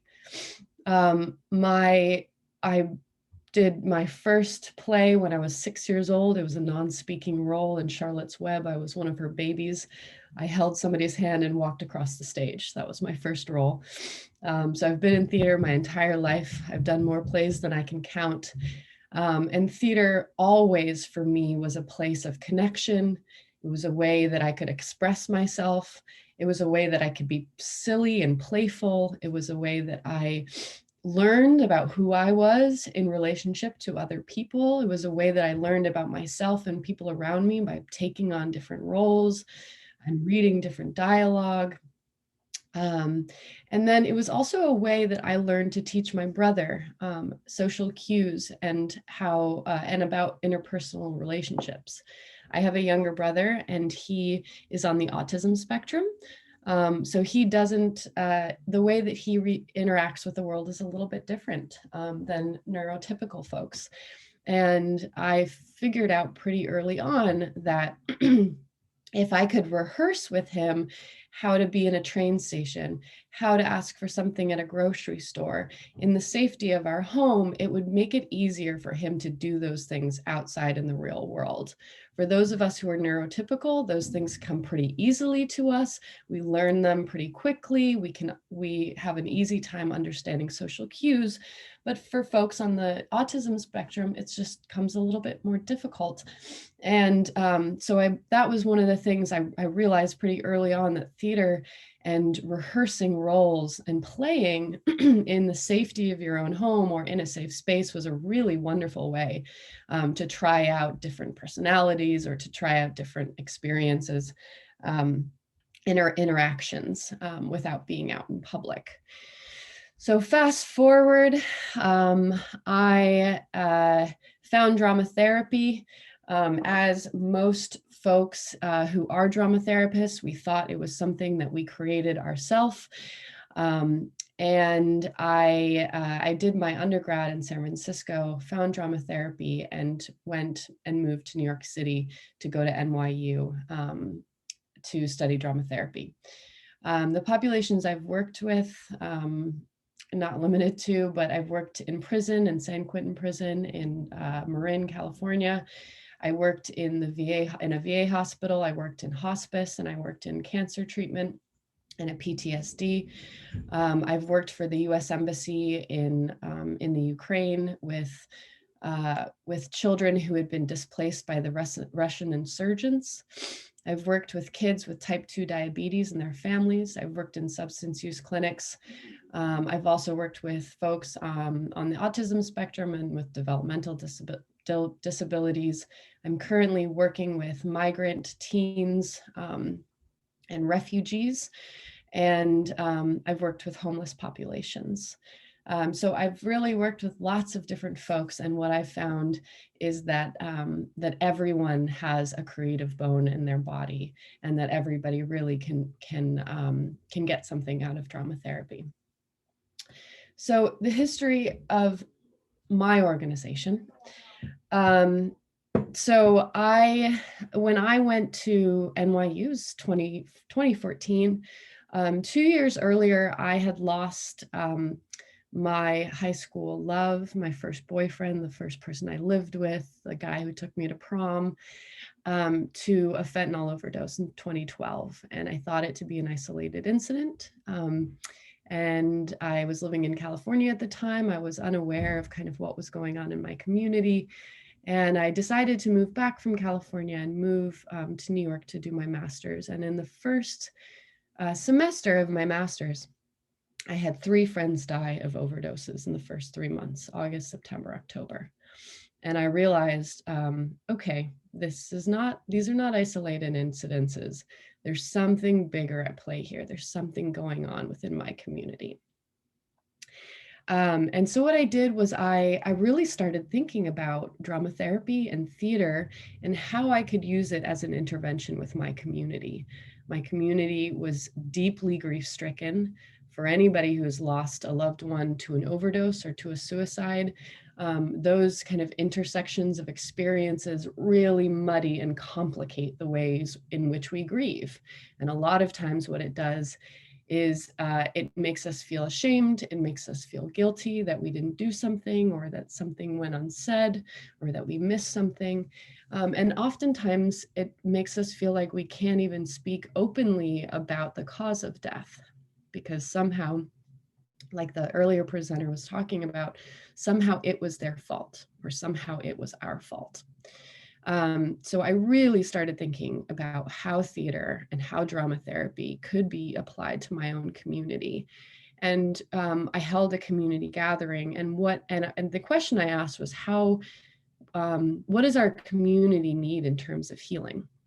And the 3 pillars, the 3 things that came out of it is what I created my organization on. One was people were feeling like they didn't have enough education. They didn't really understand substance use disorder. They really didn't understand what could prevent using substances or a substance use disorder. They also didn't know what the resources in our community were. And then the second one was destigmatization. As we all know, I don't have to say it, addiction is incredibly stigmatized.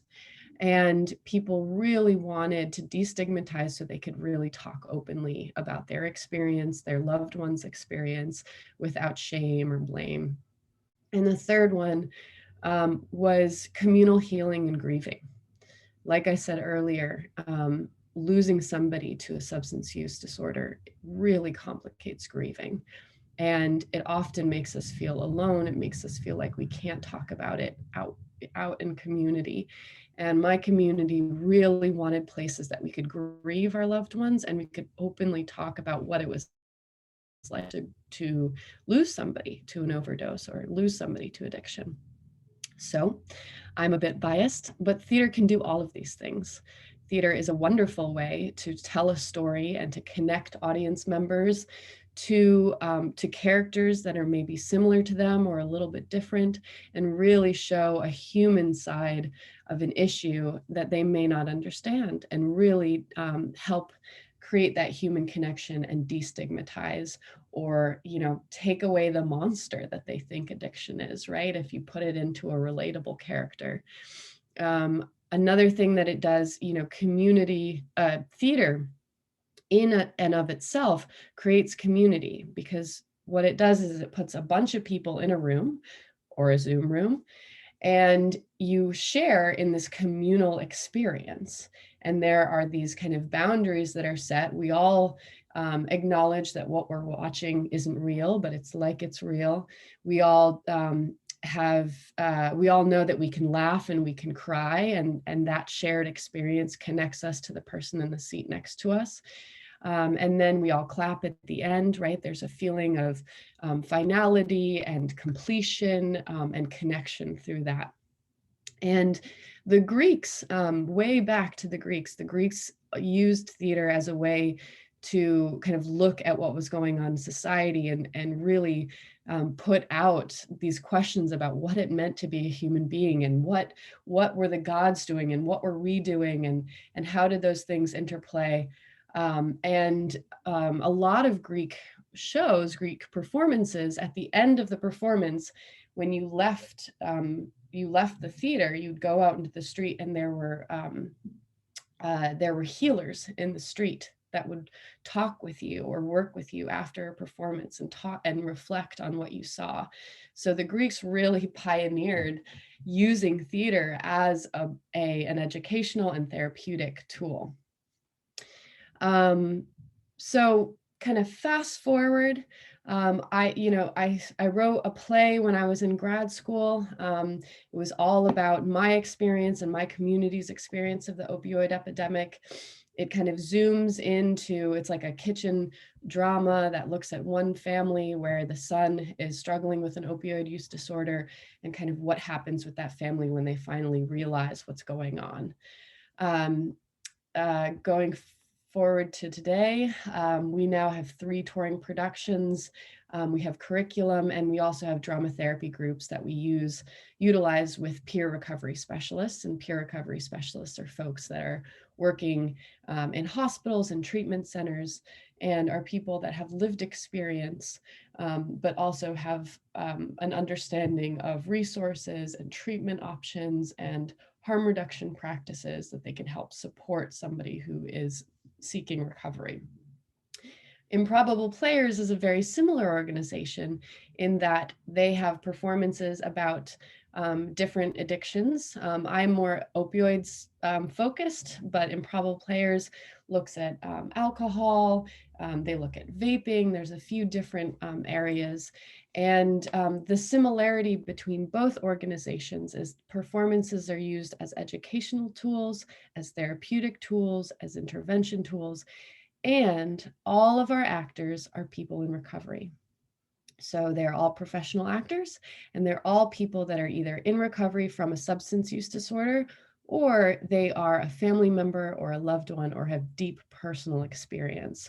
The difference between Coast is a blend of those two, and probable players right now is just folks in recovery. So the folks in recovery, at the end of all of our performances, we have a talk back with our audience, and people can ask questions, they can draw connections between their life and what they saw on stage.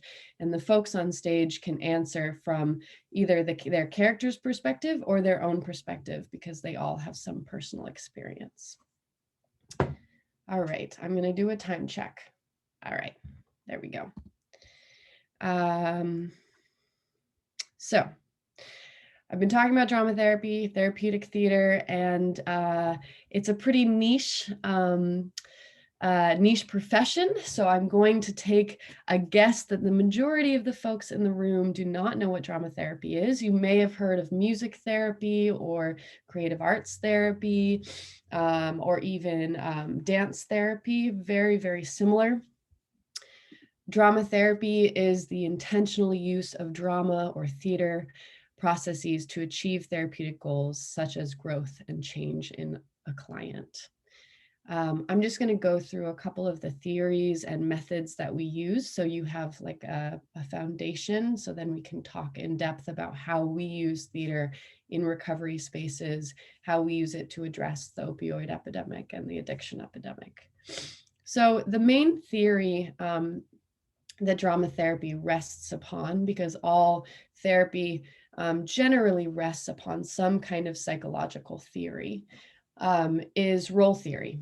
And what role theory says is that as human beings, we are made up of lots of different roles, right? So I'm Anna Bess. I'm a drama therapist. I am a teacher. I'm a sister. I'm a daughter. I'm a dog mom. I'm a playwright. I'm a member of my community, right? So I'm a boss, I'm an employer. So, most, all of us are made up of lots of different roles. And what role theory says is somebody that is healthy, in a healthy physical and psychological state, has access to lots of different roles and is able to kind of take on and take off roles depending on who they're in relationship with and or where they are. If I'm at work, I have a different role on than if I'm playing with my brother, right? Or if I'm interfacing with my father on the phone, I talk to him, or the way I interact with him is very different than if I'm on the phone with the IRS, that's not a great example, but anyways. So, right. So healthy people can take on and take off these roles as they need. Somebody who is struggling from a substance use disorder, or somebody who has a history of severe trauma, or somebody who even has a physical illness, can oftentimes get stuck in one or two roles, right? They can get stuck in the role of victim. They can get stuck even in the role as identifying as the illness that they're suffering from. That's, when you go into an AA or an NA room, it's, hi, my name is, and I'm an alcoholic. And oftentimes people can get really stuck in that one identity, and it makes it really hard for them to take on different roles, right? Or that role really inhibits their ability to think about what it would mean to be an employee, or to be a good, to be a mother, or to be a good sister, or a good community member. And so, usually this is when I would say, does that make sense? And then I would get a bunch of nods. So I'm going to say, does that make sense? And I'm going to look at you and pretend like you're all nodding. Yes, thank you. It's so unnatural to do this. Okay, so that's role theory. Seems pretty simple. I'm just going to open the chat to see. Yes, wonderful. Thank you, Elaine. Wonderful. Okay, so that's role theory. Pretty simple. And you can also see how that plays out. That's directly from theater and from storytelling, right? We see people in stories, healthy people that are able to like take off all these different roles, or if they're struggling, they may get stuck in one role or one way of speaking. We are nodding. Thank you, Kara. All right. So something that I use a lot is I utilize the role method.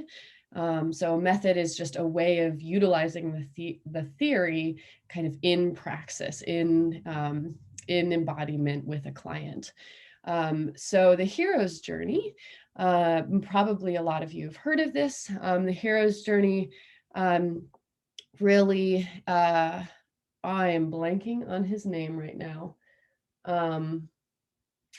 It'll come to me. I've said it a million times, it'll come to me. But the hero's journey really is that all stories, somebody's going to save me. I know it. Joseph, thank you, Joseph Campbell. So Joseph Campbell's hero's journey, the hero's journey really is a structure of a story that's found in every story, every book, every movie that you've ever seen. And the structure of the hero's journey is there's always 4 roles. There's always the hero, our main character. There is always some kind of obstacle. There's always some kind of destination, and there's always some kind of guide, right? So a couple examples. One is the Odyssey. Odysseus is our hero. His destination is getting home. He has many guides along the way, gods and goddesses that help him. And the obstacle, there's, there are the sirens. There is Circe, who turns his men into pigs. There's all these obstacles along the way. And another obstacle is just the sea and the time and the distance between him and his homeland. So the obstacle and the guide could be physical manifestations, people or things that get in the way of the hero getting to the destination. Or you look at a story like The Christmas Carol. You look at Scrooge, right? His destination is becoming a better person and becoming more empathetic. And he has a couple different guides, I would say, right? He has all the different ghosts, and even Tiny Tim. And so the obstacle and the destination and the guide could either be living people in the story, or they could be emotions or feelings or experiences. I hope this is making sense. Usually when I'm teaching kids this, I ask them to give me examples of these, and kids as young as 5 can understand this and are able to pinpoint in what stories. But as you go along in your life and you go watch a movie tonight or read a book, you will be able to identify those 4 roles. So we use that in drama therapy, right? And it's really easy to apply that to addiction. So the hero is always the client in the room. They're always you are the main character of your own story. You are the hero of your own story. And substance use disorder, addiction, that may be the obstacle. It may be your drug of choice is the obstacle, right? And then the guide could be sobriety and abstinence. It could be a sponsor in AA. It could be a peer recovery coach. It could be your therapist. And the destination is recovery. And depending on, if I'm working with somebody with a substance use disorder, the destination is going to look different from day to day, from year to year. Sometimes the destination is just that I'm not going to drink today, and the destination is sobriety for today. And then sometimes it's if we've gotten past today, or we've been able to get over a hump, or we've moved through some childhood trauma, maybe we're thinking towards the future. Recovery could look like I have a job, I have a house, and I have a sense of purpose, right?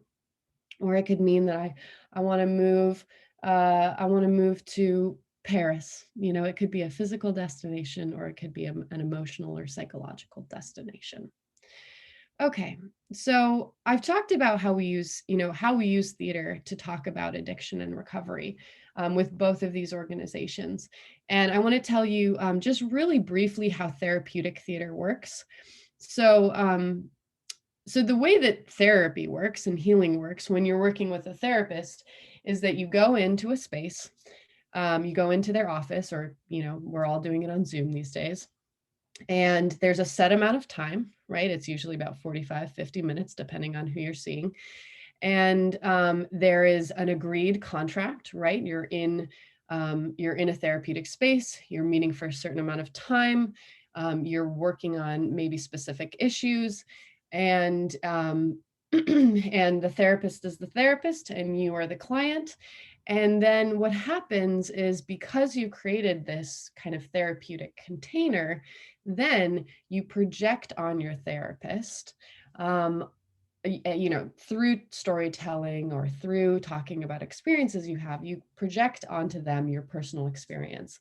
And in the kind of safety and understanding of this therapeutic relationship, you work through your issues or your traumas or your experiences.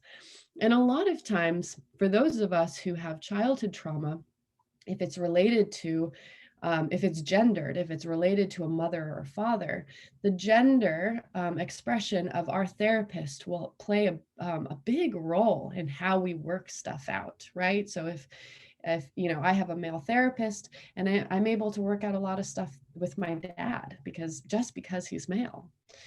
So that's kind of how therapy works just in general. You probably already knew that, but then how does this work when we go to the stage? Same way. So the therapeutic container is the theater or the auditorium or the black box or the room that you're in. You've decided, the play runs for 60 minutes and you're going to have a 20-minute talk back or whatever it is. You know what the topic is going in, right? You know that there may be some healing that can happen. And then, instead of having a therapist on stage, what you have is you have a storyline, you have a narrative, and then you have characters. And while you're watching the performance, especially for those, if it's a story about addiction, for those of us who have an experience with addiction, we project onto the narrative, onto the actors, our personal experience. We find connections. Oh, she said something that sounded like when my mother said this, or my sister said this, right? And in that kind of watching and reflecting, action and reflection that's happening, you're able to gain a deeper understanding, gain maybe a different perspective that you hadn't noticed before, and kind of work stuff out. And then we always follow therapeutic theater performances with a talkback at the end. So we come out of the performance, out of the narrative, and we ask people to kind of reflect. So then that's that reflection period where you get to talk about what connections you made or what things you saw from yourself and the character. And that kind of helps just like end the session, cool down, reflect on what you saw, and kind of let go of the experience that you may have been experiencing while in the performance, right? If the performance has a scene where somebody dies, right, that may bring up feelings of loss that you've had yourself, right? And so the reflection period really helps ground you, bring you back into the here and now. And that happens in therapy too, right? You're talking about something, you get emotional, you can maybe feel some of the feelings that you have, and then you let it go at the end of the session, hopefully. I'm hoping this all makes sense. Aesthetic distance. So when I create performances, I hope somebody's sending me another, very much. Okay, thank you, Kara. So when I create performances, I'm thinking about a few things. I'm thinking about who's in the audience. I'm thinking about what, it's making sense. Okay, great. So I'm thinking about, what are things that I want the audience to know? What are things that I want the audience to connect with? But I'm also aware that, when we're performing stories, we're telling stories, we're performing stories, and we know that our audience has a deep personal experience. Like I know, from the names that were written earlier today, I know that there are a lot of people in the room that have that personal experience. So how do I make sure that when an audience comes in and watches a performance, that they're not going to leave undone, or they're not going to be triggered to the point where they can't listen? You know, one of the things I heard earlier is the presenter earlier talked about trauma-informed care. Drama therapy and therapeutic theater is trauma-informed because it offers distance. So when somebody is generally when somebody is telling a story about trauma or loss, or a really hard experience that they have, if they haven't told it before, or if it's particularly triggering for them that day, what will happen is that they'll either dissociate, right? They'll kind of check out. They'll tell you the story with no emotional connection. They won't cry. They won't get red in the face. They'll kind of tell the story like blankly, right? And that's the body's way of kind of giving themselves distance because it's too painful, and it's too triggering. The other thing that can happen on the other side is when somebody's telling a story or reliving a trauma, they get too entrenched with feelings. They're too overwhelmed and they can't do any reflecting. They can't see any different perspective. They can't see any way out. They're just too overwhelmed with feeling. And so what I do with theater, and what if any of you are going to write a play or a script or some kind of story, a wonderful thing to do is to rely heavily on metaphor. So metaphor, if I'm working with a client and they have, this traumatic story, I'll say, okay, let's tell this story, but let's use Wonder Woman, or let's use a folk tale that you were told as a kid. And let's get a little bit of distance. So let's tell the story, but let's tell it through a different narrative that's similar, but not the same, but not exactly the same.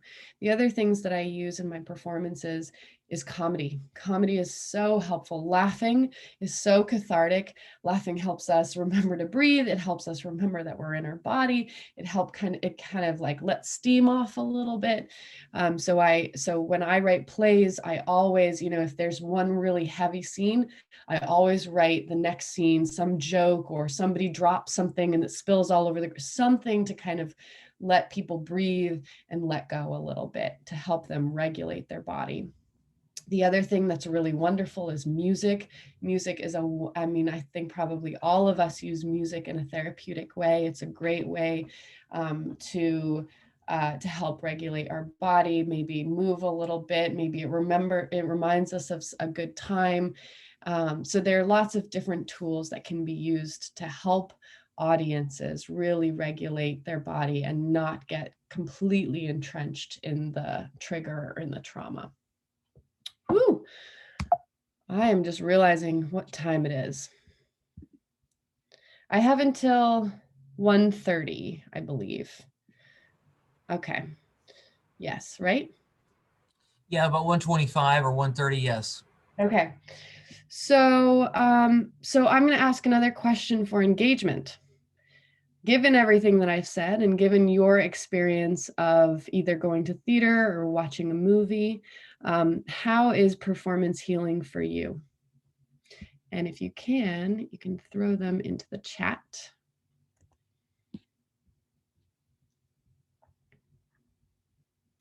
I'm almost to the end. Where's the chat button? I'm going to stop sharing. I can read it to you if we have some. Oh, thank you. That would be wonderful.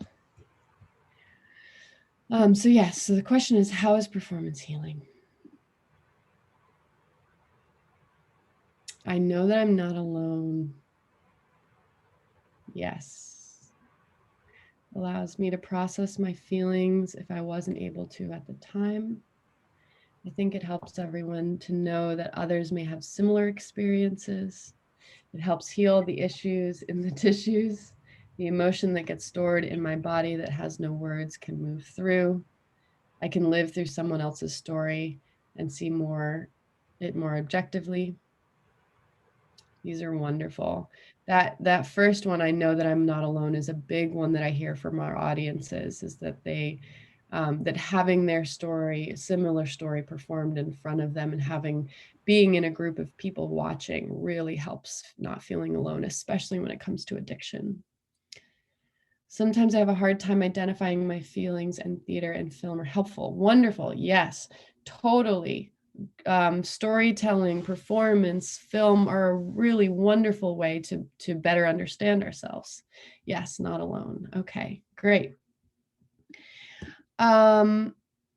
So I'm just going to briefly say how I create the plays, how they make an impact, and who it heals and how it intersects with recovery. I was going to talk about kind of where I am in the last year and how we've reformatted, but I'll just keep it to that. So the technical term, it's also sometimes easier to feel through someone else's story when it's too painful to go through my own. Totally true. Really wonderful. These are really wonderful. Thank you, everybody. So what I call, so we call this therapeutic theater, what we do in educational theater.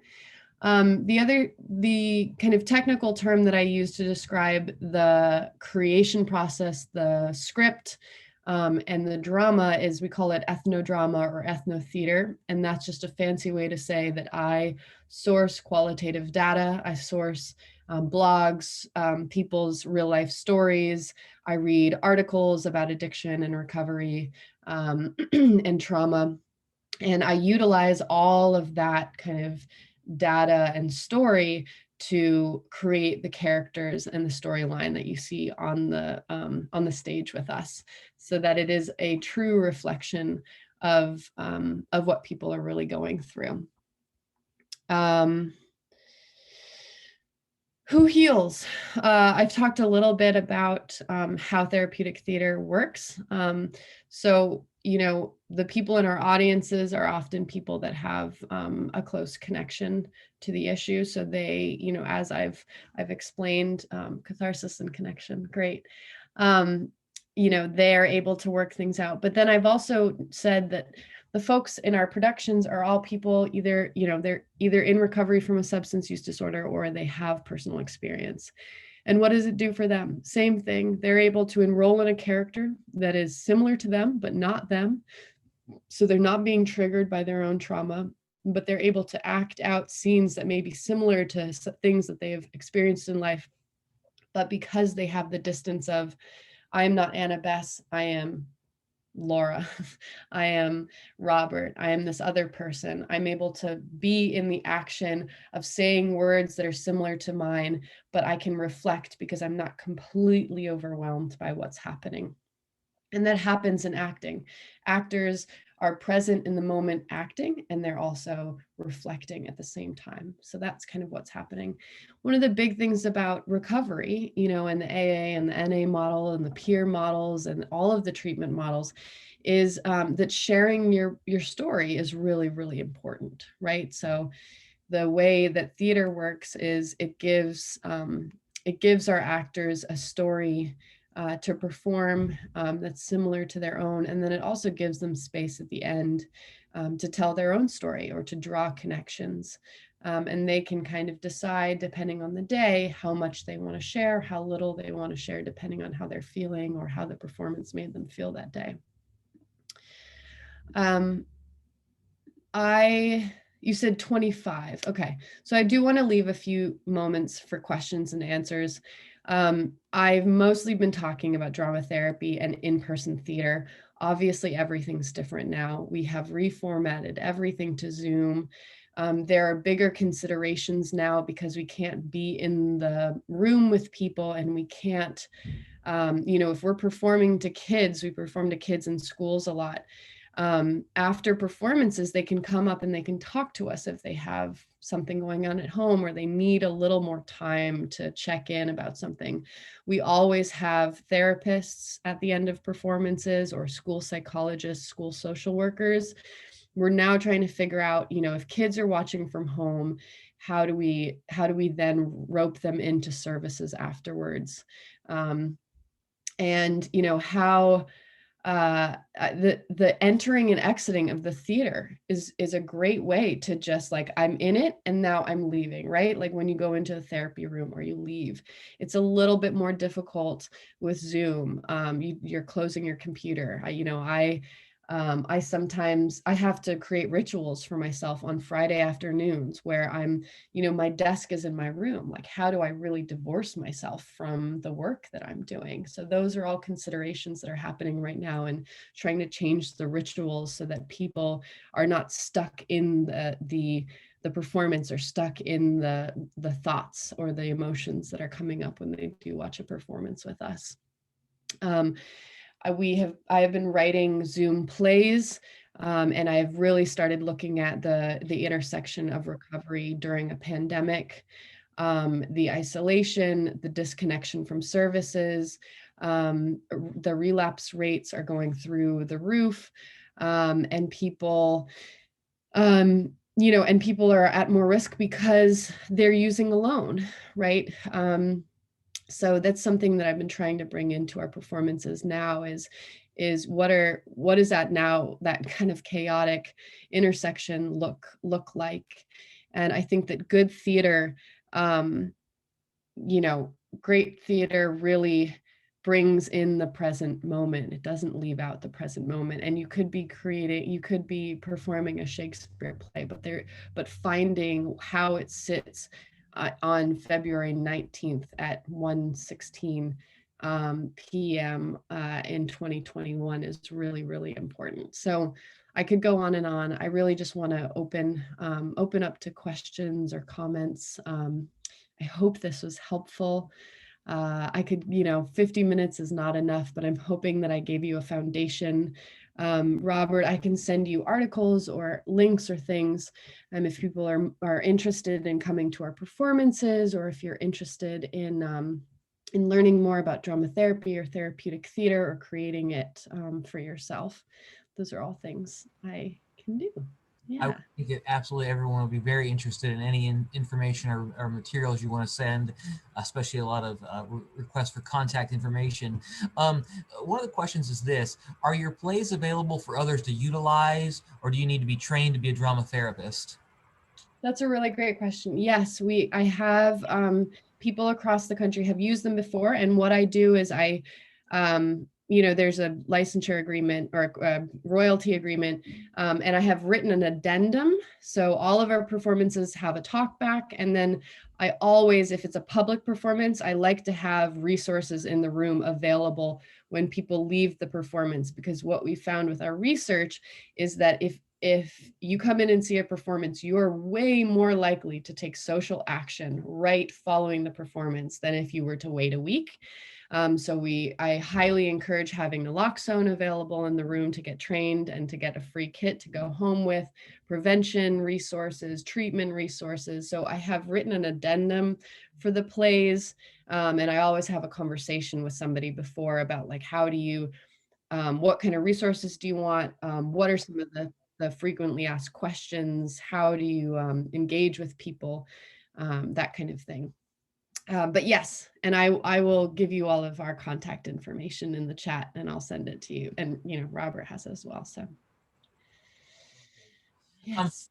You mentioned sourcing your material from real stories. A person just said they would be willing to share some of their story with you also. Other questions that people might have. You've given us so much to think about. Good. I hope it's helpful. It sounds like you've got a lot, people in this room already understand substance use, understand the experience. So I really wanted to, showcase kind of how we use theater to address it. So I hope that was helpful. And I definitely see how on a university campus where, universities, even if they don't have a strong theater department, can partner with local theater in their community and maybe share space and resourcing to make this a community, town and gown kind of relationship to talk about community issues. Yeah. I mean, the great thing about theater and about, the arts is that, so you say, okay, you want to come to a presentation or a town hall about addiction, and people are like, oh, I don't know, I don't want to be seen there, or it's going to be too triggering for me, or whatever, what have you. But you say, well, just come see a play.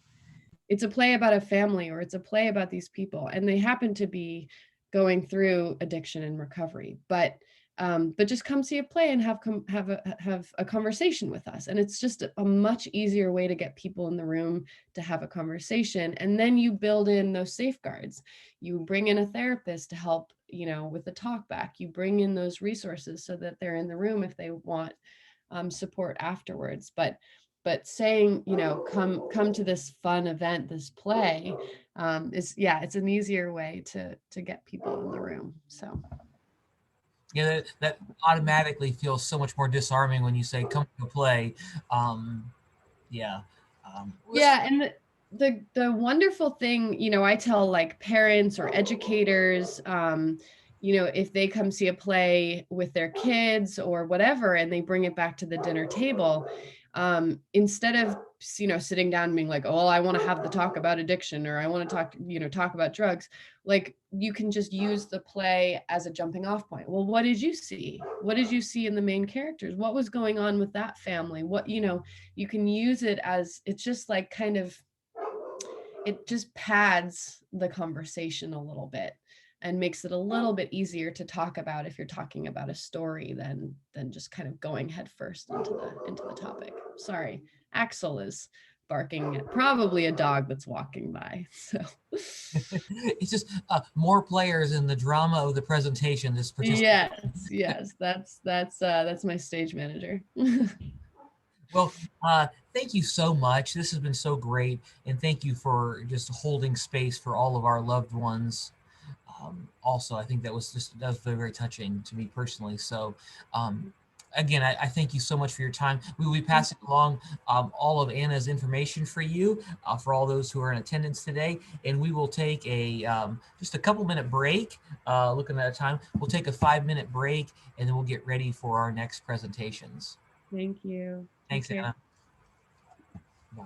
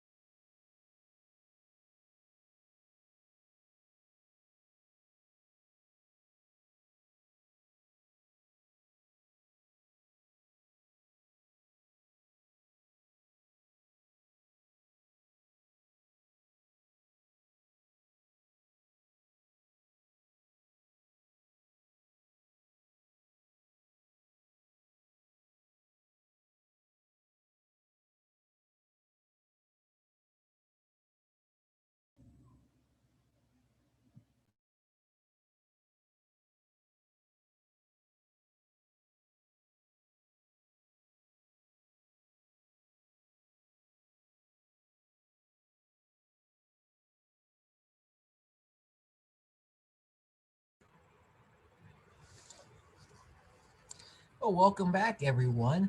I'm excited about our next presenters. With us now, we have Joan Berry. Joan is the Executive Director of the McCoy Family Center for Ethics and Society at Stanford University, where she came in 2004. And I guess I should say that we've been spending so much time on the Upper East Coast of the United States. It's really good for Joan to help us balance out and go all the way to the West. Well, she joined in 2004. It was just an undergraduate program, honors program that she was helping with, and she's originally from Rhode Island, however, so we still stay with that East Coast connection. She moved in the Bay Area in the late 90s. She has a BA in sociology and has worked both in the academy and the industry in various administrative positions, as well as a technical writer. She loves hiking and biking in her free time, and both Joan and Allison, we're so glad you're with us today. They're going to be sharing with us about the Hope House Scholars Program, and we again really thank you for being with us and for your time. The floor is yours. Myself off mute. There we go. All right, so all good? Thumbs up.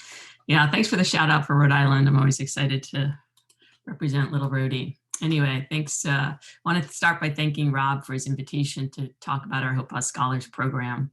I'm sorry that I wasn't able to attend the earlier sessions, but the 3-hour time difference and some standing work obligations prevented me from joining you live. But I look forward to watching the video. I'm sure I'll be able to learn a lot from my fellow presenters. I should also note that in all of my years of working with Hope House, this is the first time I've publicly talked about that work. And while I usually like to fly under the radar, I do acknowledge that there is much to gain from sharing with each other. What I'm going to present reflects a program that we've created at Stanford. And while I recognize that some of this won't be transferable to your own situation, I hope there are points that resonate with you and that might work well in your own setting. Of course, I'd be happy to answer any questions, so I hope you use the chat feature to comment on anything I share or to ask some follow-up questions. The format of my presentation is going to be as follows. It's just a short presentation. I'm going to start with some background information about Hope House, and then I'm going to move on to talking about our own Hope House Scholars Program. I'll talk about some of the challenges we face, how I recruit instructors, some costs about the some information about the costs, and then talk about what I hope the women gain from participating in our program. And then after I finish my presentation, I'm going to turn it over to Allison Simon. Allison graduated from Hope House in the spring of 2018, and I thought it would be good to hear from one of the women that has participated in our program, so she'll share a few of her own reflections with you. Before I dig in, I do want to mention that the Hope House Scholars Program is really one of the best parts of my job. Over the years, I have met many wonderful, strong Hope House women. I've heard so many interesting discussions in the classroom, and I've been impressed with the connections the women make to the material. There is an openness to the conversations, and their willingness to share their perspectives adds new meaning to old texts. I feel really lucky that I have had the opportunity to work with so many dedicated staff at Hope House, as well as faculty and students at Stanford. And I'm grateful that so many Hope House women have been open to participating in our classes. I have watched light bulbs go off and aha moments happen. And while we don't reach every woman, the stories shared at our graduation lunches remind me that our classes can and often do make a difference. So let me start with some facts about Hope House to kind of situate us. Hope House is a residential treatment facility located in Redwood City, California, and that's about 20 minutes from the Stanford campus. It's part of this larger Service League of San Mateo organization, which is a nonprofit agency that provides programming and services to inmates within the San Mateo County jails, as well as post-release services for those who are re-entering the community. While Hope House began as a 6-month residential program, several years ago, they had to transition to a 3-month program. I'm not going to go into the specifics of why that is, but I want to note that when we started our classes, we had more time with each of the women. The program is exclusively for women, and they are referred to Hope House from a number of sources, including the court system, behavioral health and recovery services, child protective services, as well as from shelters. But some of the women request treatment on their own. Currently, the Hope House residential program is quite small. They offer treatment to approximately 8 to 10 women at a time. These numbers have been higher in the past, but in recent years, the numbers have hovered in this range. And during the pandemic, when it was hard to move women between programs, there were times when we ran classes with just 2 women. It was more like a tutorial than an actual class, but we kept to our schedule and pressed on, hoping the numbers would pick up as everyone learned to navigate the new COVID-19 world. And you can learn more about the Service League and HOPAS, and I can put their website in the chat later. So let me tell you now a few facts about our own HOPAS Scholars Program. I should start by mentioning that this program is sponsored by the McCoy Family Center for Ethics and Society, where, as Rob mentioned, I am the executive director. It was started in April of 2001, so we're about to celebrate our 20th anniversary, and we're quite excited about that. Quite disappointed that we're not going to be able to do anything in person, but it's a milestone that we hope to mark. It was started by 2 Stanford faculty members, Deborah Satz, who was running out of the philosophy department, and Rod Reisch, who is from political science. And the program grew out of their deep commitment that the humanities and arts are for everyone, not just for a privileged few. They were eager to use Stanford faculty to deliver seminars in the humanities to non-traditional students, and they were lucky to find HOPAS director Karen Franconi, who shared their vision, and thus the HOPAS Scholars Program was born. Deborah is now the Dean of Humanities and Sciences, and Rob is the faculty director of the Center for Ethics and Society. Having their continued support, both with staff time and dollars, has been essential. And of course, we couldn't have kept the program running without the unwavering support of Karen Franconi. We offer 1 class at a time. So to date, we've offered close to 90 classes. The classes are taught by faculty, by postdocs, and by graduate students. For many years, faculty were the primary instructors, but now the classes are taught mostly by graduate students who very much appreciate the opportunity to develop and teach their own classes, as well as the experience of teaching a diverse student body.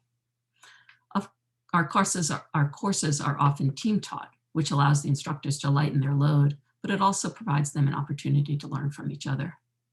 We use Stanford undergraduate students as writing tutors, and their primary role is to help the women with the reading and the writing assignments. Our classes meet twice per week, 90 minutes per class. 1 meeting is with the instructor, and the other meeting is with the undergraduate tutors. During the academic year, the classes mirror Stanford's 10-week quarter system, but in the summer, we offer what I call sort of pop-up classes. And these classes can be as few as 3 sessions or as many as 10. The short summer classes give the women a chance to engage in more topics and to see what catches their interest. To give you an idea of the classes we've offered, let me share a few of the course titles with you, and I think you'll be able to see there's a big range of topics. Philosophy and Social Justice, Exploring Women's History through Women's Art, Unreliable Narrators and the Tales They Spin, The Ethics of a Human Life, Self, Freedom and Responsibility, Visions of a Good Life, and Political Participation in the United States.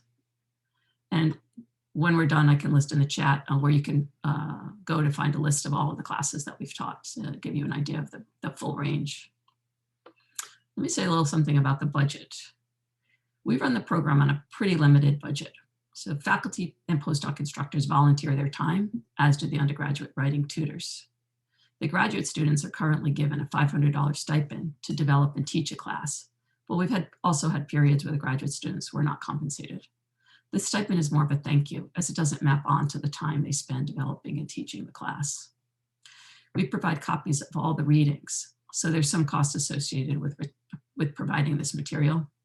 And at the end of the quarter-long classes, we do have a celebratory lunch on campus, and we give books to each of the graduates. So there are some expenses here as well, but we are able to calibrate depending on budgets for a particular year. And at the completion of each course, each woman receives a certificate to take a free class through Stanford's Continuing Studies program. This is done in partnership with Continuing Studies, so there's no cost to the center for these classes. And lastly, my own time is compensated as part of my regular salary, since running this program is one of my defined responsibilities. One of the things I do spend a lot of time on is finding the instructors and the tutors. So let me say a little something about that. I've been managing our HOPAS Scholars Program since the fall of 2004, so I've been at this for quite some time. From 2004 to 2010, we offered classes just during the academic year with faculty instructors. To recruit faculty, I relied on word of mouth and reached out to faculty I already knew. It was a long game with a lot of meetings over coffee, planting the seed so when they had time in their schedule, we could slot in a HOPAS class. But starting in the summer of 2011, I invited grad students to teach summer classes. And over time, I have moved almost exclusively to grad students and postdoc instructors. Their schedule seems to be a bit more flexible. Maybe they just plan in shorter timeframes, but I found them much easier to work with. And as I already mentioned, they're really eager to take advantage of this teaching opportunity. To recruit graduate students and postdocs, I rely on word of mouth, but I also work closely with other administrators on campus to get the word out to their departments. And then I run some info sessions a few times a year. Earlier this quarter, I held 4 Zoom info sessions and about 45 students showed up. Later this quarter, I'll circulate a call for proposals, and those interested in teaching will submit a proposal with a short description of the course they envision teaching, their teaching/TAing experience to date, and their availability. The undergraduate tutors are recruited in the same way via department administrators and word of mouth, but I do much less recruiting for the tutoring positions because most of the undergraduate tutors tutor for multiple quarters and even multiple years. The tutoring teams could usually consist of 4 undergraduates. There's always a good ratio of tutors to women, which allows for very individual attention if need be. The tutors are a really dedicated group of students. They're committed to this program, and they are really instrumental in helping the women succeed. Let's say something a little bit about excuse me, choosing the classes. I don't think I've mentioned this yet, but everyone at Hope House has to take our class. Since the women aren't looking for a catalog of classes and choosing the ones that look most interesting to them, when reviewing course proposals, I look for classes that I think will have broad appeal and that will ask big questions, questions that will encourage perspectives to be shared and interesting conversations to unfold. After I've chosen the instructors in the classes, I do review each syllabus and give feedback, but I'm not closely involved with the course creation. I leave that in the capable hands of the instructors and give them a fair amount of freedom to do what they think is best. That said, I do make sure that all of the classes have a weekly reading assignment and a weekly writing assignment. It helps to keep the weekly assignments consistent, but also to have consistency between the classes. The reading assignments are quite short though. Currently, we assign about 4 pages of reading per week. The writing assignments vary more by woman, as some of the women struggle to write a page, while others can write 5 to 6 pages. So we try to meet each woman where she is. I think finding the short, accessible readings is one of the biggest challenges for the instructors as they plan their course, and this likely takes them the most amount of time. I should also note that I sit in on most of the weekly classes, although not the tutoring sessions. This helps for continuity between classes, but also it allows just one point of contact for the Hope House staff. Regardless of what course is being taught or who the instructor is, the staff only has to interact with me. And although I say that I sit in to help with continuity, I also sit in just because it's fun. I can be involved in the class discussion, or I can stay completely in the background. I jump in as needed and wanted by the instructors, and I take my cues from them. And lastly, to keep the instructors and the tutors connected and working in tandem, we meet weekly to discuss the material, the lesson plan, and to discuss any concerns that might arise about the class, a reading, or with a particular woman. It's a great opportunity for us to bounce ideas off each other and for everyone to share in the creation of a successful class. But we do face some challenges, so let me say a couple of things about those challenges. As I mentioned, our Stanford classes are not opt-in. So all the women at Hope House must take our class. This means that some are excited to be in a classroom and engaging their brains again, and others are skeptical of what these classes have to do with their recovery. We also face the challenge that the women have various levels of education. Some have received their GED, others have completed some community college classes, and still others, although not many, have graduated from a 4-year college. I think it's safe to say that the majority of the women fall into the first 2 categories. That said, regardless of their achieved level of education, many have not been well served by the US education system. In this way, our program differs from the prison education programs that I know about. In those programs, it's often a privilege to take classes, and there might be a sustained educational program offered.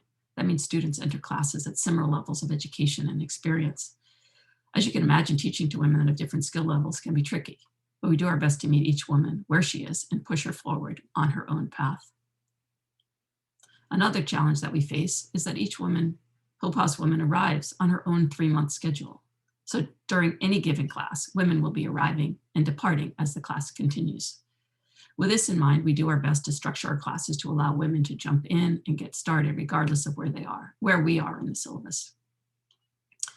And although this can be frustrating, I've come to enjoy watching how the classroom dynamics change as women arrive and or leave. If a more vocal woman leaves mid-class, another woman steps in to take her place and the dynamics shift.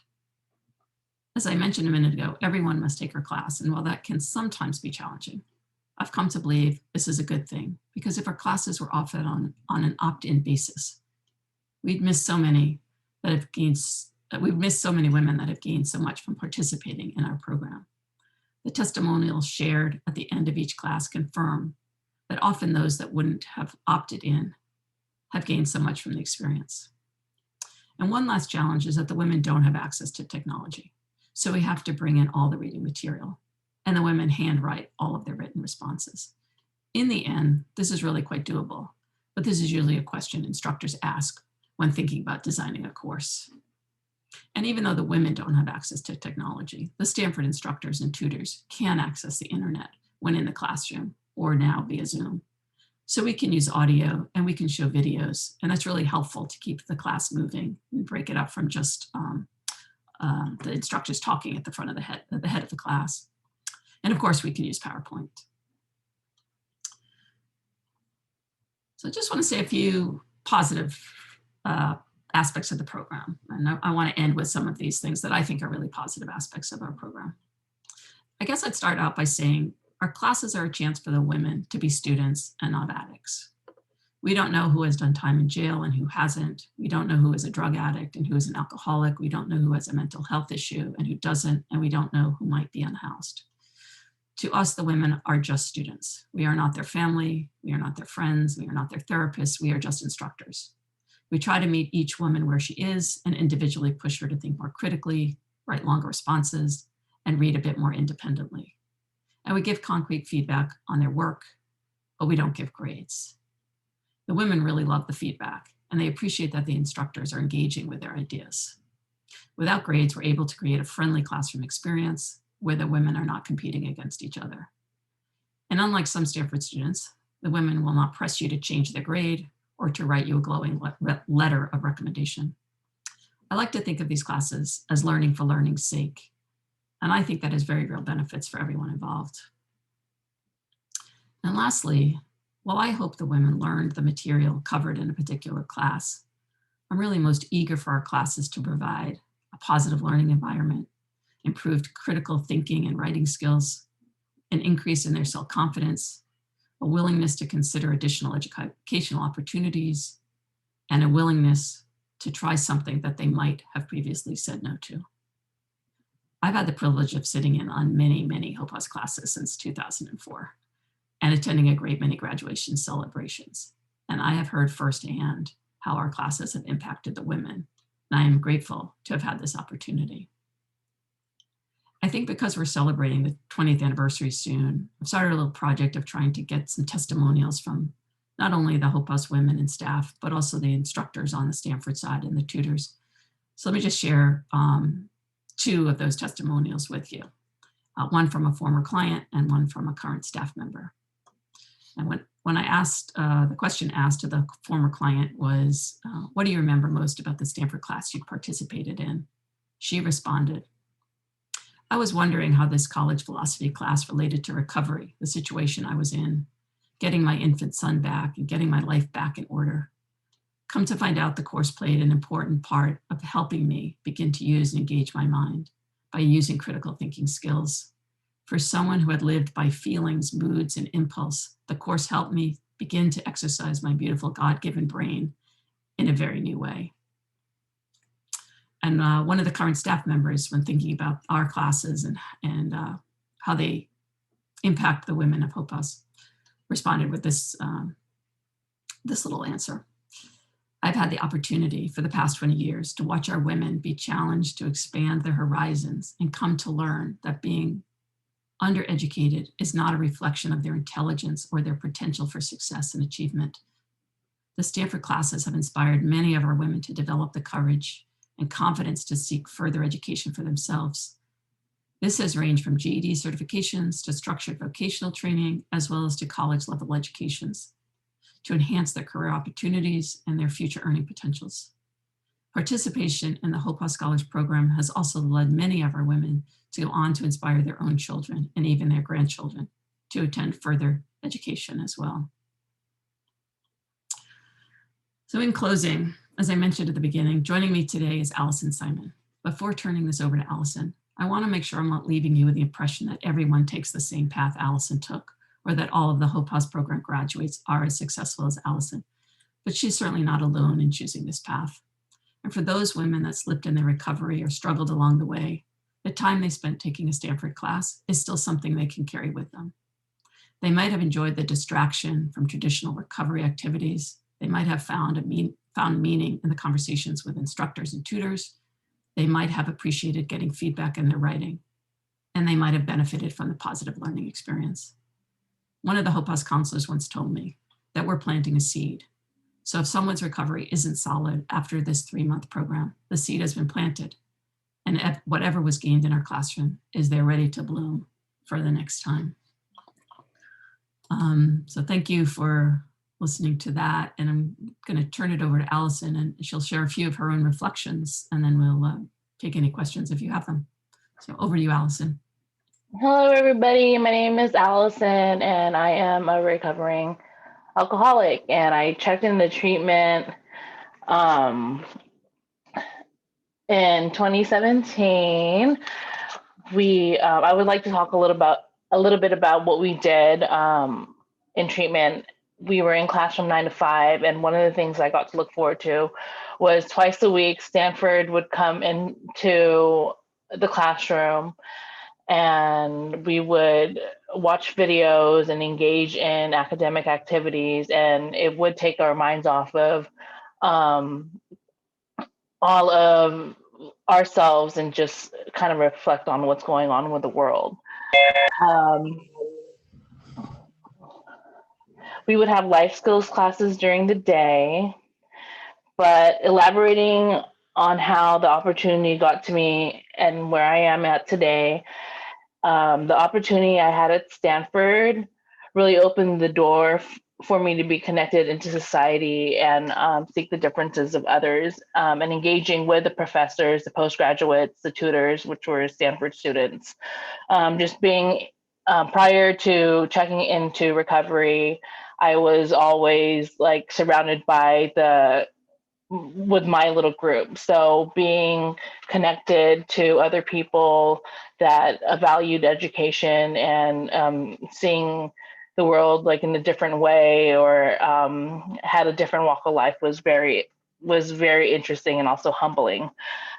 I was given a tutor to help me with my writing skills, which was administered by Stanford students and being taught by postgraduate students.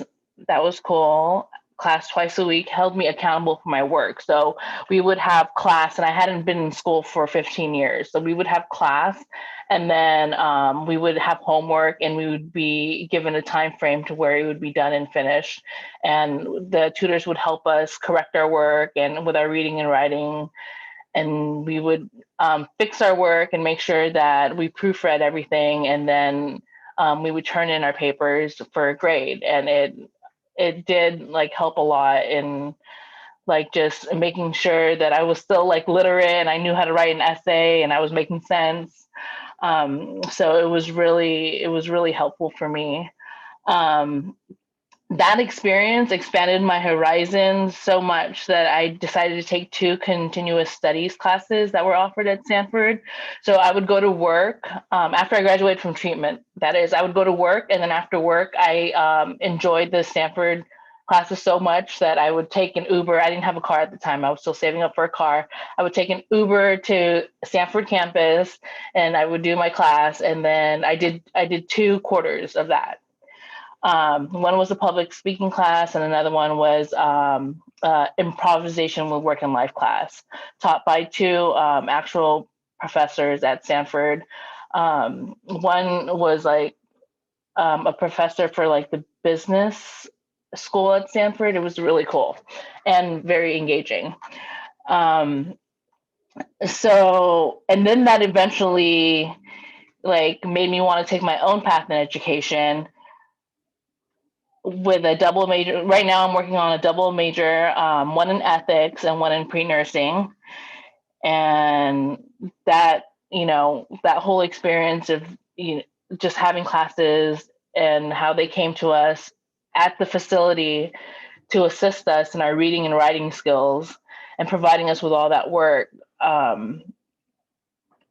made me like just want to go back to school and pursue my studies after like 15 years of not going to school and finally coming back. So thank you, Joni, and thank you for everyone that is here today and that that knows someone who, you know, is an addict or recovering in any type of way, just anyone that's been affected by this and is putting in their work, because it's all about being humans and humanity and lifting up each other, so we can make this world a better place. So thank you. And I'll turn it over. Oh, wait. One more thing. So when Joni was talking about like the certificates, I was like, oh yeah, I'm at home. So I had this. So this was the day. I don't know if you guys can see, but this was the day. I didn't have permission to like show their faces, but this was the day in 2017 where I received my certificate at the graduate luncheon that we had at the actual Stanford University campus. We took a field trip down there. So we got to leave the facility, the treatment facility, and go over there.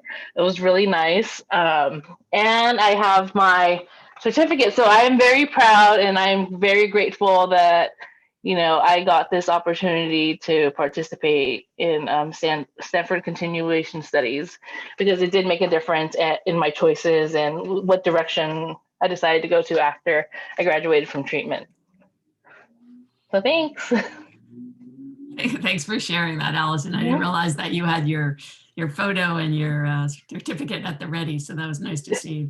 Good memories for all of us. So. I think I'm not sure what your format is, but Allison and I are happy to answer any questions if there are any, and added some details. So let me know. Let's do some questions. Allison, I just appreciate your enthusiasm. And when you said you took an Uber to class, I think every academic did a backflip, was just so appreciative of your love for learning. Just really appreciate both of you guys' sharing the journey of the Hope House. To start us off, I had a question about, you know, Joan, you talked about how, because the program's ongoing and women, based on their treatment, can kind of come and go, right? And you talked about how that changes maybe the dynamic of it. But I'm thinking about people who are coming into an established group already. So maybe there's a few women who have been learning, and then I'm the new person coming in. What has been the journey for those women coming in to try to break into an established group? Yeah, it's really interesting when you say that, because part of what we do in the class, so when we show up on the first day, we're showing up to a dynamics that already exists. So let's go with 10 women in the house. Those 10 women are living together 24/7, and they have a dynamics amongst themselves, and they've got patterns and friendships and relationships, good and bad, as you can imagine. It's pretty close quarters there. And then we show up as instructors and tutors, and we have to fit ourselves into their environment and make space for us in their classroom. So as the women come and go, you can definitely see the dynamics shifting. I guess I want to say that is not really controlled by Stanford. The women are figuring out on their own. Of course, as you can imagine, women who are just coming into a treatment program are some are reluctant to be there, some are eager to be there, some are dealing with family issues, court issues, medication issues. So they're really getting their feet on the ground, and the first couple of days or weeks could be a little tricky. So we try to be as understanding as possible as they arrive in the classroom. But some people start in and they'll say, I just arrived this morning, and then they're busy answering questions and there's no problems. It's very individualized instructions in that way. We just really try to meet each woman where they are. We try to watch for classroom dynamics, which is really hard to do a little bit on Zoom. And maybe just say one thing about that Zoom environment. So we've been doing Zoom since, of course, since March, but it's not like here where each person is on their own screen. At Hope House, there's one computer that all of the women around a table are, we're kind of looking at them all in one view. So we don't have a great a visual of each particular woman and maybe eye rolling or anything that might be happening between them. So we're doing a little bit guessing on that part. But I will say that we do go back to Hope House staff if we see like there are any problems or where we have a woman who's not particularly engaging, and then we try to figure out how much we should push them or should we give them some leeway until they settle into the program. That might have been a long-winded response, but hopefully somewhere in there where there was an answer. Yeah, absolutely. Yeah. You had mentioned, is it here, I'm just read this question for you. You mentioned just being instructors. I find it hard to stay in that lane. Can you elaborate? I think we was talking about maybe your presence. Was it talking about your presence in the dynamic? Oh, yeah, I'm actually, I'm not sure what that question is actually asking, but so we do have instructors. So it'll either be a faculty member, a postdoc, or graduate students. They serve as the instructors. Sometimes they're being individual there. They're just by themselves teaching solo. And sometimes they'll be their team teaching. And that's really, we've changed that model up over time, where before it was always team taught. We have moved to maybe half and half. It really depends. Some of the students really prefer team teaching, and some of them really prefer teaching by themselves. I don't personally have a preference, so whatever works for them is fine with me. But regardless of who the instructor is, I will show up on the Monday classes and to be an extra, perhaps an extra person in the room, although there are many classes where I don't have any role other than sort of enjoying the class and watching the discussion and then being a liaison to the Hope House staff. Again, that's mostly so they're not having to deal with different people every quarter and making a lot of new relationships. So somewhere in there, maybe that's how we do the instructors. Okay. And a couple of instructors have repeated over multiple quarters, but it is more often kind of a one-off experience, which is different from the undergraduate writing tutors, and they do multiple quarters. And right now we have three because we're on Zoom, and all of them have tutored this year, all of last year, and some of them tutored even the year before. Okay, thank you. I do have a question about, I know you mentioned that the cost is minimal, right? You have books and a graduation meal and and the very small stipends. But was there any ways of how you had to raise funds for this, or how you got further administration buy-in? Yeah, it was already started when I arrived. I think they might have gotten a grant at the very beginning. And lately we've been running it out of our own Ethics and Society has a small endowment that we use to fund this particular initiative. And I think that's why sometimes the graduation lunches or dinners might have been more elaborate, and sometimes we have more funding that we might spend on the books. So we can vary that, but it does right now come out of Ethics and Society budget, and that has been okayed by both Deborah Satz and Rob Reish. So that's really a nice commitment from them. Again, it's not a particularly large investment by the state from Ethics and Society, but it is money that has been earmarked for this purpose. And just this year, actually, the money that we were using has been moved to a different center, so we don't have access to that anymore. So it will be coming directly from other endowments that we have. And I now see what he or she is saying about, I use the word just instructors as opposed to being therapists or family. So that might have, however you think about that. Yeah. Other questions that people might have for our presenters. Yeah, Alice, I have a question for you. I know you talked about how it had been a lot of years since you'd been in school, and here you are, you're beginning to work on your own recovery, and surprise, surprise, now you're going to be taking this Stanford experience. How did you work through, I'm assuming there might have been some intimidation or maybe even feeling at times overwhelmed by, oh, now I got to do recovery and class. How did you deal with that? Do you mean while I was in treatment? Yeah, I mean, while I was doing the classes for Stanford? Oh, at first I felt overwhelmed. I felt like I couldn't do it. It was really frustrating for me to actually like use my brain cells again. I mean, like I was using them day to day, but not in a way of like in the world of academia and literature and paying attention in class and, you know, engaging with others in a very like respectful way. I would say it would get really tense. Like sometimes we talk about politics and, you know, you get a whole bunch of us like in the middle of the room. It's just like, okay, this is not like a meeting. This is a class. So just having that, like, you know, just made me more willing to work on myself in that way. Like to sit down and to take everything that has been given in front of me and put it together in an analytical way to being able to put it down on paper and just to kind of, the courses that were given, we all had different we all are different. So we all had different views. We got a chance to have like, kind of like our opinions written down on paper by us. Was like, it was kind of like a way to have our message matter, like as individuals. Does that make sense? Because like, if you're like just coming into, like for me, when I was coming into treatment, I didn't think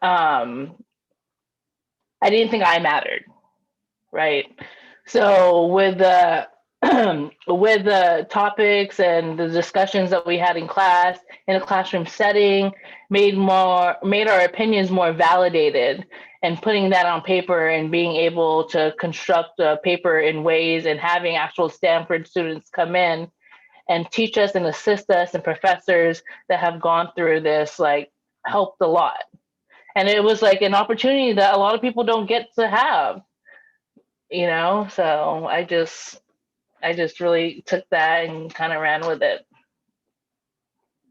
Does that answer the question? Okay.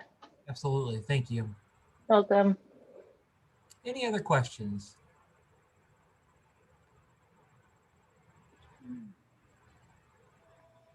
Well, we greatly appreciate it. And Allison, just as somebody else was echoing, I just love that powerful statement about the truth that you matter, and how much you've even now just impacted us with your energy and insight. I just used to bring a great spirit about you. And Joan, I have one last question. You have kind of been a fly on a wall for lots of classes inside the Hope House, right? As an engagement and an observer. And you've seen lots of different teaching strategies in that experience. For academics, would you have any insight about some helpful teaching strategies in an environment like that? Or maybe some things you've seen that just maybe haven't been as helpful or supportive? Yeah, it seems to me that we structure the class a little bit where of the 90 minutes, there's maybe just 10 minutes that are used at the beginning to kind of, I guess I'd say maybe like a little lecture to kind of set the conversation, give some information. It's really very much of a seminar style class. So it's a lot of talking, engaging with the women, calling on them to try to get each one to engage, because some of them will sort of take a little bit of a back seat. So we try to do our best on that. We're looking for classes, as I said, sort of big questions where everybody can kind of have their own opinions and share them. There's not like right and wrong answers. So we're looking for really discussioned topics that would resonate with as many people as possible. It does help for breaking up if we can introduce any kind of audiovisual is nice just for a change. We do breakouts into sometimes partners, the women will partner with each other and report back. So all of those sort of normal classroom techniques are used. So it's interesting when I meet with the graduate students, a lot of them are interested in what kind of class, but I've seen classes that seem really good on paper turn out not so great in person. I mean, I think the energy, and the energy of the instructor is really what makes the class great. So we've had a lot of courses which maybe didn't seem so great on paper, but they've translated really well by the instructor who was doing them. And I mean, we can all see Allison's got great energy. My energy is a little bit more low key. So I tried to keep teaching the class one year and realized that's not for me. So I'm pretty good at one-on-ones, you know, with the individual instructors, encouraging them and working with the staff and being behind the scenes. Being in front of a camera or in front of a classroom is not my thing. So I've seen a lot of really successful, especially it's really interesting to watch the graduate students who are really just thinking about pedagogy on their own. And if you have to boil it down to, you know, the summer classes in particular, when you think I only have a limited number of classes, or I only have a limited number of pages that I can assign people, it really forces them to think about, what do I want the women to get out of this class? What's most important to me? What do I want them to take away? And they have reported to me that they found that sort of a need to be something that carries over for other classes that they're planning, perhaps at Stanford or later on, the ability to kind of create a syllabus in a class, thinking more deeply about it, tightening things up exactly in this limited way, and focusing really on what they want the women to gain. So yeah, that's it's hard to. So some of them actually have had a bunch of teaching experience, and that's nice to know. But teaching experience at Stanford and having TA classes at Stanford doesn't mean you'll be a great instructor. It's you know, at Hope House, they're different populations and different ways of motivating students, different classroom dynamics. There's sharing that happens in different ways at a Hope House class. So sometimes, you know, we talk about responses. And I think we're sensitive to the fact that there's sort of in the residential treatment facility where they're sort of doing ongoing sort of therapy, and we're coming in and we're having discussions which may be triggering in ways we don't know. So we try to be sensitive and work with the staff. So there are times we're doing a course on family now, which is super interesting. But it does from time to time bring up something for the women, and the women will just say right flat out in class, I'm not able to read this reading. I'm not going to participate in today's discussion. This doesn't work for me where I am at the moment. And I think sometimes in a class at Stanford, you don't know that. The students don't share that information. So you might be having those conversations, and then the women or students leave the classroom, but you don't know that you've just upset anyone, and there's nobody necessarily for them to go and talk to. So I think that's one of the things that's a little bit challenging, that we have to do our best not to trigger anybody, but that we alert the staff if we think that we have, so they have some support right nearby that they can run to. What a helpful reminder of allowing people permission and space to, you know, to take a moment and not engage. I think it's really helpful. There's a question about gender. When you're talking about the Hope House is all women, are there male faculty that are allowed to teach, or male instructors? Yes, we have had a number of male instructors, and we've had male undergraduate tutors that have tutored for multiple years, and that is fine. I should also say, maybe, I don't know if this is important or not, but Hope House itself, where we teach, it's 2 houses on a residential street, and those houses look like every other house in the neighborhood. There's nothing outside that differentiates them. They are very well maintained, and the 2 houses are split where the women live and where the offices are for the staff, and behind one of them and attached to it is where we have a classroom. So we are allowed to go through the house, and we check in, and then we go to the classroom, but we are not, nobody checks our bags or any of that sort of thing. It's not like the women do have a lot of rules and regulations, but it's not per se like a lockdown facility. So I'm not sure what people might have expected the setting to be, but it's very much of a house sort of situation. But what men are fine, men instructors are fine, not necessarily men visitors to the house. And when you have your, I know you said previously it would take a lot of coffee sessions to recruit faculty back, you know, when you were doing that. Once you have a person, you know, either a postdoc or whoever is going to teach the class, is there any kind of like training you provide them, or is it just like individual coaching, or how does that work? Yeah, I think we don't have specific training, but there are so many people on campus that have now taught at Hope House that when we run the info sessions, we always have somebody or usually multiple people who have taught, and they will share their experiences. And then we can connect people in their department or other places. So there's definitely people they can check in with to get a little bit more guidance besides the info session and besides meeting with me and me attending the sessions with them. I will say there's probably room for improvement there, but we've been lucky that it's that we haven't run into any problems, and it's something that I thought about from time to time. But I think my consistent involvement and having so many people on campus that have done it, it kind of mitigates that quite a bit. Yeah, it almost feels like in the way that you're sharing, there's a Hope House culture now, a part of the at Stanford there, and amongst your faculty or postdocs. Yeah. And that's really great. This is so helpful. I just really appreciate the work and what you've shared with us today. And especially as you said, it may not be an exact fit in our own locations, but there's really a lot of things that can be learned and really expressed in our own individual locations of ideas like this. I think so. I mean, it's really great for all.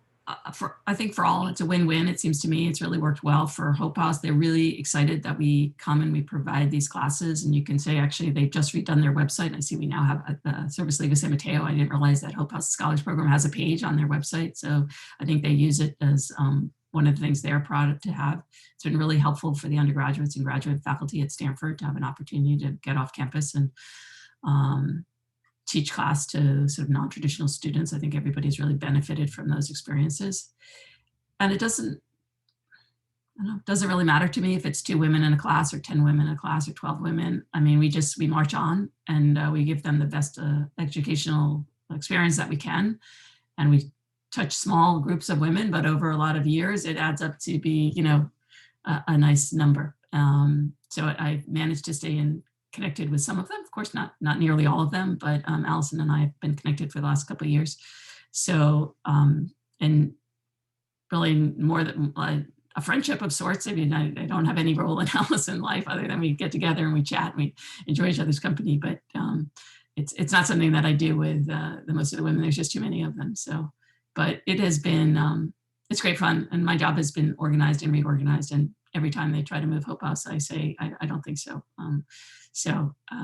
I may be understated here today, but it's really something that I have found to be just really, really meaningful to me and for my time at Stanford. So I'm really pleased that we've been able to keep it going for so long and look forward to keeping it going for quite a bit longer. So thanks for inviting it, both of us, letting us both come and share some of our ideas with you. And if it's helpful to anybody else, that's great. Maybe I can put my contact information in the chat. I'm not good at talking and chatting at the same time, but feel free to reach out. Absolutely. And I know, Joan, you had said this is not your typical MO of being out front, being in public. So I appreciate you also kind of sharing a great thing with us and stepping out there and being a public figure for a moment. So really appreciate it. Thank you guys so much for your time. Allison, it was so great to see you. And we'll be back at 2:30 with our friends from Lindsey Wilson as we continue on. We'll take a break till 2:30. Thanks so much. Thanks so much, Bob. Appreciate it, Rob. Bye-bye.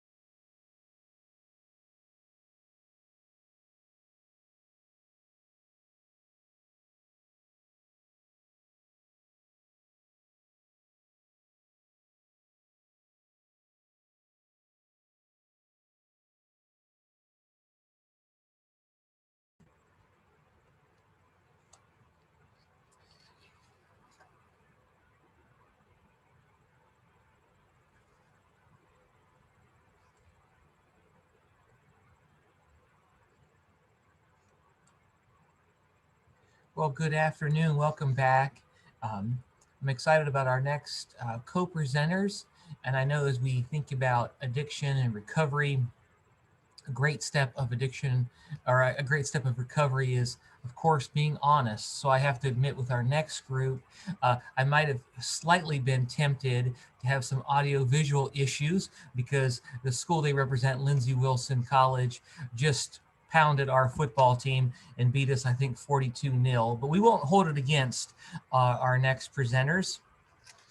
Dr. Daniel Schnappwhite, professor of counseling, education, and supervision at Lindsey Wilson College, is joined today by a host of students. Doctoral students John Bender, Sheena Falter, and June Wygia, and of course, undergraduate student Robert or Robbie Southers. They'll be sharing with us about their research and project, and we are so glad to have you guys. The floor is now yours if you're all with us. So you can unmute yourselves and put your video out there, and we'd love to hear from you.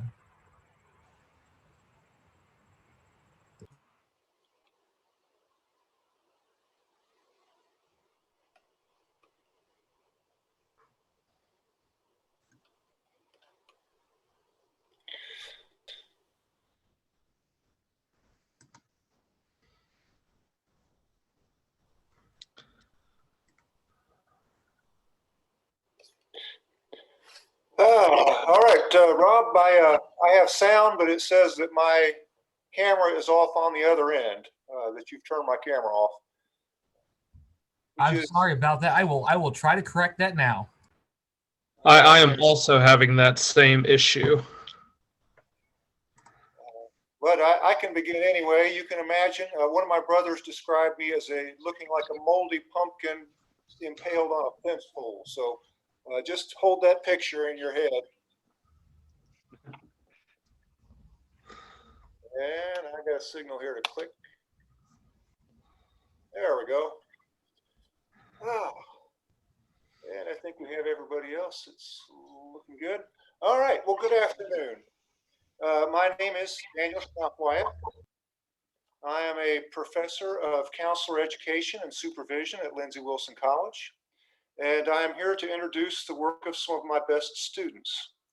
But first, I want to address, from the perspective of a counselor educator, the relevance of the humanities to addiction. There are plenty of folks within the counseling discipline who view humanities research as existing somewhere between guzzling snake oil and wallowing in the black mud of occultism. This is, I suspect, an artifact of the field's evolution. Counselor education and supervision has only been the standard terminal degree in the field since 2009. Like any new field, it craves recognition and credibility. Psychology, the trunk that counseling branched off of, did the same thing. In the post-World War II years, psychology sought to distance itself from psychoanalysis. Penis envy and Oedipal complexes were, at best, awkward concepts to find oneself associated with. The intellectual heroes of the Second World War were physicists. Psychologists adopted the habits of physicists. They had labs, they wore lab coats, and they devoted themselves to empirically solvable or verifiable problems. 60 years later, counselor educators, in their earnest desire to be perceived as legitimate researchers, adopted the most rigorous of psychological methods, quantitative analysis and complex statistical modeling as the research ideal. It was foolish, and a decade later, this is becoming apparent. Let me pause here for a couple of definitions. The American Counseling Association defines professional counseling as a professional relationship that empowers diverse individuals, families, and groups to accomplish mental health, wellness, education, and career goals. Note that this boils down to humans helping other humans to do human stuff. The Encyclopedia Britannica, that venerable go-to source of knowledge in the pre-Wikipedia age, defines the humanities as those branches of knowledge that concern themselves with human beings and their culture, or with analytic and critical methods of inquiry derived from an appreciation of human values and of the unique ability of the human spirit to express itself. Note that this boils down to humans studying humans doing human stuff. The counseling field explicitly prefers practice rooted in evidence-based, data-driven research. And yet, in its current form, considers the humanities, people studying people being people, to be an insufficiently rigorous basis for humans helping humans to do human stuff. While those lab-coated psychologists of old definitively demonstrated that many animal species are addictable, it is only humans for whom addiction becomes a common problem of everyday life. Caffeine, nicotine, alcohol, and a slew of less legally accessible substances have haunted us down through the ages. Addiction is a common human problem.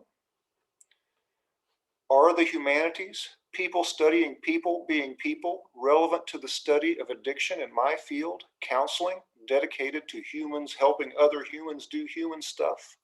Of course. Honestly, it's difficult for me to maintain respect for someone who would say otherwise. On that note, I would like to turn the presentation over to the members of my research team, or more accurately, members of the research team of which I am privileged to be a member.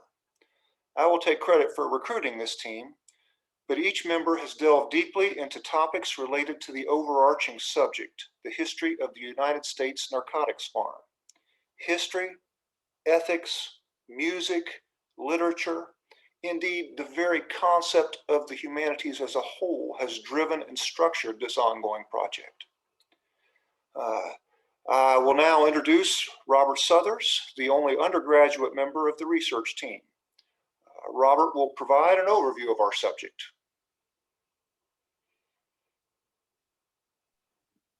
Thanks, Daniel. It's my pleasure to be here. So today we're talking about the federal narcotics farm based in Lexington, Kentucky. To start out, some background. Throughout much of history and still today, to an extent, addicts were outcasts and ostracized from society. Treatment methods for substance abuse disorders utilized frequently inadequate treatment methods, such as just getting fresh air or R&R. And they're primarily administered at sanitariums which were prohibitive, costly. In 1935, AA was invented and it started to take off a couple years later, but it was prohibitive of non-alcohol substance abusers, and thus it kind of perpetuated the ostracization of substance abusing narcotic addicts. And still today, that is still true in certain groups and locations, and addicts may or may not be welcome among their ranks.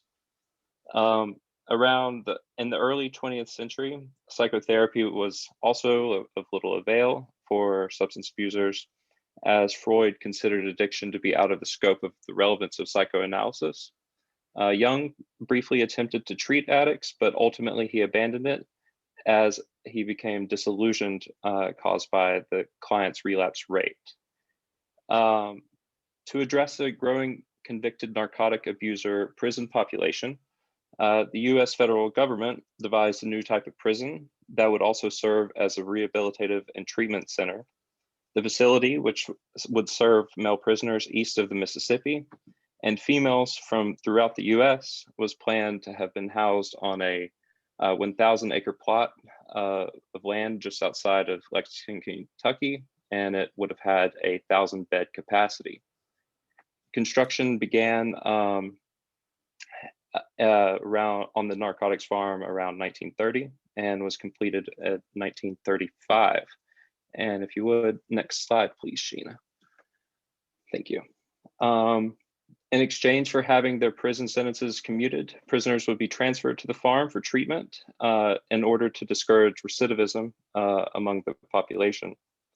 After the culmination of World War II, the admittance rate from the farm skyrocketed as veterans returned from the war, addicted to narcotics, and had myriad of mental disorders and trauma. And shortly after the farm's inception, voluntary check-ins began to be allowed at the farm, but however, as is the case today, many patients were coerced in some manner to seek treatment, be it from a job, a loved one, in order to avoid legal recourse, or due to some other mitigating circumstance. At the time, next slide, I believe. Thank you. At around the time the farm was functioning, work therapy was utilized as the preeminent mode of treatment. This was because addiction and substance abuse was viewed as a moral shortcoming that would be overcome with hard work and willpower. Very few psychotherapists that did operate at the farm were most likely psychodynamically oriented. As such, they would have had to modify their treatment according to how each therapist would have viewed addiction and how to treat it. Further, psychodynamics is a lengthy form of psychotherapy, and its efficacy would have been questionable purely due to the fact that the patients would have been admitted for varying lengths of time. They would have been leaving the farm, and possibly before therapy was able to become effective, which would have prevented a true countertransference from developing, which is integral to psychoanalysis and psychodynamics.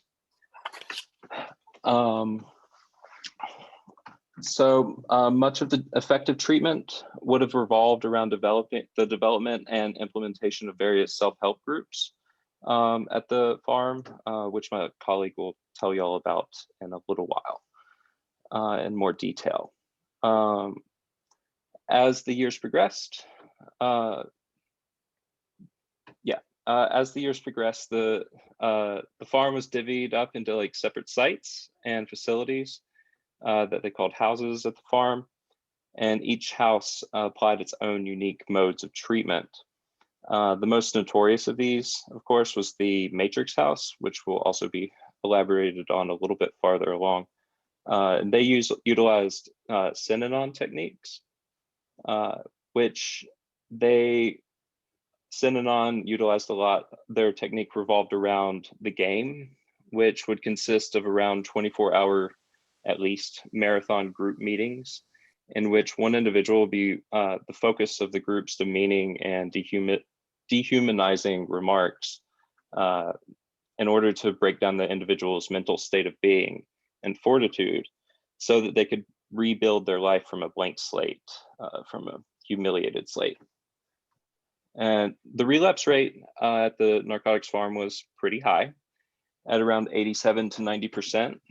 But upon like reflection of modern relapse rates in a lot of instances, it's actually those numbers sadly do still hold true.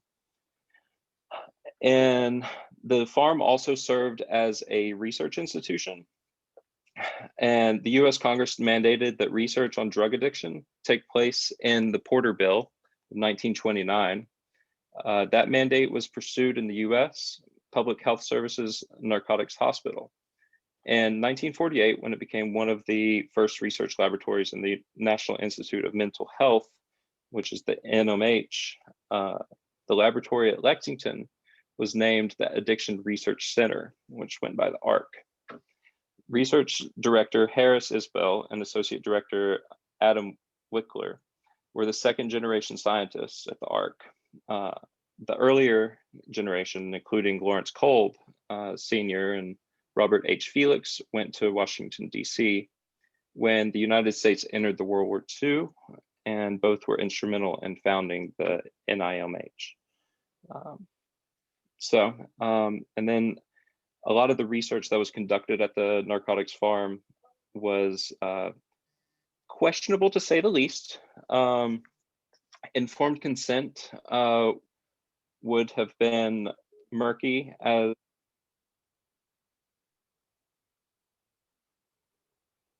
research itself to some manner. My microphone just cut off. I don't know why. Y'all can still hear me, right? Yeah. Thumbs up. Okay. Don't know. Anyway, thank you. The informed consent at for the research studies that were being done, the participants would have been dramatically incentivized to participate because or the participants of the research studies with their drug of choice, which was speaks for itself. And further, the research studies wouldn't have been reflective of the populations that they would have been trying to study in the first place, as around 2/3 of the patients or prisoners, what have you, at the narcotics farm were African American, but of course, only a minority were reflected in research studies during the time, and white exclusive studies would have been the norm and often were. And with that, that provides a relative background. And with that, I'm going to turn it over to John. And yeah, thanks. All right, thank you, Robbie. And thank you all for the opportunity to present today. I want to start off today talking about music, first in connection with jazz music and substance use in general.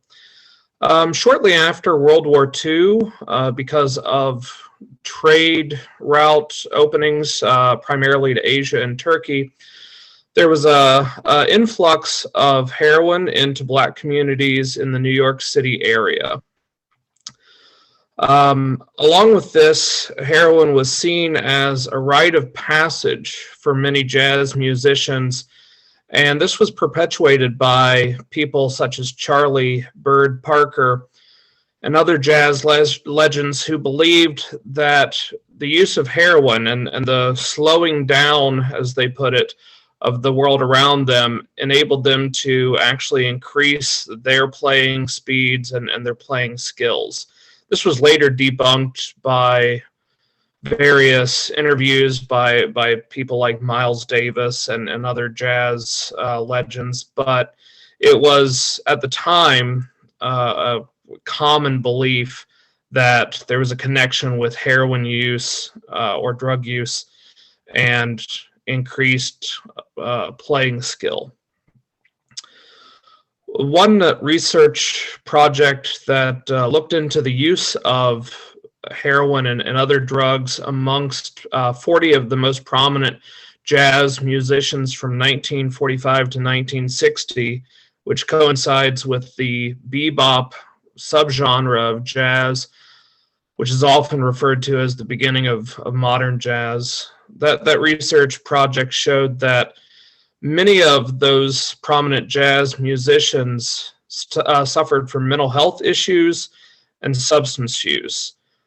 52%, so more than half of the 40 that were reviewed suffered from heroin use at some point to where they would nowadays qualify for having opioid use disorder. And 27% of those 40 prominent legends suffered throughout their life of alcohol addiction or alcohol use.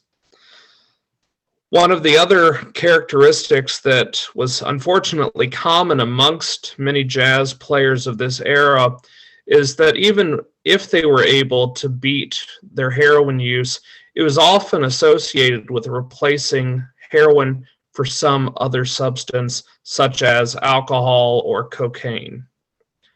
Sheena, if you can, thank you. In terms of jazz at Narco, jazz and big band concerts were a part of the social events and socialization at the Narco farm. We don't have clear records of patient names in part because many of those have been destroyed. However, promotional material and other sources indicate that there were several prominent jazz musicians of that day, such as Chet Baker, Sonny Rollins, Elvin Jones, and others were receiving treatment at the Narco farm at some point. Along with the jazz and big band concerts put on by the residents or the patients there at Narco, the staff and some of the various memoirs note that there were several jazz concerts and jazz music series that came through Lexington. And this might have also brought additional awareness of the Narco farm and of substance use treatment to those musicians in those jazz ensembles. Unfortunately, based on the documentation that we still have available and that has survived, it's unclear whether or not music was specifically used therapeutically. However, it is possible to hypothesize that this use of jazz and this music subculture that was part of the Narco farm could have very well been the beginnings of using music therapy in connection with substance use. As part of, I think, this presentation, I want to highlight the possibility of using music therapy in the future as an additional treatment option for substance use disorders. Current research shows that music therapy has been used since as early as the 1970s as an add-on treatment component. And one of the things that's interesting about music therapy, similar to art therapy or play therapy, is that music therapy can offer non-traditional means of communication for clients. Oftentimes, music is able to give clients an option to express things that they simply aren't able to convey through traditional communication as part of talk therapy. Research into the efficacy of music therapy shows that music therapy can increase emotional awareness, can help with developing relapse prevention. It's also able to decrease anxiety and depression. And research shows that music therapy as an add-on to traditional therapy options is most effective primarily in women and adolescents. And with that, I'm going to turn it over to Sheena.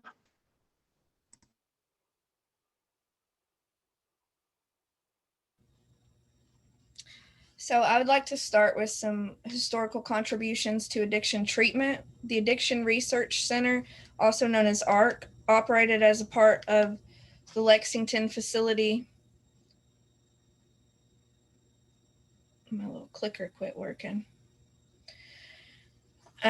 Operated as part of the Lexington facility from 1948 to 1976. And at that time, it was the only place in the world where pharmaceutical drug use potential was assessed in human beings.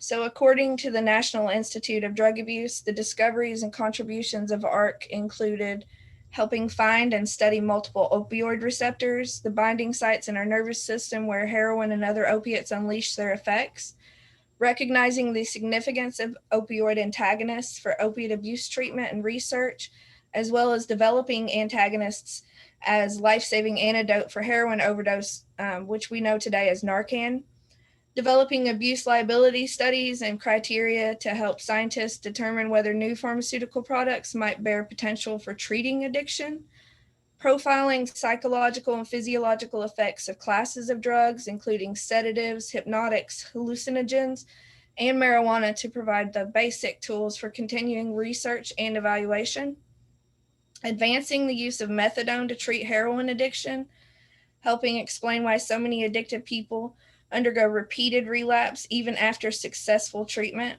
and demonstrating that drug dependence is not limited to opiates and extends to other drugs of abuse.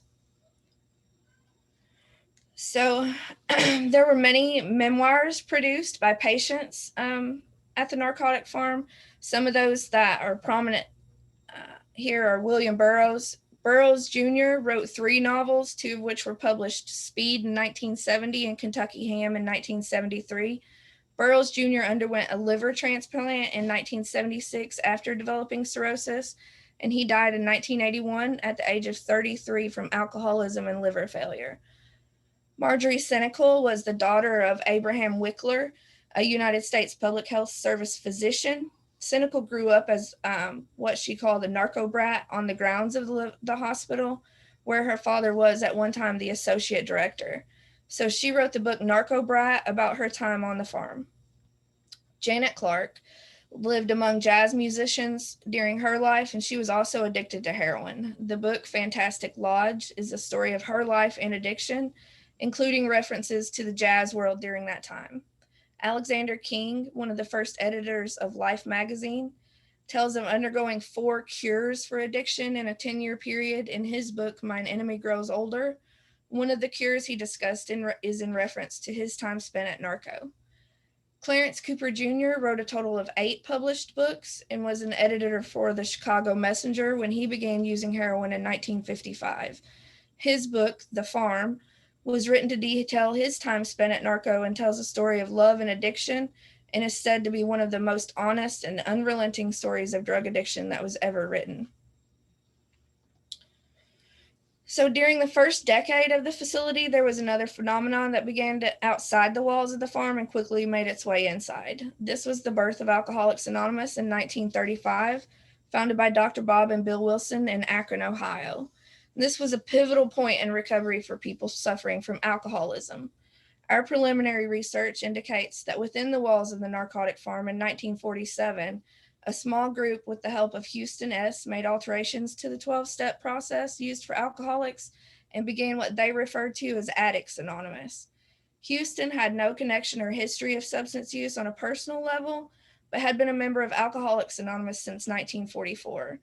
In one of his meetings of AA, he grew close to another alcoholic who had a severe addiction to morphine that he was unable to kick using the steps of Alcoholics Anonymous.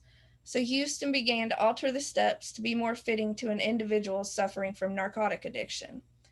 In those meetings, Houston met Danny Carlson. Danny took the 12-step meetings for addicts from inside Narco out into the world with him in 1950 and began what he called Narcotics Anonymous in New York in 1951. Then a few years later, in 1953, Jimmy Kennan utilized the name Narcotics Anonymous and began another fellowship in California, which is the widely known form of Narcotics Anonymous that is still thriving in our recovery communities today. These 12-step processes are used today in conjunction with formal treatment options as a means of sustaining long-term recovery after the formal treatment process has ended. However, the official literature of the 12-step fellowship makes little to no mention of the history of meetings held within the walls of the farm and gives credit of the formation of Narcotics Anonymous to Jimmy Kennan and his group of individuals in California in 1953. So some glaring differences between the original steps produced by Danny Carlson and the 12 steps of NA as it's known today include the lack of focus on religious and spiritual concepts within the steps. The original 13 steps put more focus on the individual facing their lack of control and moral failings in their lives, which is representative of the way that addiction was viewed in that time. It's reported that Danny wrote his steps without the main focus of spirituality due to having been turned off by the immensely spiritual and religious aspect of Alcoholics Anonymous.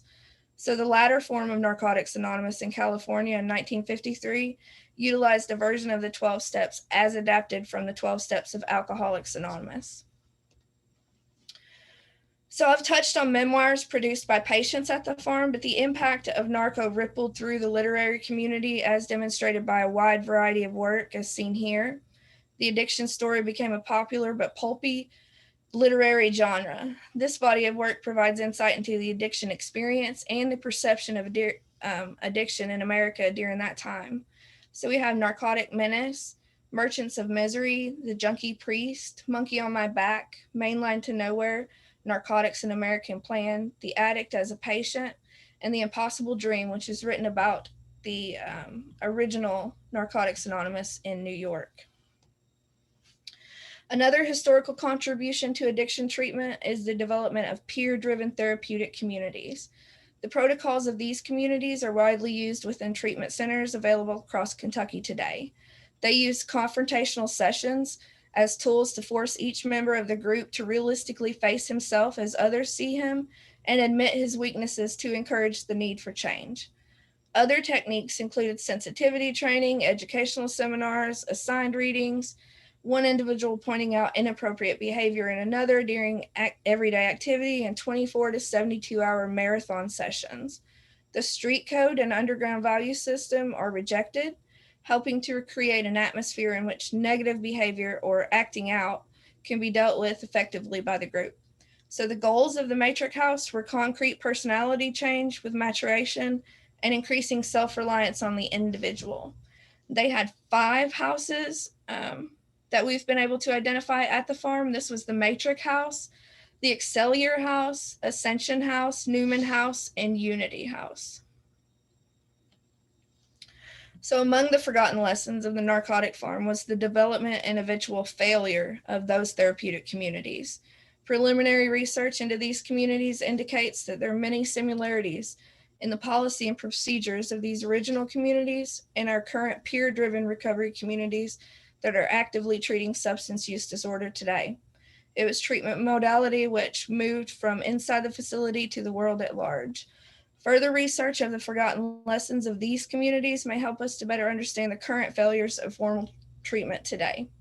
So now I'm going to turn it over to my colleague, Junwei Jia, and he's going to focus some more on treatment. Thank you, Sheena. So I will talk about the humanism in our counseling professionals. And I want to look something. Was there any published article mention of this? So next slide, please.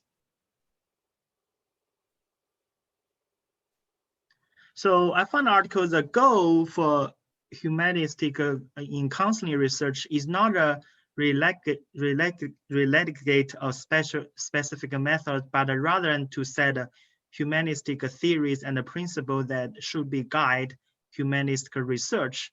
So in October 2012, the publishing Journal of Humanities Counseling talk about the ideology of humanism in the counseling. One of the things point out in counseling research, it's really lack of qualitative research, and there's a limitation of quantitative research.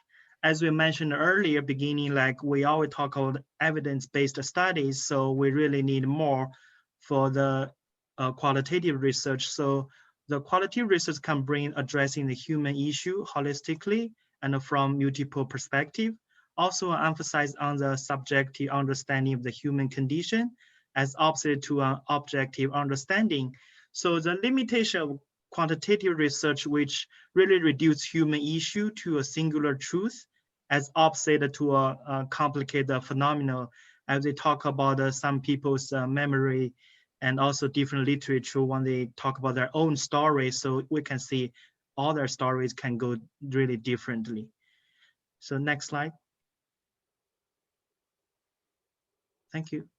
So the founding of Humanities proposed is that counseling should be informed by the humanism. It's not really reductive or force of science. So in the counseling professional, so as we're addressing humanistic theory, so the assumption is like the counselor building the trust with client. The counselor communicates with empathy, and the client engage in the meaningful for self-disclosure. So next slide. So in the counseling professional, we always recall Carol Rogers, so who really integrated humanism into counseling. So in his theory, he talked about 2 basic human needs like self-actualization, the need to fulfill all of one's potential, and also really positive regard. So we're talking about the need of acceptance, respect, affective from others.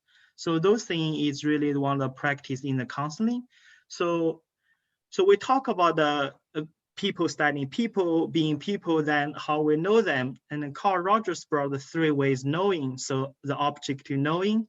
So the basic is all the hypotheses based upon the measurement construct. Or we study from textbook, or we refer from different research.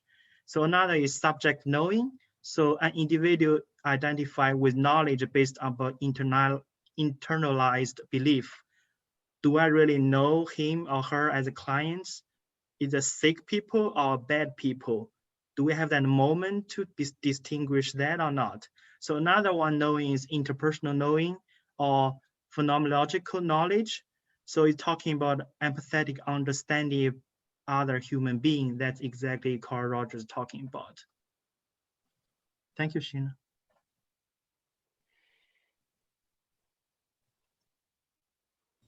Okay, so the next thing I'm going to focus on is some of the unethical history of Narco. We found very little documents concerning the ethical issues that are reported to have occurred during the operational years of the farm. This is most likely due to a willful destruction or perhaps concealment of records deemed embarrassing to the country. The disappearance of these records appears to be connected to 2 separate bodies of scandal associated with the facility. The first is connected to the Central Intelligence Agency research activities promoting the weaponization of psychoactive substances conducted with the Addiction Research Center from 1953 to 1962. The ARC conducted CIA-funded research on the controlled alteration of human behavior under the notorious MK-Ultra project. So Project MK-Ultra files were destroyed by order of the CIA Director Richard Helms in 1973. And this missing data leaves a massive hole in available data.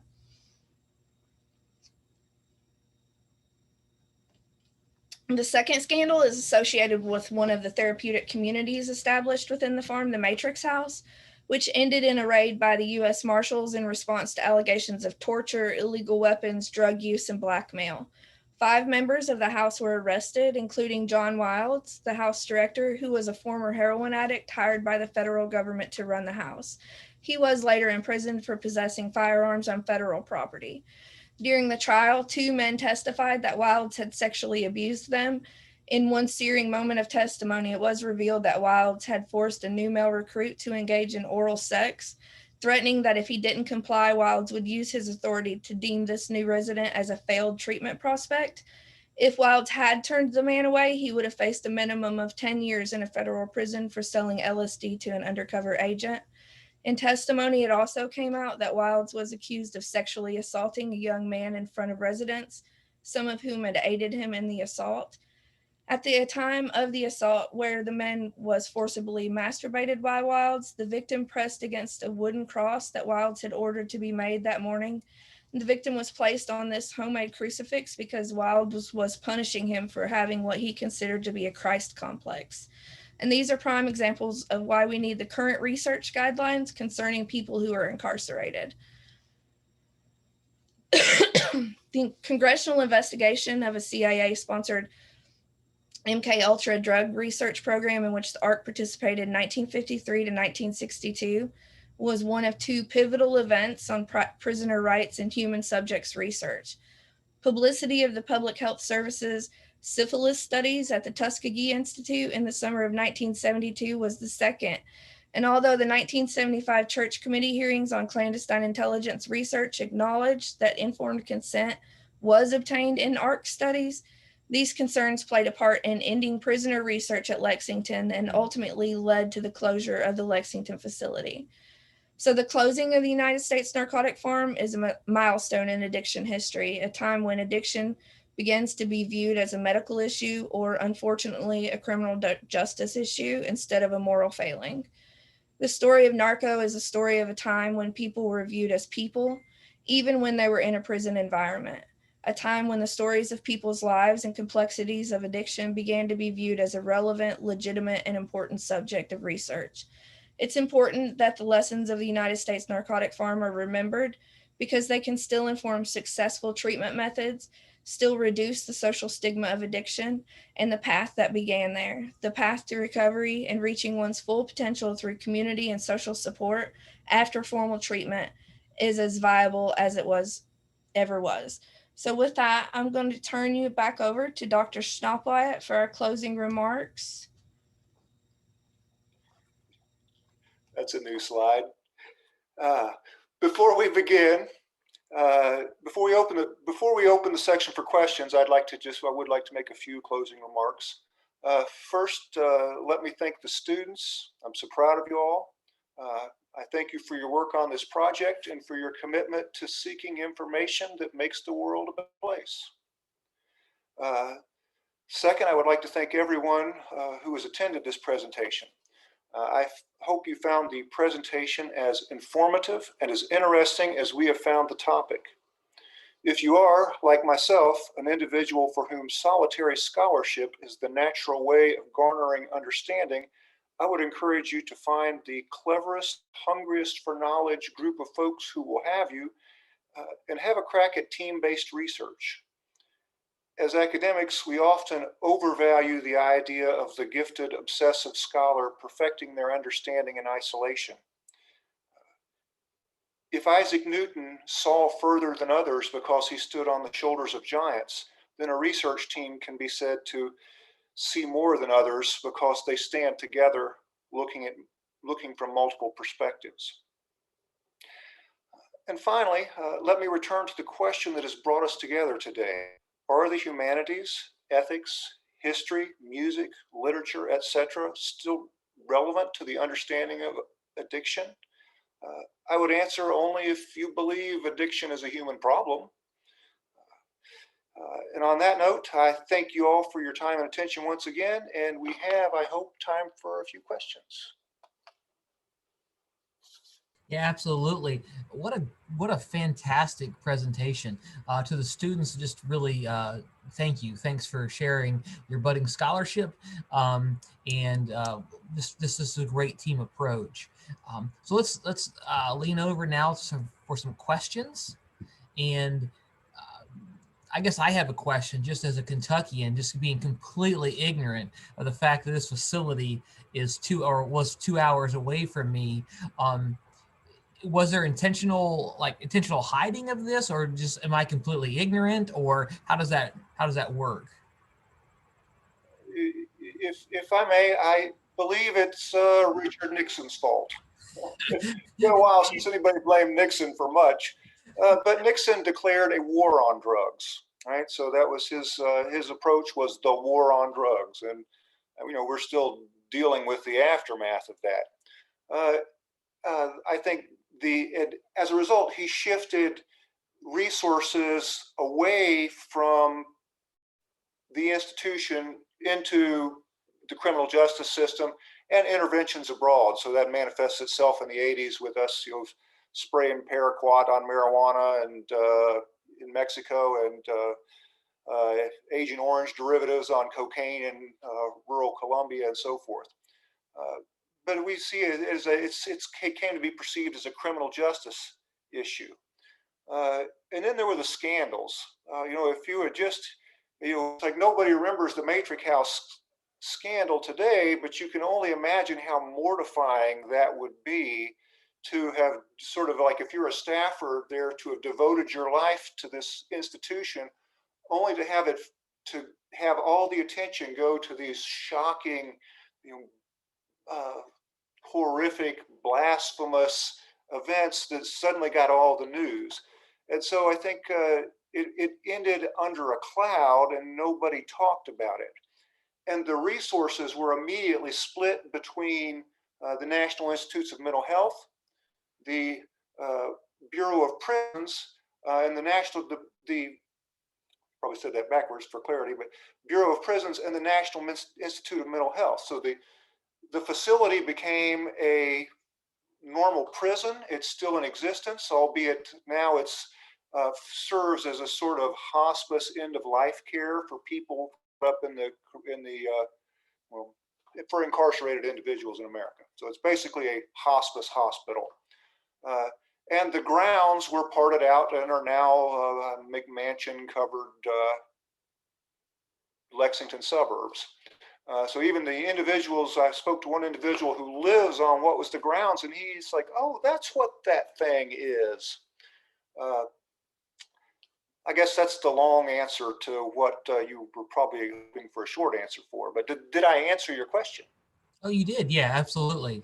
I greatly appreciate that. Are there other questions that you want to ask our panelists?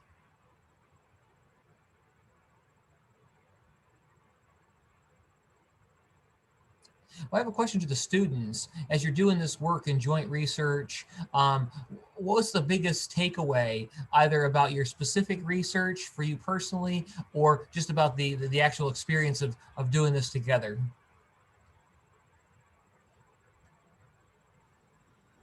I think what shocked me the most is finding that they had built these peer recovery communities back in the 50s, and that even with the glaring obvious failures of those communities, we're still utilizing those as our best source of addiction treatment today. So there's been little segue in improving the types of treatment that is available for addicts, and also seeing that even though we continue to advance the consideration of looking at addiction as a disease, it's still very much considered a criminal justice issue. And like, it's just hard for me to accept that after 70 years, we haven't made much progress in the form of treatment and reducing the stigma related to addiction and how society as a whole views it.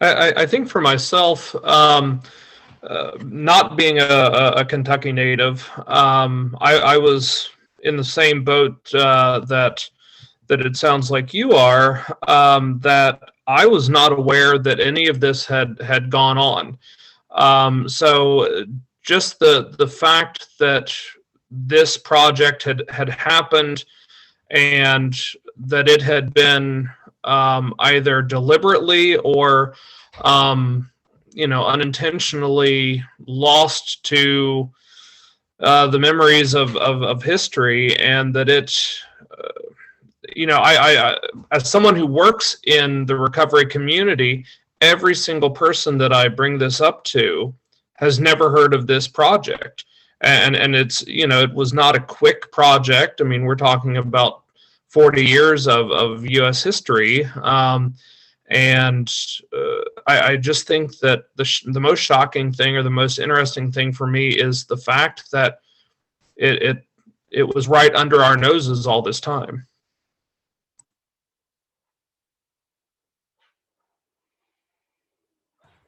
Well, yes, thank you. Then a question that came up about what do you guys think of non-regulation of halfway houses?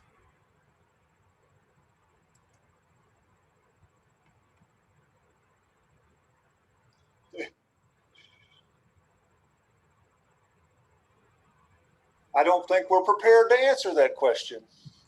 Fair enough. I am certainly not prepared, and I see the students. There's Robbie's trying to talk, but I think that halfway houses need to be regulated just as much as treatment facilities. I see a lot of what they consider sober living facilities that claim to have high success rates in addiction treatment, yet they're not being regulated. There's no type of evidence-based practices that are being utilized. And I personally don't feel like it's proper. I look at a lot of the halfway houses that I see, and they are more about making money off of the suffering of addicts than they are about helping them to actually recover. And that's just my personal opinion. So yeah, that Regina, you said that your son died. That's like one of my problems with halfway houses is that they monetize addiction treatment that's so vital, and it plays with people's lives, and it's basically a hit or miss kind of situation, I feel, as I've always heard, at least. As far as regulation, none of us are prepared to like say anything about that. That's definitely out of our scope, but it's not something that wouldn't be worth looking into, in my opinion, to at least a minimal extent. Thank you. Yeah, and Regina, we all acknowledge and grieve with you in this moment for your son. Thank you for sharing. Any other last questions for our panelists?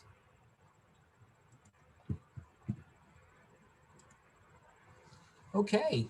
Well, we really appreciate you guys so much. Thanks for sharing your scholarship and and also modeling a project of togetherness. It's fantastic. Really appreciate it so much.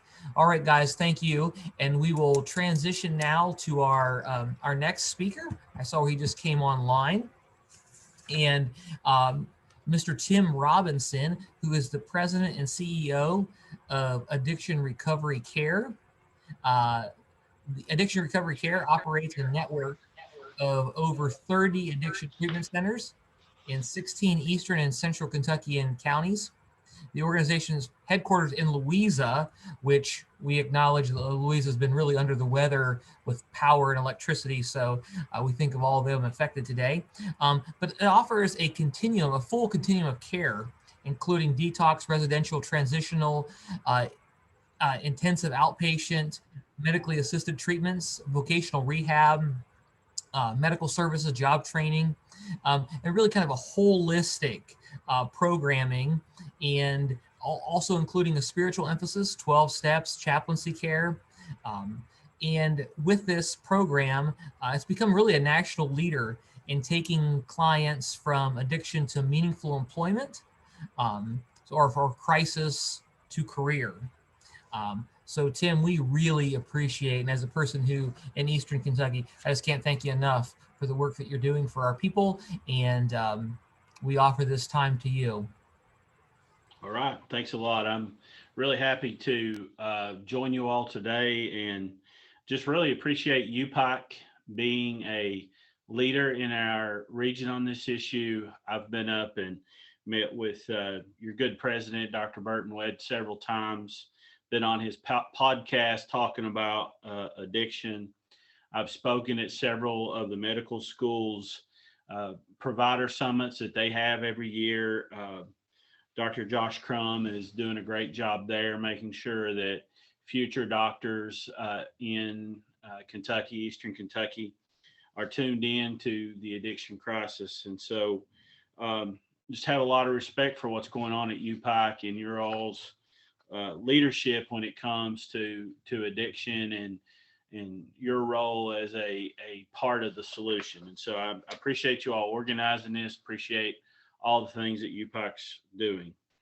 As the introduction said, we are a addiction treatment provider, vocational rehabilitation provider in predominantly Eastern Kentucky, but we also have a presence in Central Kentucky, facility in Northern Kentucky, and now we're working a lot in South Central Kentucky. And so we have 1,000 beds across our network, about 550 clients in our outpatient centers, which are across 7 outpatient centers all over the eastern half and South Central part of Kentucky. And the work that we do at ARC, I am the CEO and the founder of the organization, but I got into this work the old-fashioned way. I crashed my life.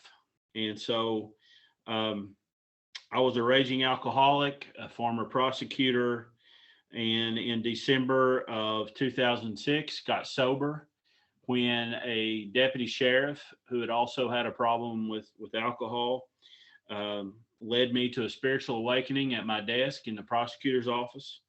That is my sobriety date and the date that I started turning to God as my higher power, and have been following him and continue to have a relationship with that same pastor who became my pastor, my best friend, my sponsor. A couple years after that of getting sober and pursuing my faith, I responded to a calling to open up a center for women. At that point, I resigned in August 2008 as prosecutor, gave my law practice to my law partner. And in December 2010, now celebrating just 10 years open this past December, in December 2010, we opened Karen's Place, at the time a grassroots recovery center for women, here in Lawrence County, where I live, where we're based in Louisa. And so at that point, had no idea that the organization would grow to what it is today. We were just glad to get our doors open and start meeting needs for women in Eastern Kentucky who much like me needed someone to give them an opportunity to find hope and an opportunity to get well.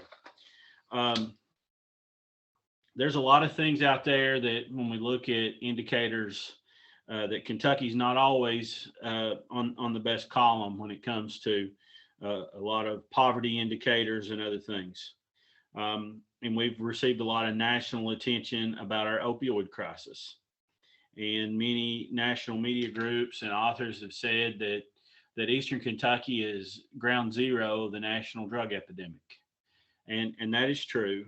But I am glad to be a part of the solutions that are happening here. And we may be ground zero of the national problem, but we're also ground zero of a lot of the national solutions that are occurring. And part of the reason that that's the case is, and I know some folks gave some history earlier, but I'm going to share with you in just a moment about some of the data that's coming out that talks about the work that's happening here in the 5th Congressional District. And a lot of this work first started happening back in 2003 when our current Congressman Hal Rogers, who was Congressman then, responded to an article by Bill Eastep in the Lexington Herald Leader that talked about the opioid crisis in Eastern Kentucky. That column got the attention of our good congressman. He immediately formed Operation Unite, which laid the groundwork for a lot of the efforts that are today succeeding, creating a treatment voucher program that has helped thousands of people, soon be 20 years of helping people get access to coverage or access to recovery centers, treatment centers, way before Medicaid started doing that. So that was a big turning point that a U.S. congressman would step out and start making a big effort. Another turning point was in the summer of 2014 when former Governor Steve Beshear expanded Medicaid in our state. And when he expanded Medicaid, he also put together a full continuum of care for addiction treatment, including residential treatment.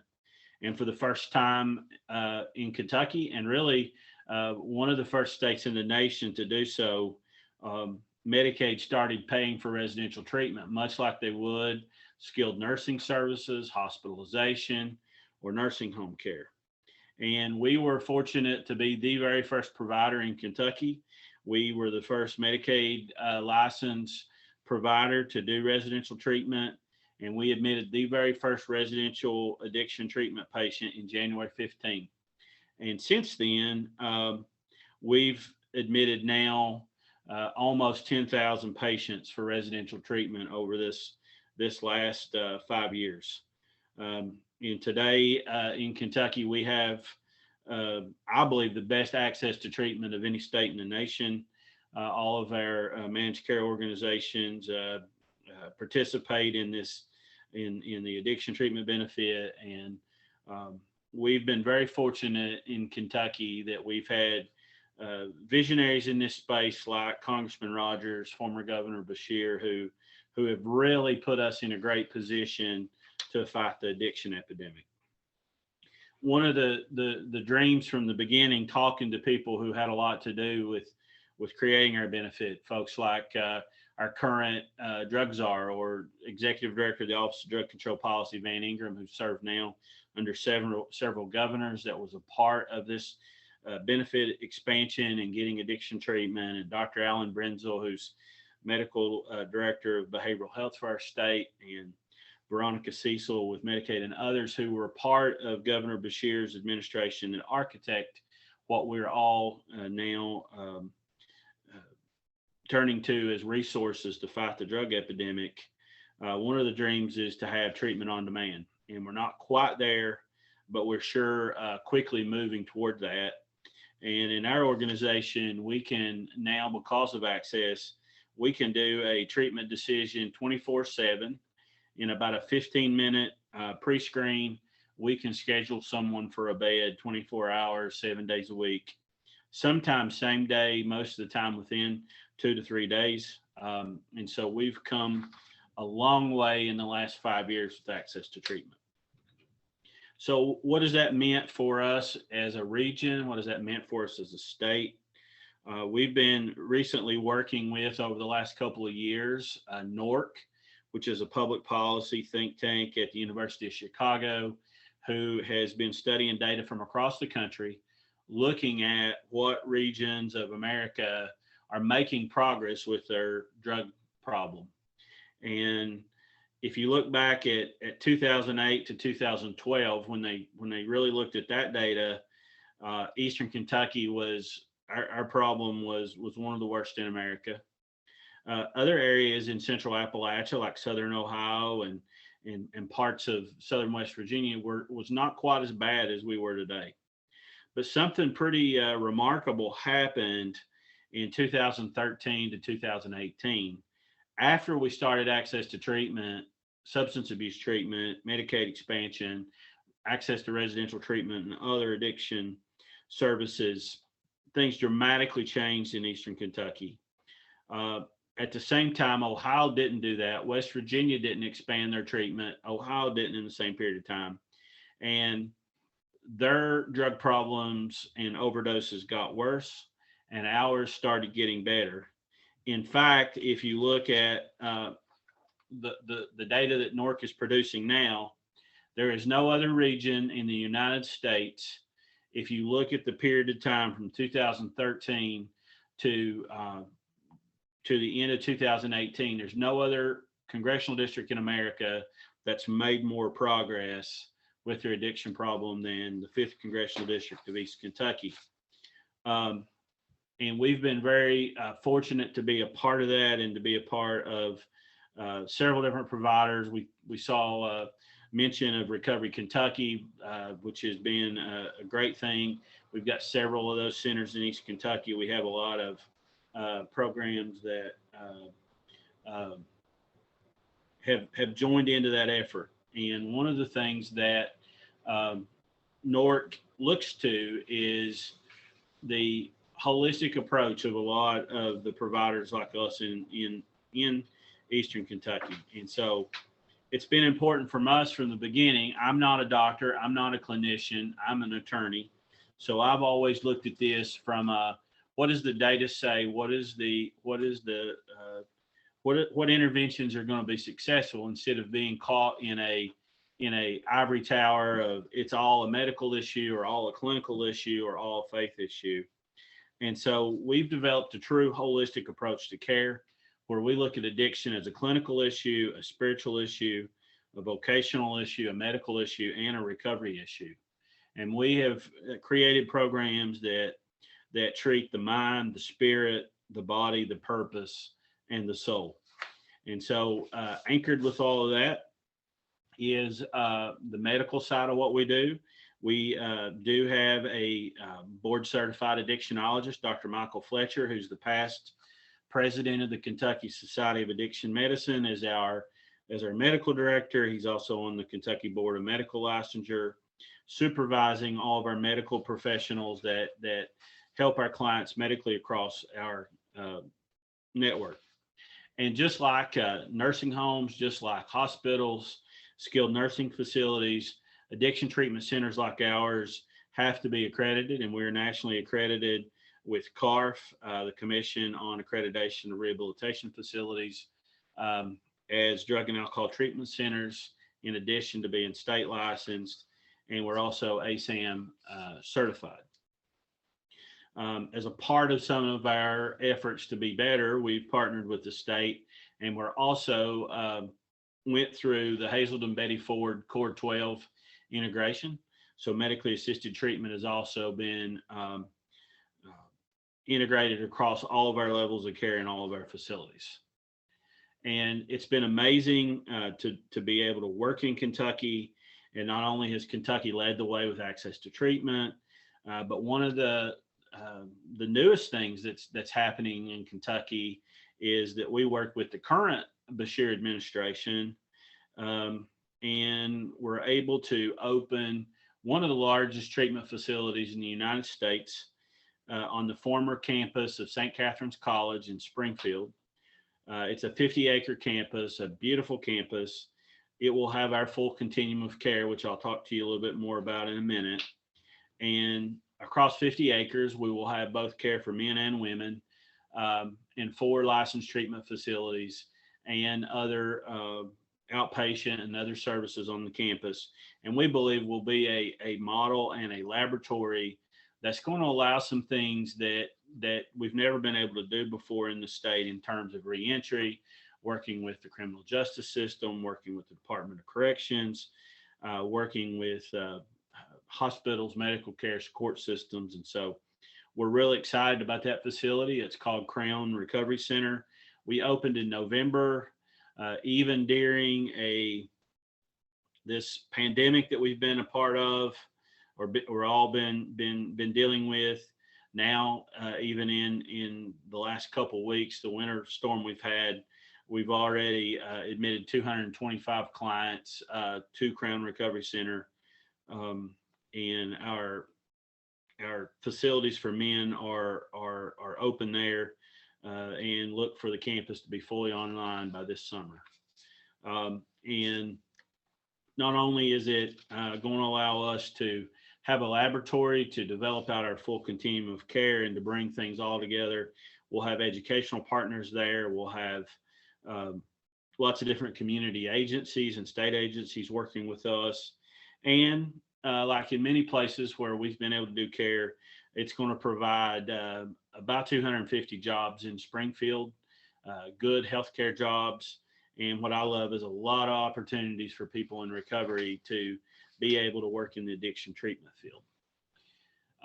In this, a facility of this size and scope is something that's new, that wasn't able to happen until 2019 when regulation changes changed the number of beds that a treatment facility that receives Medicaid could have, and increased that number under one facility license or building from 16 beds to now in Kentucky 92. And once you're ASAM fully ASAM credentialed through CARF, you'll be able to go to almost 200 beds. We were able to open a couple of the first centers for that. One is the first one that we believe the first new facility opened under the new regulations was actually there in Pike County, where UPIKE is based, River Place, where we were able to take another facility that was sitting empty, the former Millard Middle and High School, and transition that into a 120 bed treatment facility, 100 residential licensed treatment beds there, and create just a beautiful program. And we heard folks talking about therapeutic community now in our larger facilities like River Place and Crown. We do have therapeutic community as a part of what we're doing. In addition to that, we're also partnering with many of the institutions there in Pike County. We'll eventually be doing an eye clinic with the optometry school. We're going to be doing lots of other partnerships with the medical school, and hoping down the road to even look at doing rotations and being a place where medical students at UPIKE can come and learn more about addiction. And our developer, Greg May, on that project is a leader in the community, in the business community there in Pike County, and has really brought together UPIKE and Pikeville Medical Center and the CEO there, Donovan Blackburn, and all the great folks up there that want to do something great in that community. And we also, near there down in Knott County, opened one of the first 100-bed facilities, if not the first 100-bed facility for women in Knott County, called Creekside. And in addition to doing residential treatment and vocational rehabilitation, we also have a maternity center, and we have a lot of great healthcare partners in the region that are committed to helping be a part of the solution for addiction. And so we've partnered with King's Daughters Medical Center and have worked with UK's Blue Angels program and have a fully functioning 50-bed maternity center in Ashland, Kentucky, actually on the campus of King's Daughters Medical Center, where we'll take a pregnant mom to be who is anywhere in her pregnancy up until delivery. And she can stay with us until 3 months after delivery. And we've been able to reduce average hospital stays for babies from being somewhere between over 20 days in NICU stay on average to our average hospital stay for babies born at our maternity center is less than 5 days. And some of the most satisfying work we're doing is working with our pregnant moms. Now, one of the things that we were asked to talk about is our crisis to career model. And I know we have a lot of folks that are tuning in that are a part of colleges and things that are happening on college campuses. And I cannot underscore enough the importance of the hope that meaningful employment and the possibility that can provide to effective long-term recovery for people that have a substance use disorder. And just to give you some idea, when we opened our first vocational rehabilitation job training program, which is our Peer Support Academy, which I'll describe to you a little bit more in detail, it doubled treatment motivation. Prior to opening that job training program, we only had roughly 40% of our clients that would want to stay past residential level of care. Immediately when we started the job training program, that number shot to 75%. We have treatment professionals that have been in the field for 25 years, and they never saw anything double treatment motivation to the degree that an opportunity for a vocational training program that would lead to a job did. And so that made us a believer in it. And if you look at what we've developed over the years, our entire identity as a provider is being shaped by that experience. And so we say that we have a crisis to career approach. It is multi-phase, with phase one being very clinically and medically focused, where someone is working with our medical staff and our clinical staff to really just stabilize someone, triage their health issues. Many folks have not been taking care of themselves medically. That usually lasts about 30 days. And then phase two, PHP, in some cases, intensive outpatient, where we really focused on recovery skills.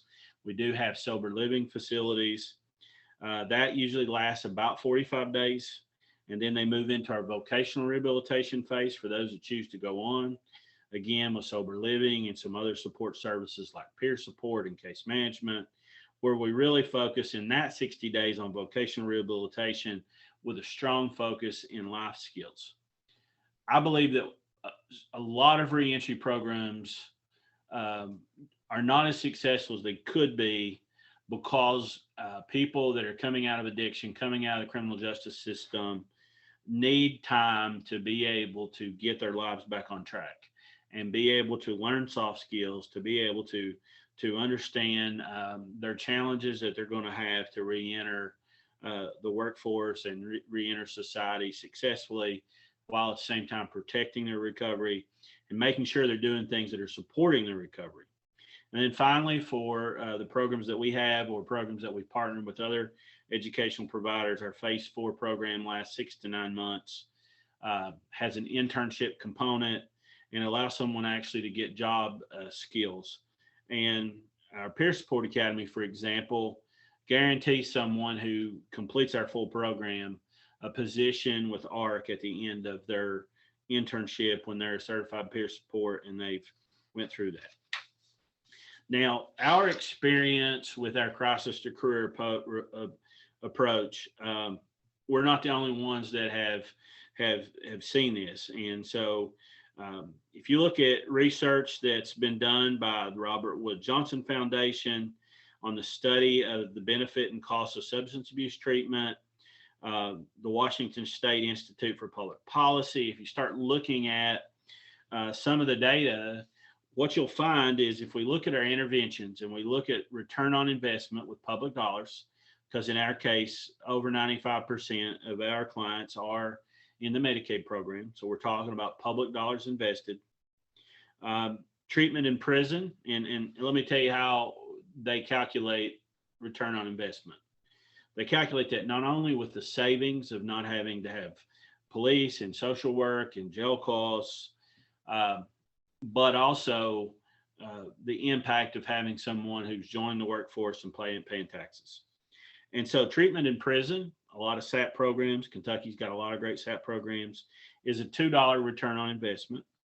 We have a lot of good drug courts. Kentucky's been a national leader in drug courts. It gets you almost a $3 return on investment. And third intervention that you look at is medically assisted treatment, when it is both a medical intervention and a behavioral health intervention, where you have medical management of withdrawal combined with treatment through wraparound services, you get about a $4 return on investment. And what's very interesting, if you look at the data, the best intervention we have is a longer term residential program, which will get you a $7 return on investment. But the one I left out is the one that's in between MAT and residential treatment, and that is job training. And the data shows that job training by itself, even without addiction intervention, gets you a $5 return on investment. So it's actually our second best intervention. So the data shows that. Our experience at ARC shows that. And so as we saw the data, even before starting the peer support, we noticed the folks who participated in our less formal internship program did better in treatment and did better in longer term recovery. And so as we saw the data, as our experience, we just asked ourselves, if there's a $7 return on investment for $1 spent on residential, a $4 return on investment for $1 spent on medically assisted treatment, what would it be if we combine that with the second best intervention, job training? What would happen? So our first effort in this was prior to starting the Peer Support Academy. We made a challenge that if someone would do our internship program, that we would guarantee them a job. Part of the reason we did this is because we have really, in Eastern Kentucky, in many ways, pioneered the treatment side of addiction intervention. And in many of the rural communities we're in, places like Owsley County and Jackson County and my home county and Martin County, a lot of very rural counties, there's not a workforce that has worked in addiction treatment. What there is a lot of folks now that are in recovery. And so we issued that challenge, and then that started pretty new into our organization. That's been a part of our organization since the very first year we opened. In fact, the very first client at Karen's Place, our first center that opened in December 2010, was also our first intern, who then did her internship and then became an employee. So it's been a part of who we were from the beginning. And we started seeing people become center directors, office assistants, peer support specialists, even working in our corporate office. And so that internship really drove a lot of our growth in the beginning in terms of employees. And even today, a third of our workforce are clients that came through our doors that went through one of our programs that then joined the addiction treatment field. And just anecdotally, not without hard evidence, but I've over the years visited a lot of our facilities, and at any time, if you ask the people in our facilities, do you want to join the addiction treatment field? I have found without exception that over half of the people in the room are interested in taking their experiences in addiction as they recover want to join the addiction treatment field. And they are some of the very best employees we have in terms of helping other people because they've been where they've been. And so that internship experience really showed us that how effective this could be, and produce people, like I said, like Vanessa Keaton, who was actually the very first client to walk through the doors at Karen's place. She had been a long time IV needle user. She came in our facility in December 2010. She just celebrated 10 years sober. She's a homeowner. She's a college graduate. She's been a center director. She's been a business owner. She left ARC for a while. And recently we're excited she came back as our senior director of talent acquisition. And she also works as a success coach with us. And she works with a success coach with us that is a part of our workforce board in Eastern Kentucky's success coach effort. East Kentucky Concentrated Employment, or EKCEP, which is one of the leading workforce boards in the nation when it comes to working in addiction. And they've partnered with organizations like our core, Dr. Katie Marks and others at CORE to really do a wonderful fair chance, second chance employment program, and to help employers like us help people in recovery be successful. Other people that have come through our programs are people like Matt Brown, who shows that addiction hits every group. Matt was valedictorian of his high school class, had a master's degree in physical therapy from the University of Kentucky, but crashed his life on a 300 milligram per day oxycodone habit. Came to us, decided to abandon his career, even though he was still licensed, and enter the treatment industry. The treatment field, and he did an internship, and then has moved his way up to now 6 years after coming through treatment. This May will make 7 years him coming through treatment. He'll celebrate his 7th year sober in May. He is now the number 2 person at ARC as the Senior Vice President of Administration. He is a member of our city council here in Louisa. He is a community activist that helps run a nonprofit. And he's also a church plant at a church here in Louisa. In fact, I attend his church and he's my pastor. So those are the kind of stories that we're seeing happen because of our crisis your career approach. Now, you have heard me talk a lot about peer support. It's one of the things we were asked to talk about. It's one of the reasons that we've built a national reputation with our approach.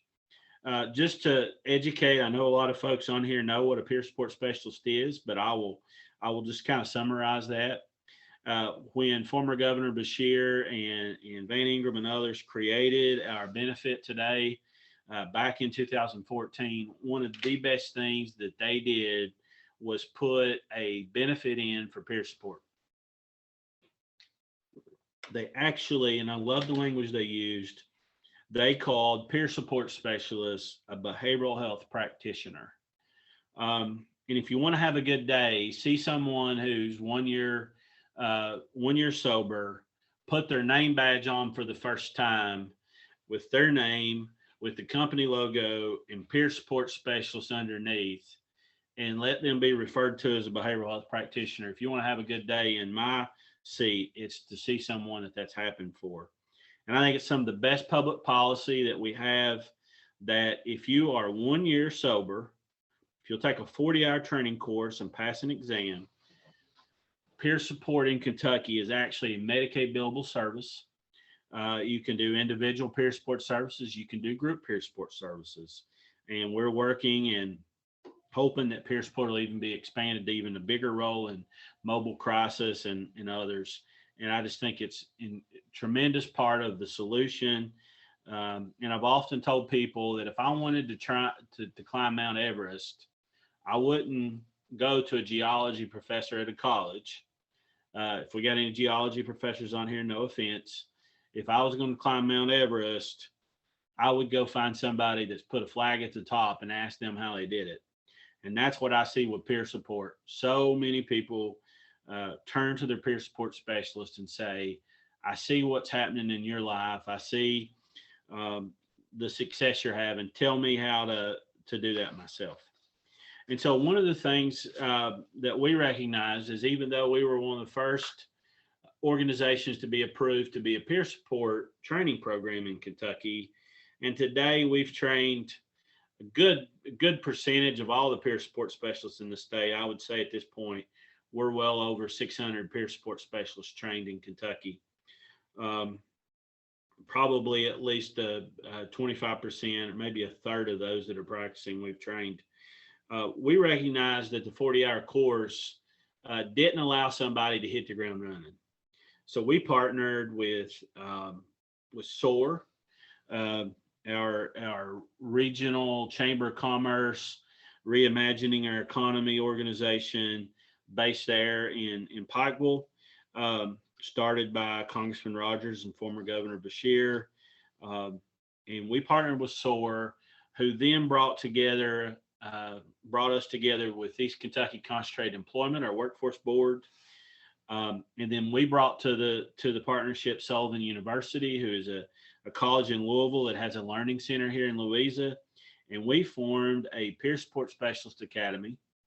And we all worked together and created a college credit path where someone who is in our peer support academy can earn college credit, become a state certified peer support, and really become a super peer support specialist, because by the time that they get done with our program, they've had first aid, they've had CPR training, they've been trained how to facilitate groups, they've went through ASAM training.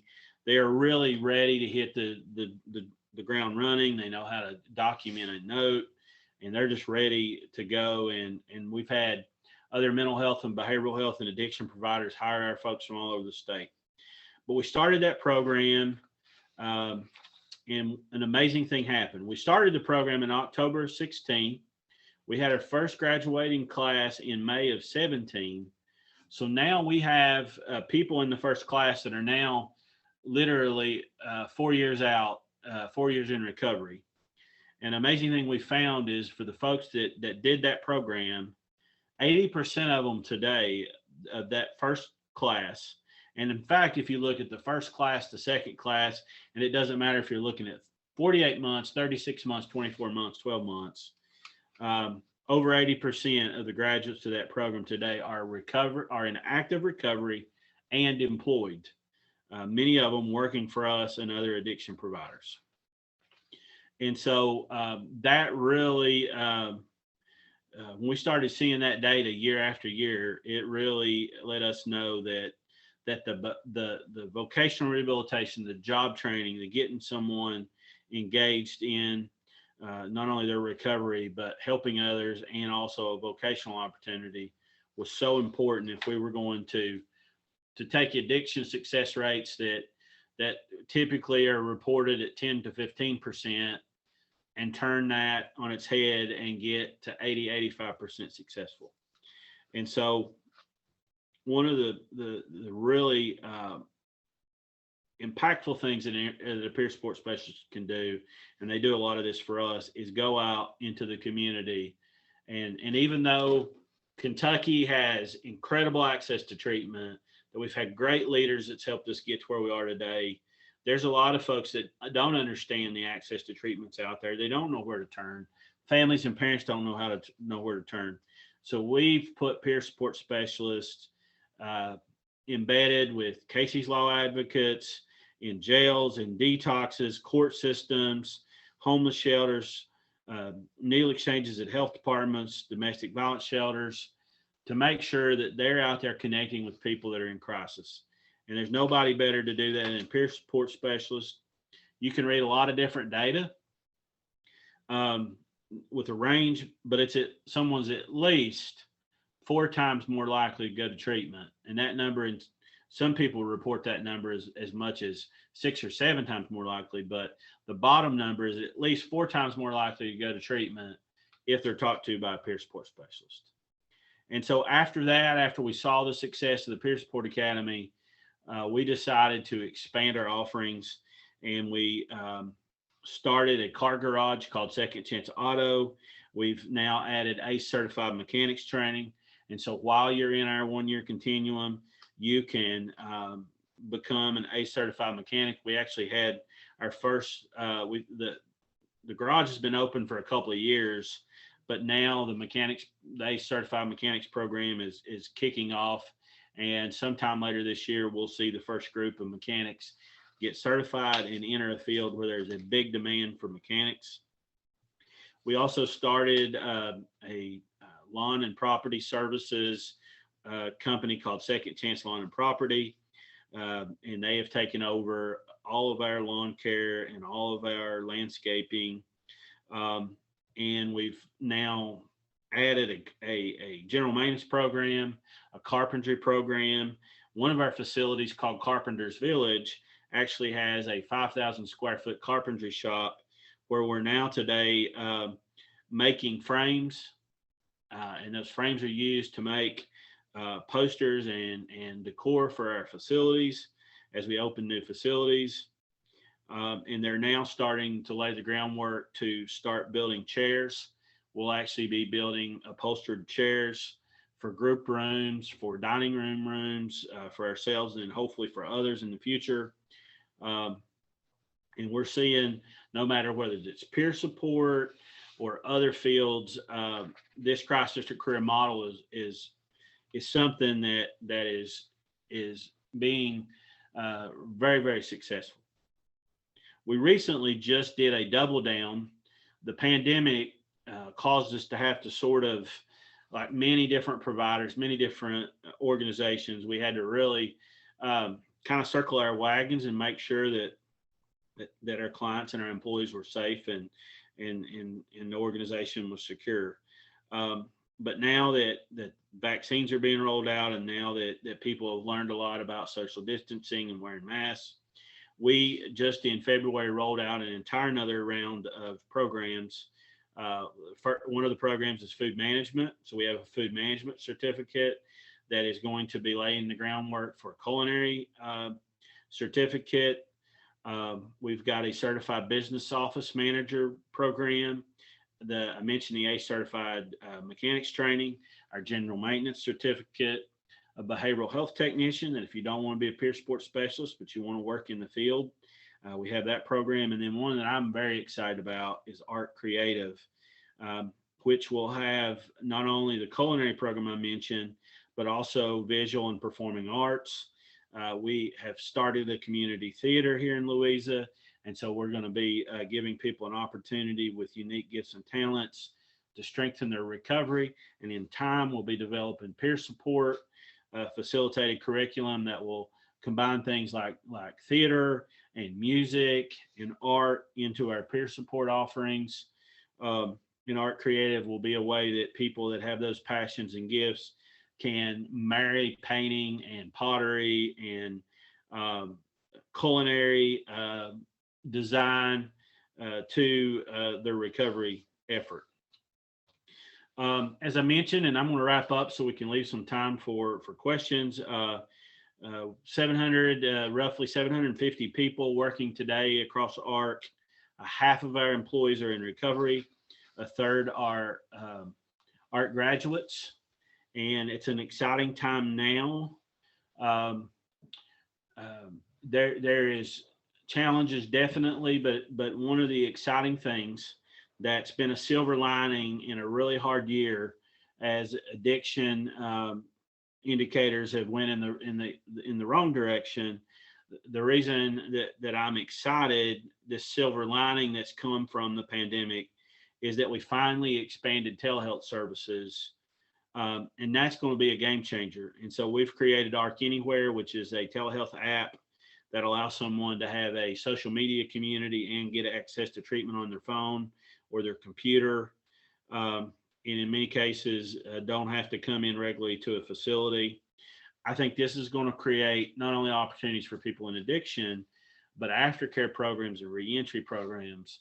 And also today, where there are treatment deserts, maybe in some cases, college campuses, work sites, telehealth is going to give us the ability to do treatment and interventions and aftercare anywhere that treatment's needed. And so with all the bad things that's happened with the pandemic, this is one of the great things. In Kentucky, we were one of the first states to respond. Secretary Eric Friedlander and the Cabinet for Families and Health Services rapidly responded during the pandemic and rolled out robust telehealth, and we and other providers were able to rapidly respond. As I'm finishing up, a lot of the work that we've done in crisis to career culminated in 2019 with us being selected by the US HHS Cabinet as a national best practice, as a provider organization that was taking people from poverty and from addiction and from being in a place where they're not able to be a part of the workforce, and then treating that person and intervening and helping remove obstacles and helping them go from addiction to employment. And so that study kicked off last spring. The pandemic interrupted that, and it will resume this spring. And it'll be a 3-year study of studying us as a national best practice in doing this. And so in conclusion, ARC's mission statement is not just for folks to just be able to pass a urine drug test, for them not just to be able to say they're sober, but our mission is that we create opportunities for people to discover hope and live their God-given destiny. And let me just say as I close, why should we be focused on such a comprehensive approach? Why should we make the investments that we need? One is we have a great opportunity here in Kentucky because we have everybody at the state level, our state chamber, all kinds of organizations working. We have incredible access to treatment.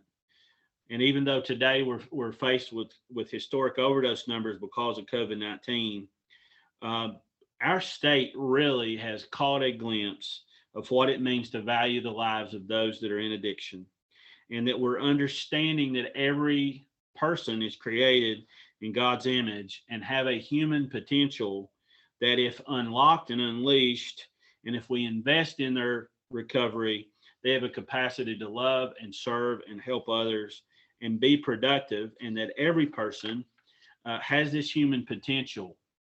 And even with COVID, even with, in some ways, some of the gains that we've made in Eastern Kentucky and the Commonwealth being compromised because of the pandemic, I'm not a person you're going to find that's hopeless about this.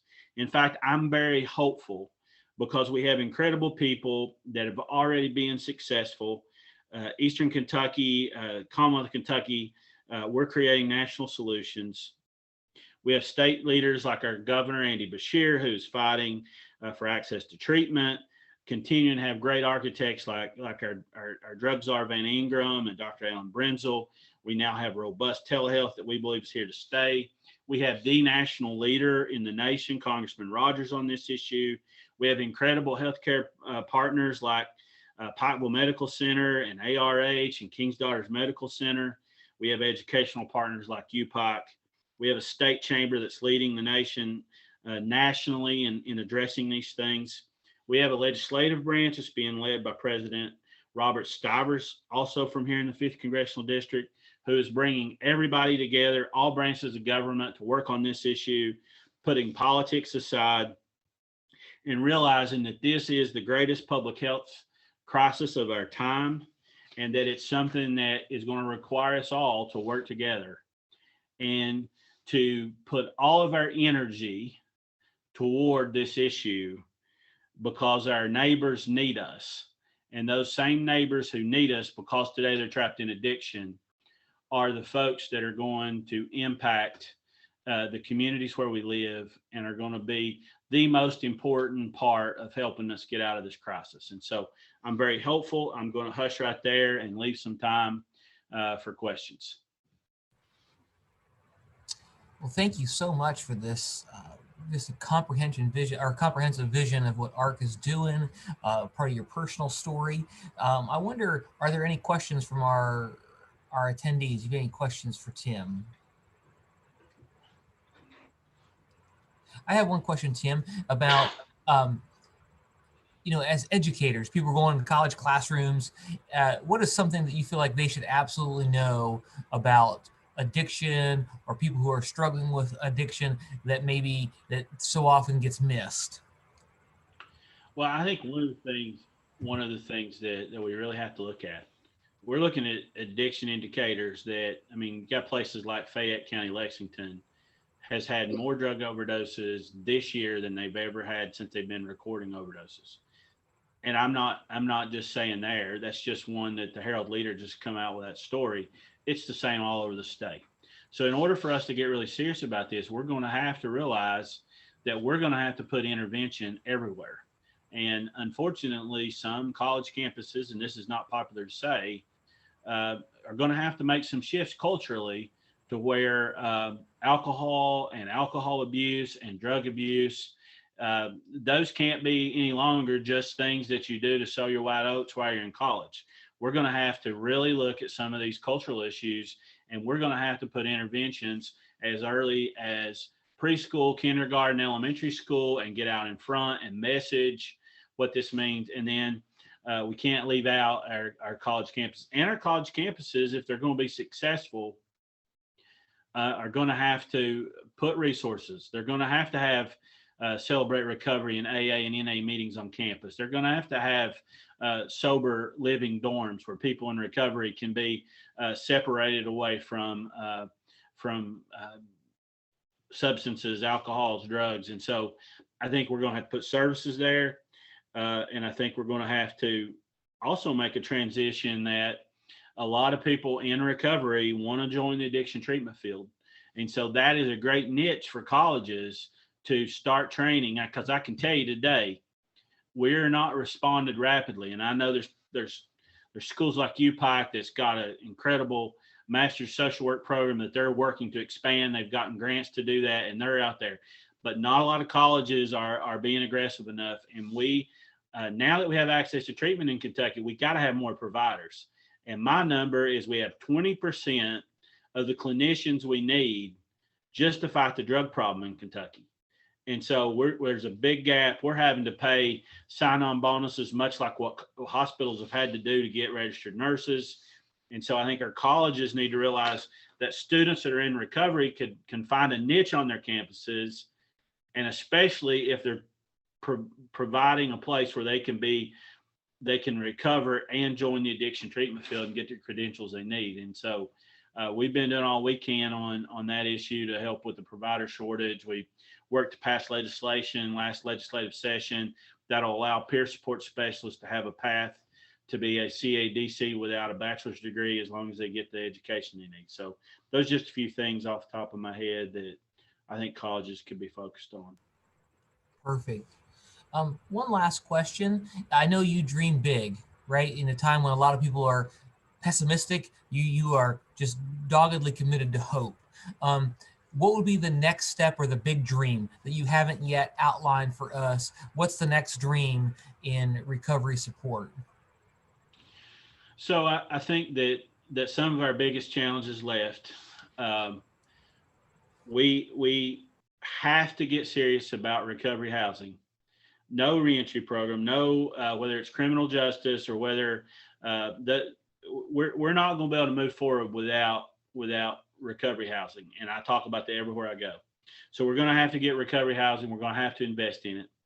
And then I think, and I've talked a lot about it, is we have a disconnected system when it comes to addiction intervention. If I started having a heart attack right now, the people in this room know exactly what to do. They would call an ambulance, the ambulance would come get me. And my whole, if I was having a heart attack, my whole next 3 years of care is already, they know exactly what's going to happen, with my care.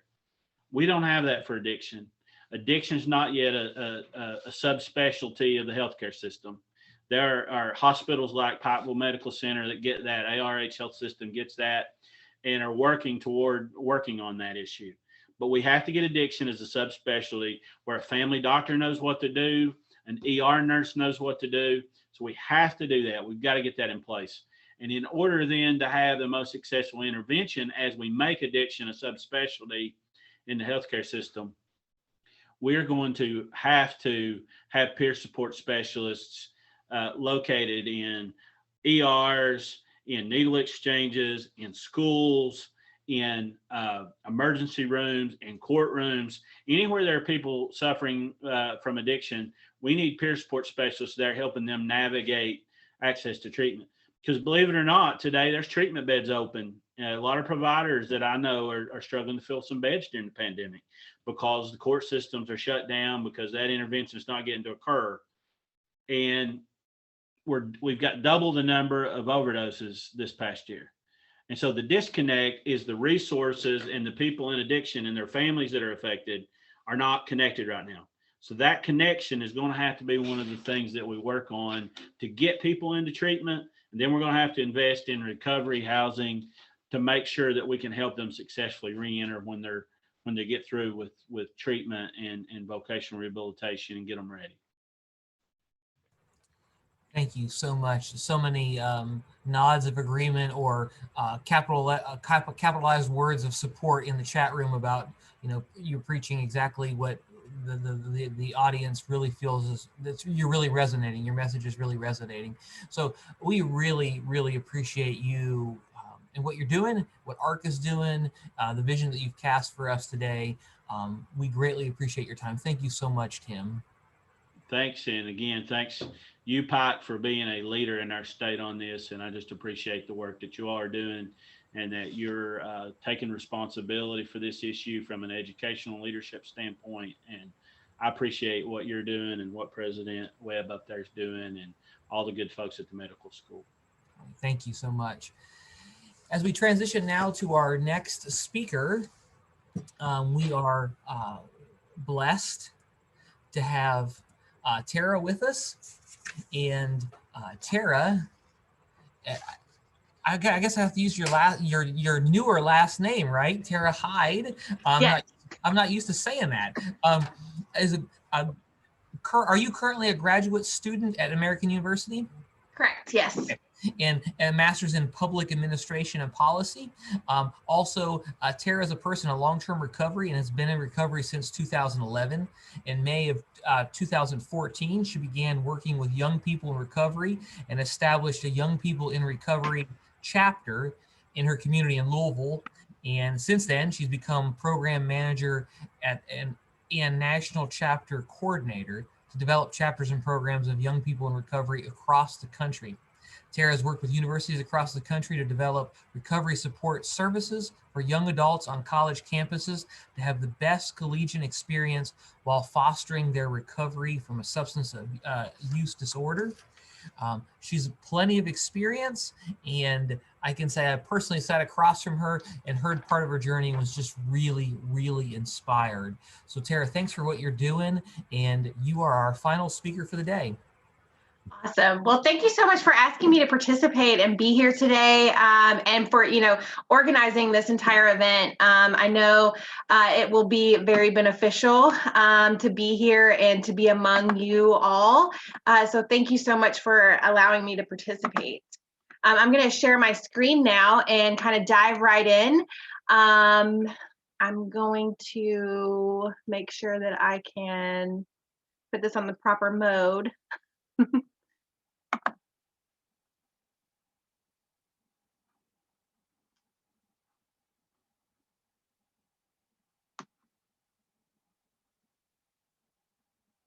Should be populating.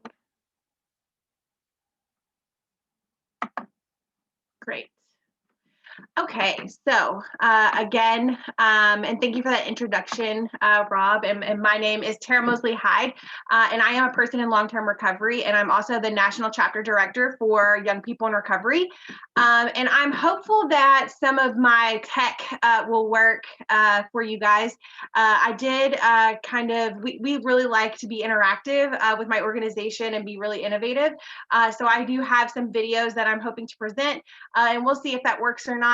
Otherwise, I do have a lot of information that we can cover and kind of introduce you to the organization that I work for, as well as just some work that I've done over the last about 5 or 6 years. And we're going to go ahead and get started. So this is just the table of contents of what we're going to discuss here for the next 30 minutes, give or take. So what is YPR? That's a short video. Our YPR chapters and what that looks like. Our chapter data. We are a data-driven organization, so we collect data from a variety of places for our programming and for our grassroots advocates who are volunteers. And then we also have grant partnerships, and one of those is with CORE, the Kentucky Opioid Response Effort, which I'm sure you guys probably have heard of. And if you haven't, they do have a Facebook page and they have a website that you can look up more information about. And they do a lot of different programming in a variety of spaces across the state of Kentucky. And then some other data for our programs, and then we'll do a short Q&A. And I have a really short video also of a chapter lead who went through one of our programs and then started as a volunteer chapter lead and the impact that it had on her.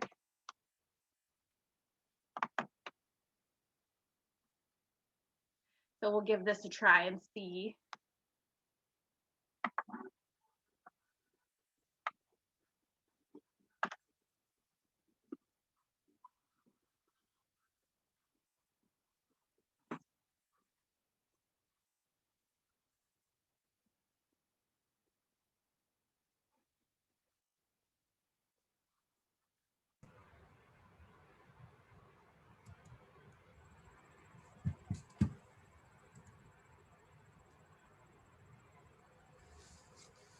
We're not seeing your video.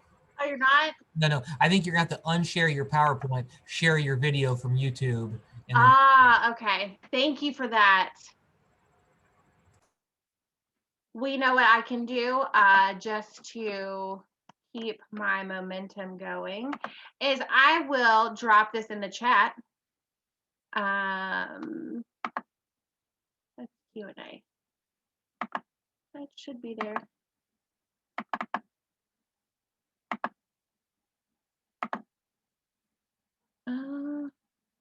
Oh, there it is. There you go. And you guys can watch it at your leisure. I know sometimes this doesn't work out all that well. So we'll go back here. Okay. So basically, and I'll just move forward. Young People in Recovery, we are a national nonprofit organization, and we cultivate leaders in the community to empower people to start a chapter and create communities of recovery by training them to be leaders and cultivating other leaders in the community to be involved in the chapter and to advocate for recovery resources. And what that kind of looks like is a person may volunteer and apply to be a chapter lead, and then they provide certain services to the community that we train them to do, and then they can advocate for additional resources that they may not currently have. Essentially, that is what a chapter does. So chapters provide recovery support services for people in or seeking recovery, and we do that through 4 main ways. Every chapter is a little bit different. That's what we always say. But there are 4 main event types that they host at every location. So no matter where you go, whether it's in Kentucky or if it's in Texas or if it's in California, you will have at least these 4 main items at your chapter events. And then you can have other different types of like peer support or alternative peer group activities or different things that they might sprinkle into the mix.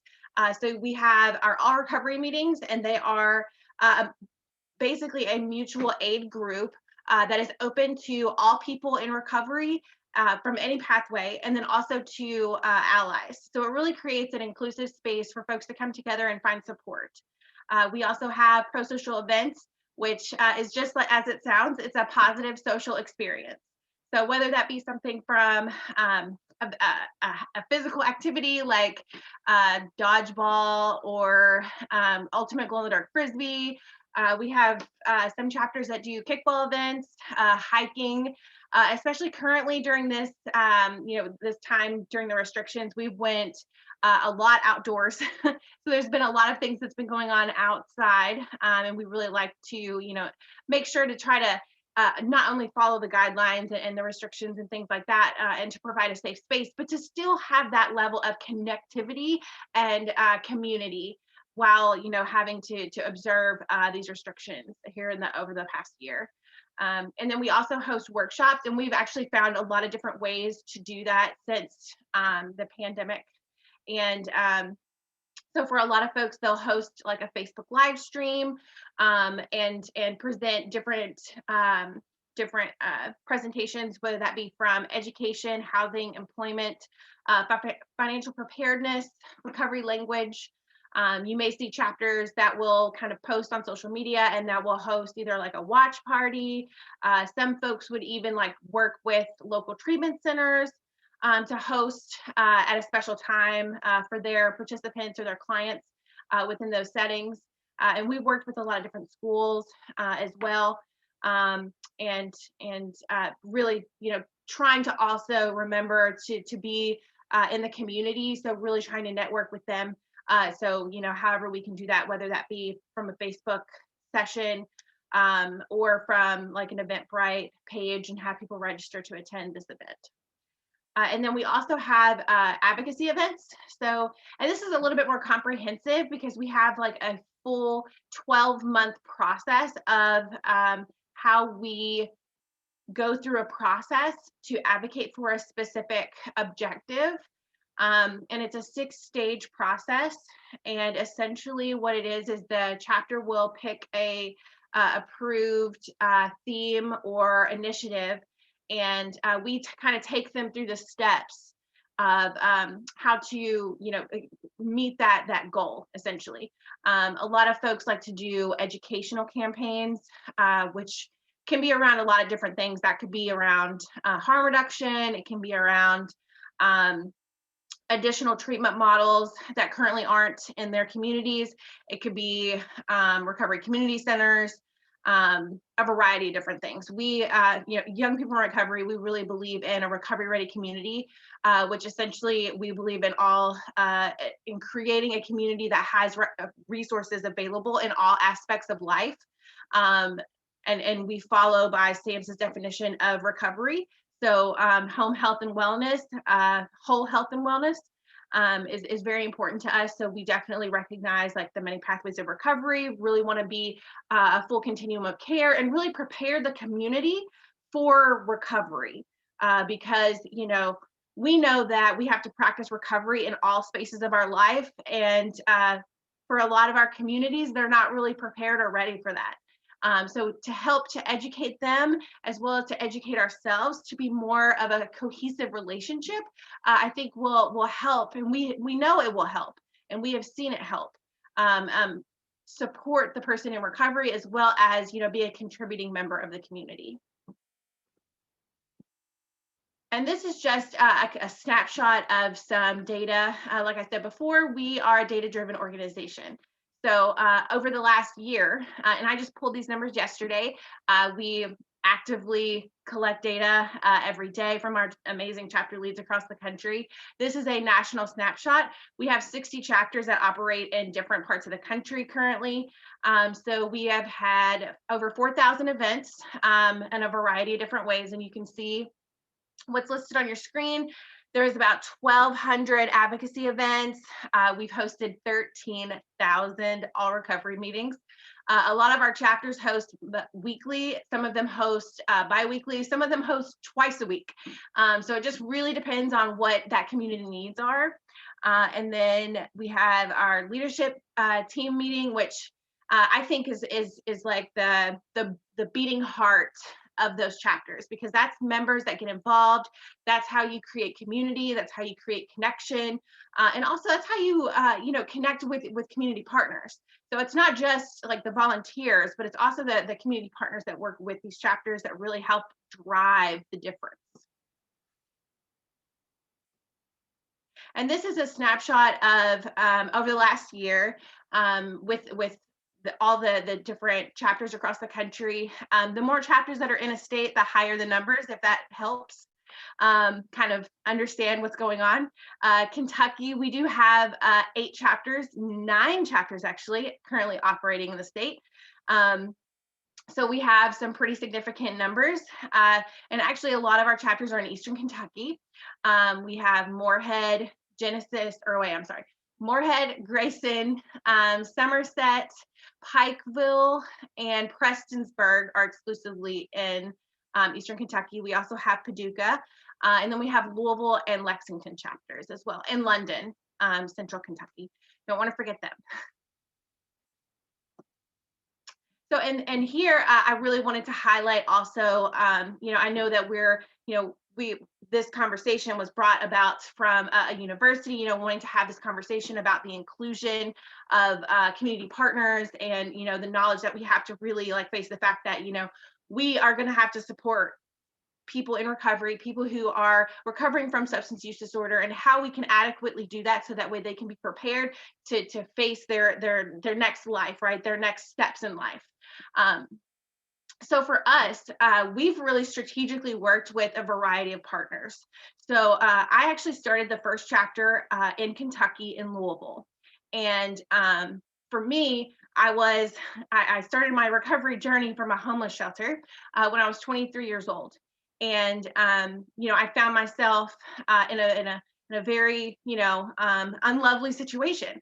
And, you know, it was through that experience and, you know, finding recovery and finding out that I wanted to go to college and that I wanted to change my life and do all these amazing things. And I found that I did not have a lot of support around me. So, you know, I started working with this organization as a volunteer, Young People in Recovery. I was at a community college, and that community college just didn't have the ability to provide support for me. So I found this community network. And through that effort and working with the college and then transitioning from a community college to a university, I was able to start a collegiate recovery community at U of L, which is called the Advocates for Recovery. I have since moved on from that chapter. And although I moved on from that chapter, I did pass my leadership role down to somebody else. But it's a beautiful thing because now she's been the chapter lead and we've been able to help supplement and she's a paid lead now through a grant. So she's able to fulfill even more and do even more in the community because she's a peer and can help deliver those services. And we have worked with the U of L Advocates for Recovery, the collegiate recovery community, and then the Louisville Recovery Community Connection that just started, I think about 2 years ago. I'm on the board for that organization. And it was all because of, you know, all these different steps that kind of happened over the course of the last, you know, for me, it's almost 10 years, but, you know, over the last like 7 years since I've been doing this work. And then the same can be said too for Lexington. I worked really closely with their group, the first group that actually originally started the UK Cats for Recovery. And then Voices of Hope, that was a recovery community center that it opened about 3 years ago, maybe something like that, a few years. They've been around for a little while. But we strategically work with all of them because we're able to infiltrate the community and really help to bring people more to these resources and these connections and build that community around the college campus, as well as these other community resources. Excuse me.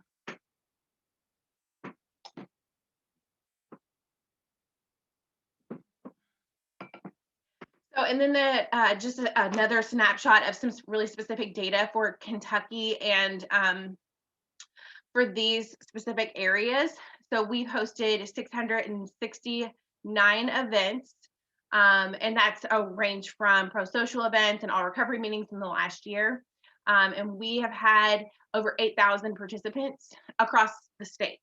And just again, some averages, average age is 33, the youngest being 4, and the oldest being, I wouldn't say oldest, we'll say seasoned, being 68.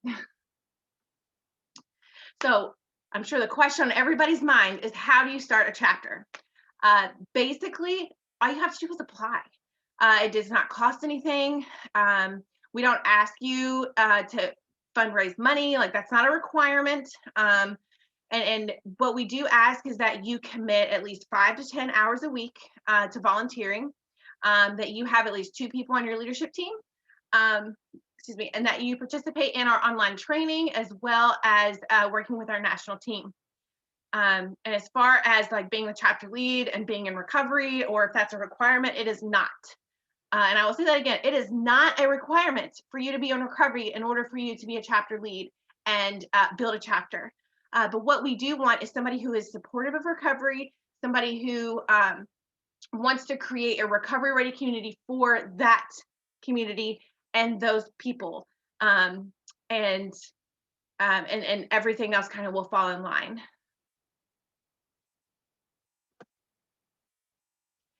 And I'll just give a quick overview of our EPIC program. I don't want to go over. So our EPIC program, and EPIC stands for Engaged, Peer-Driven, Integrated Communities. And it is a life skills curriculum offered exclusively by young people in recovery, the treatment centers specifically, and it can be done in inpatient or residential settings. But it is a 10-week, or it's a 10-module curricula. And then we also work in coalition collaboration with a young people in recovery chapter, typically to offer like continuum of care after they complete that program. And we do a data collection process as well, where we do an entrance interview, an exit interview using the assessment of recovery capital. It's kind of an adapted version for us because we measure specific parts of our programming. As you know, our program focuses on education, housing, employment, empowerment, the neuroscience of addiction, and a couple of other areas like messaging and leadership. And then we do follow-ups, and we follow that participant for at least a year after their completion. And here's just a snapshot of the curriculum, and it is delivered by a peer, and it's peer facilitated. We currently have 5 EPIC sites that are located in different parts of Kentucky, and we also have, a variety across the country, but in Kentucky, I'll be specific here. But we work, so we currently have 5. We actually have 2 new EPIC sites that are going to be coming on board with local treatment centers here in the next couple of weeks. So we're very excited about that. So, always wanting to do more and to work in different areas as well. And I do believe that some of them are going to be out in Eastern Kentucky as well. And so this is a snapshot of our data of entrance and exit interviews that we have kind of analyzed and looked at. And we do 9 different pillars, so different averages among those categorical growth, if you will. So education, housing, those are all different modules that are based in that program. And the growth rate, that's what the percentage is at the end. And just as a side note, the very bottom pillar, the average dedication of recovery growth. So the only reason that number is smaller than the rest, what we believe at least, because this is all, conjecture. We believe that that's because, somebody has already entered treatment. So they're already really dedicated to recovery. So like when they take their entrance interview, like their numbers are already really high. So when they take their exit, their numbers are still going to be really high. So it doesn't like change very much, if that makes sense. So it's only a 17% growth, but that's still more than what it was when they entered the treatment program. And then this was really, really awesome data that we collected and were able to follow up with. So this was 3 months after they completed the program. And we saw that 43% of respondents employed full-time or part-time at intake. there was 82% of respondents that were employed full-time or part-time at the 3-month follow-up, which is a huge jump. And that's not to say that that was something that just was only us, but it was a collaborative effort between us, the treatment center, the community, all the things that we're doing to help these communities and the clients that we work with. And let's see if I can get this video to play, because I feel like this one is going to be so much better.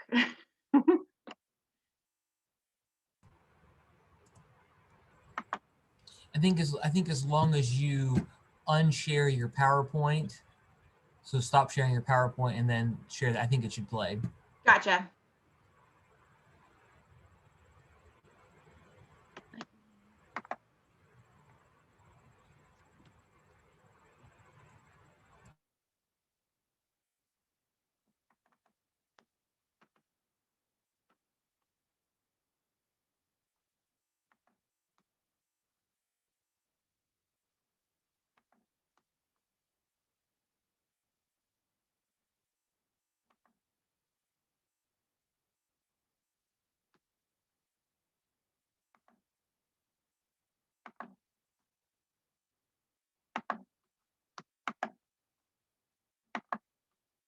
Lots of steps to go through. Here we go. Can you see my screen before I start? Yes, we can see your screen. Perfect. We can't hear it though. Oh no. So if you want to pause, on the sharing option, there should be a small little, when it also says, click on the box you want to share, there's also a little thing you have to click that says share sound. Okay.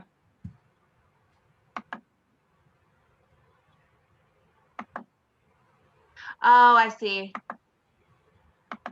Got it.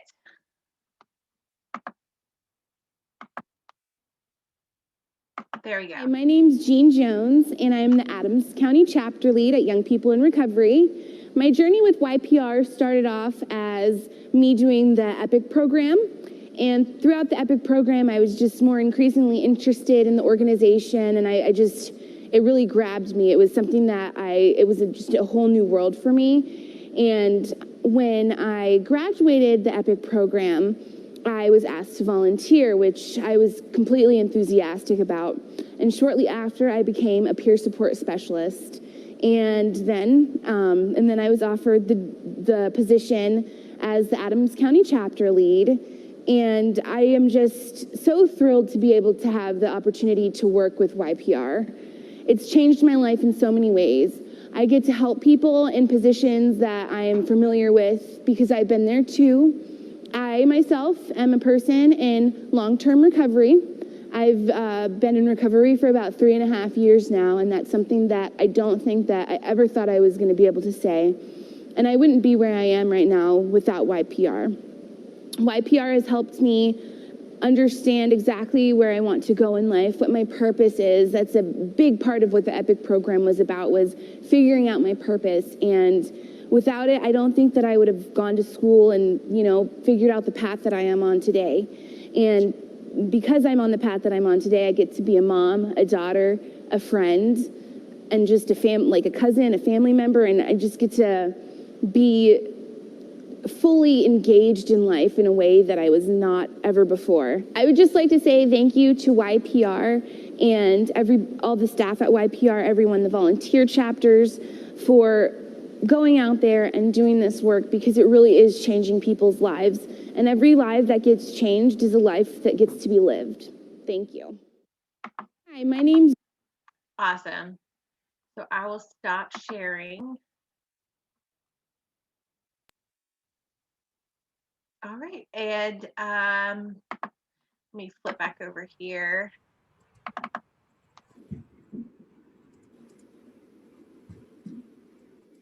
And the only thing that I had remaining is just my contact information. If anybody's interested or has any questions about this presentation or about Young People in Recovery, or if there's anything that we can do to support or partner, we definitely, we believe in partnerships and really working together for a cohesive relationship in the community, and anything that we can do to enhance the work that's already being done, right? Like we always have pride ourselves on just being a community response and helping to support new innovative programs or different providers, and just working together to help build a stronger recovery community. And that's young people in recovery. Awesome. Kara, thank you so much for your energy, your passion, your leadership, sharing a little bit about your personal story, and just gave us some really great ways to plug into your organization, starting a chapter. I have one question as kind of a close. Is there any experience, I don't know all the dynamics of this, I'm kind of thinking out loud, because when you said 5 to 10 hours a week is really what you need to start a chapter. Has there been any, on any of the campuses you've worked with, has there ever been any like utilization of like a work study student to kind of take that on and start a chapter? Not that at least not in Kentucky that I'm familiar with. But I do know that well, actually a lot of our chapters that are working with the local colleges, they're actually working with a grant that we've been working with for the Kentucky opioid response effort. But we do have some folks who have started organic or volunteer chapters. And I actually think that there is one in Pikeville. So you guys do have a volunteer chapter out in your area. No, we haven't. We really like to give the opportunity to the people to apply to start a chapter if they recognize the need. And here's why. And that's because people need to find their passion. And volunteerism, and if anybody has ever volunteered for anything, they know you are giving a lot of your time, a lot of your effort, your blood, sweat, and your tears. And if you're not passionate about what you're doing, then you're not going to keep doing it. And 5 to 10 hours a week, I mean, it doesn't sound like a lot, but I mean, that's 5 and 10 hours a week away from work, family, other activities, other things. And what we want are dedicated people that really believe in the mission and really want to help people, right? Not to say that people aren't, wanting to help people, but volunteering is a commitment. I mean, it is a commitment. So we definitely want folks that are empowered and that want to commit to the movement, to recovery advocacy, and creating recovery-ready communities. Wonderful. Well, thank you so much. Thanks for your time. It's so great to see you again. And for all of our attendees, this is the close of our day. We want to thank you so much for hanging out with us all day. And I hope that there have been some things that have been inspiring, some resources and tools that you've received. And we look forward to crossing paths again and working together, particularly if you are a part of the ACA schools. We want to see this to be a long-term project that maybe we can partner together as schools, like-minded schools, on the cause of addiction support and recovery. So have a great Friday afternoon. Thank you so much. There'll be a follow-up email with the resources, a link to the recordings. And again, thank you so much for being with us. And thank you to Lilly Fellows Program for sponsoring this event.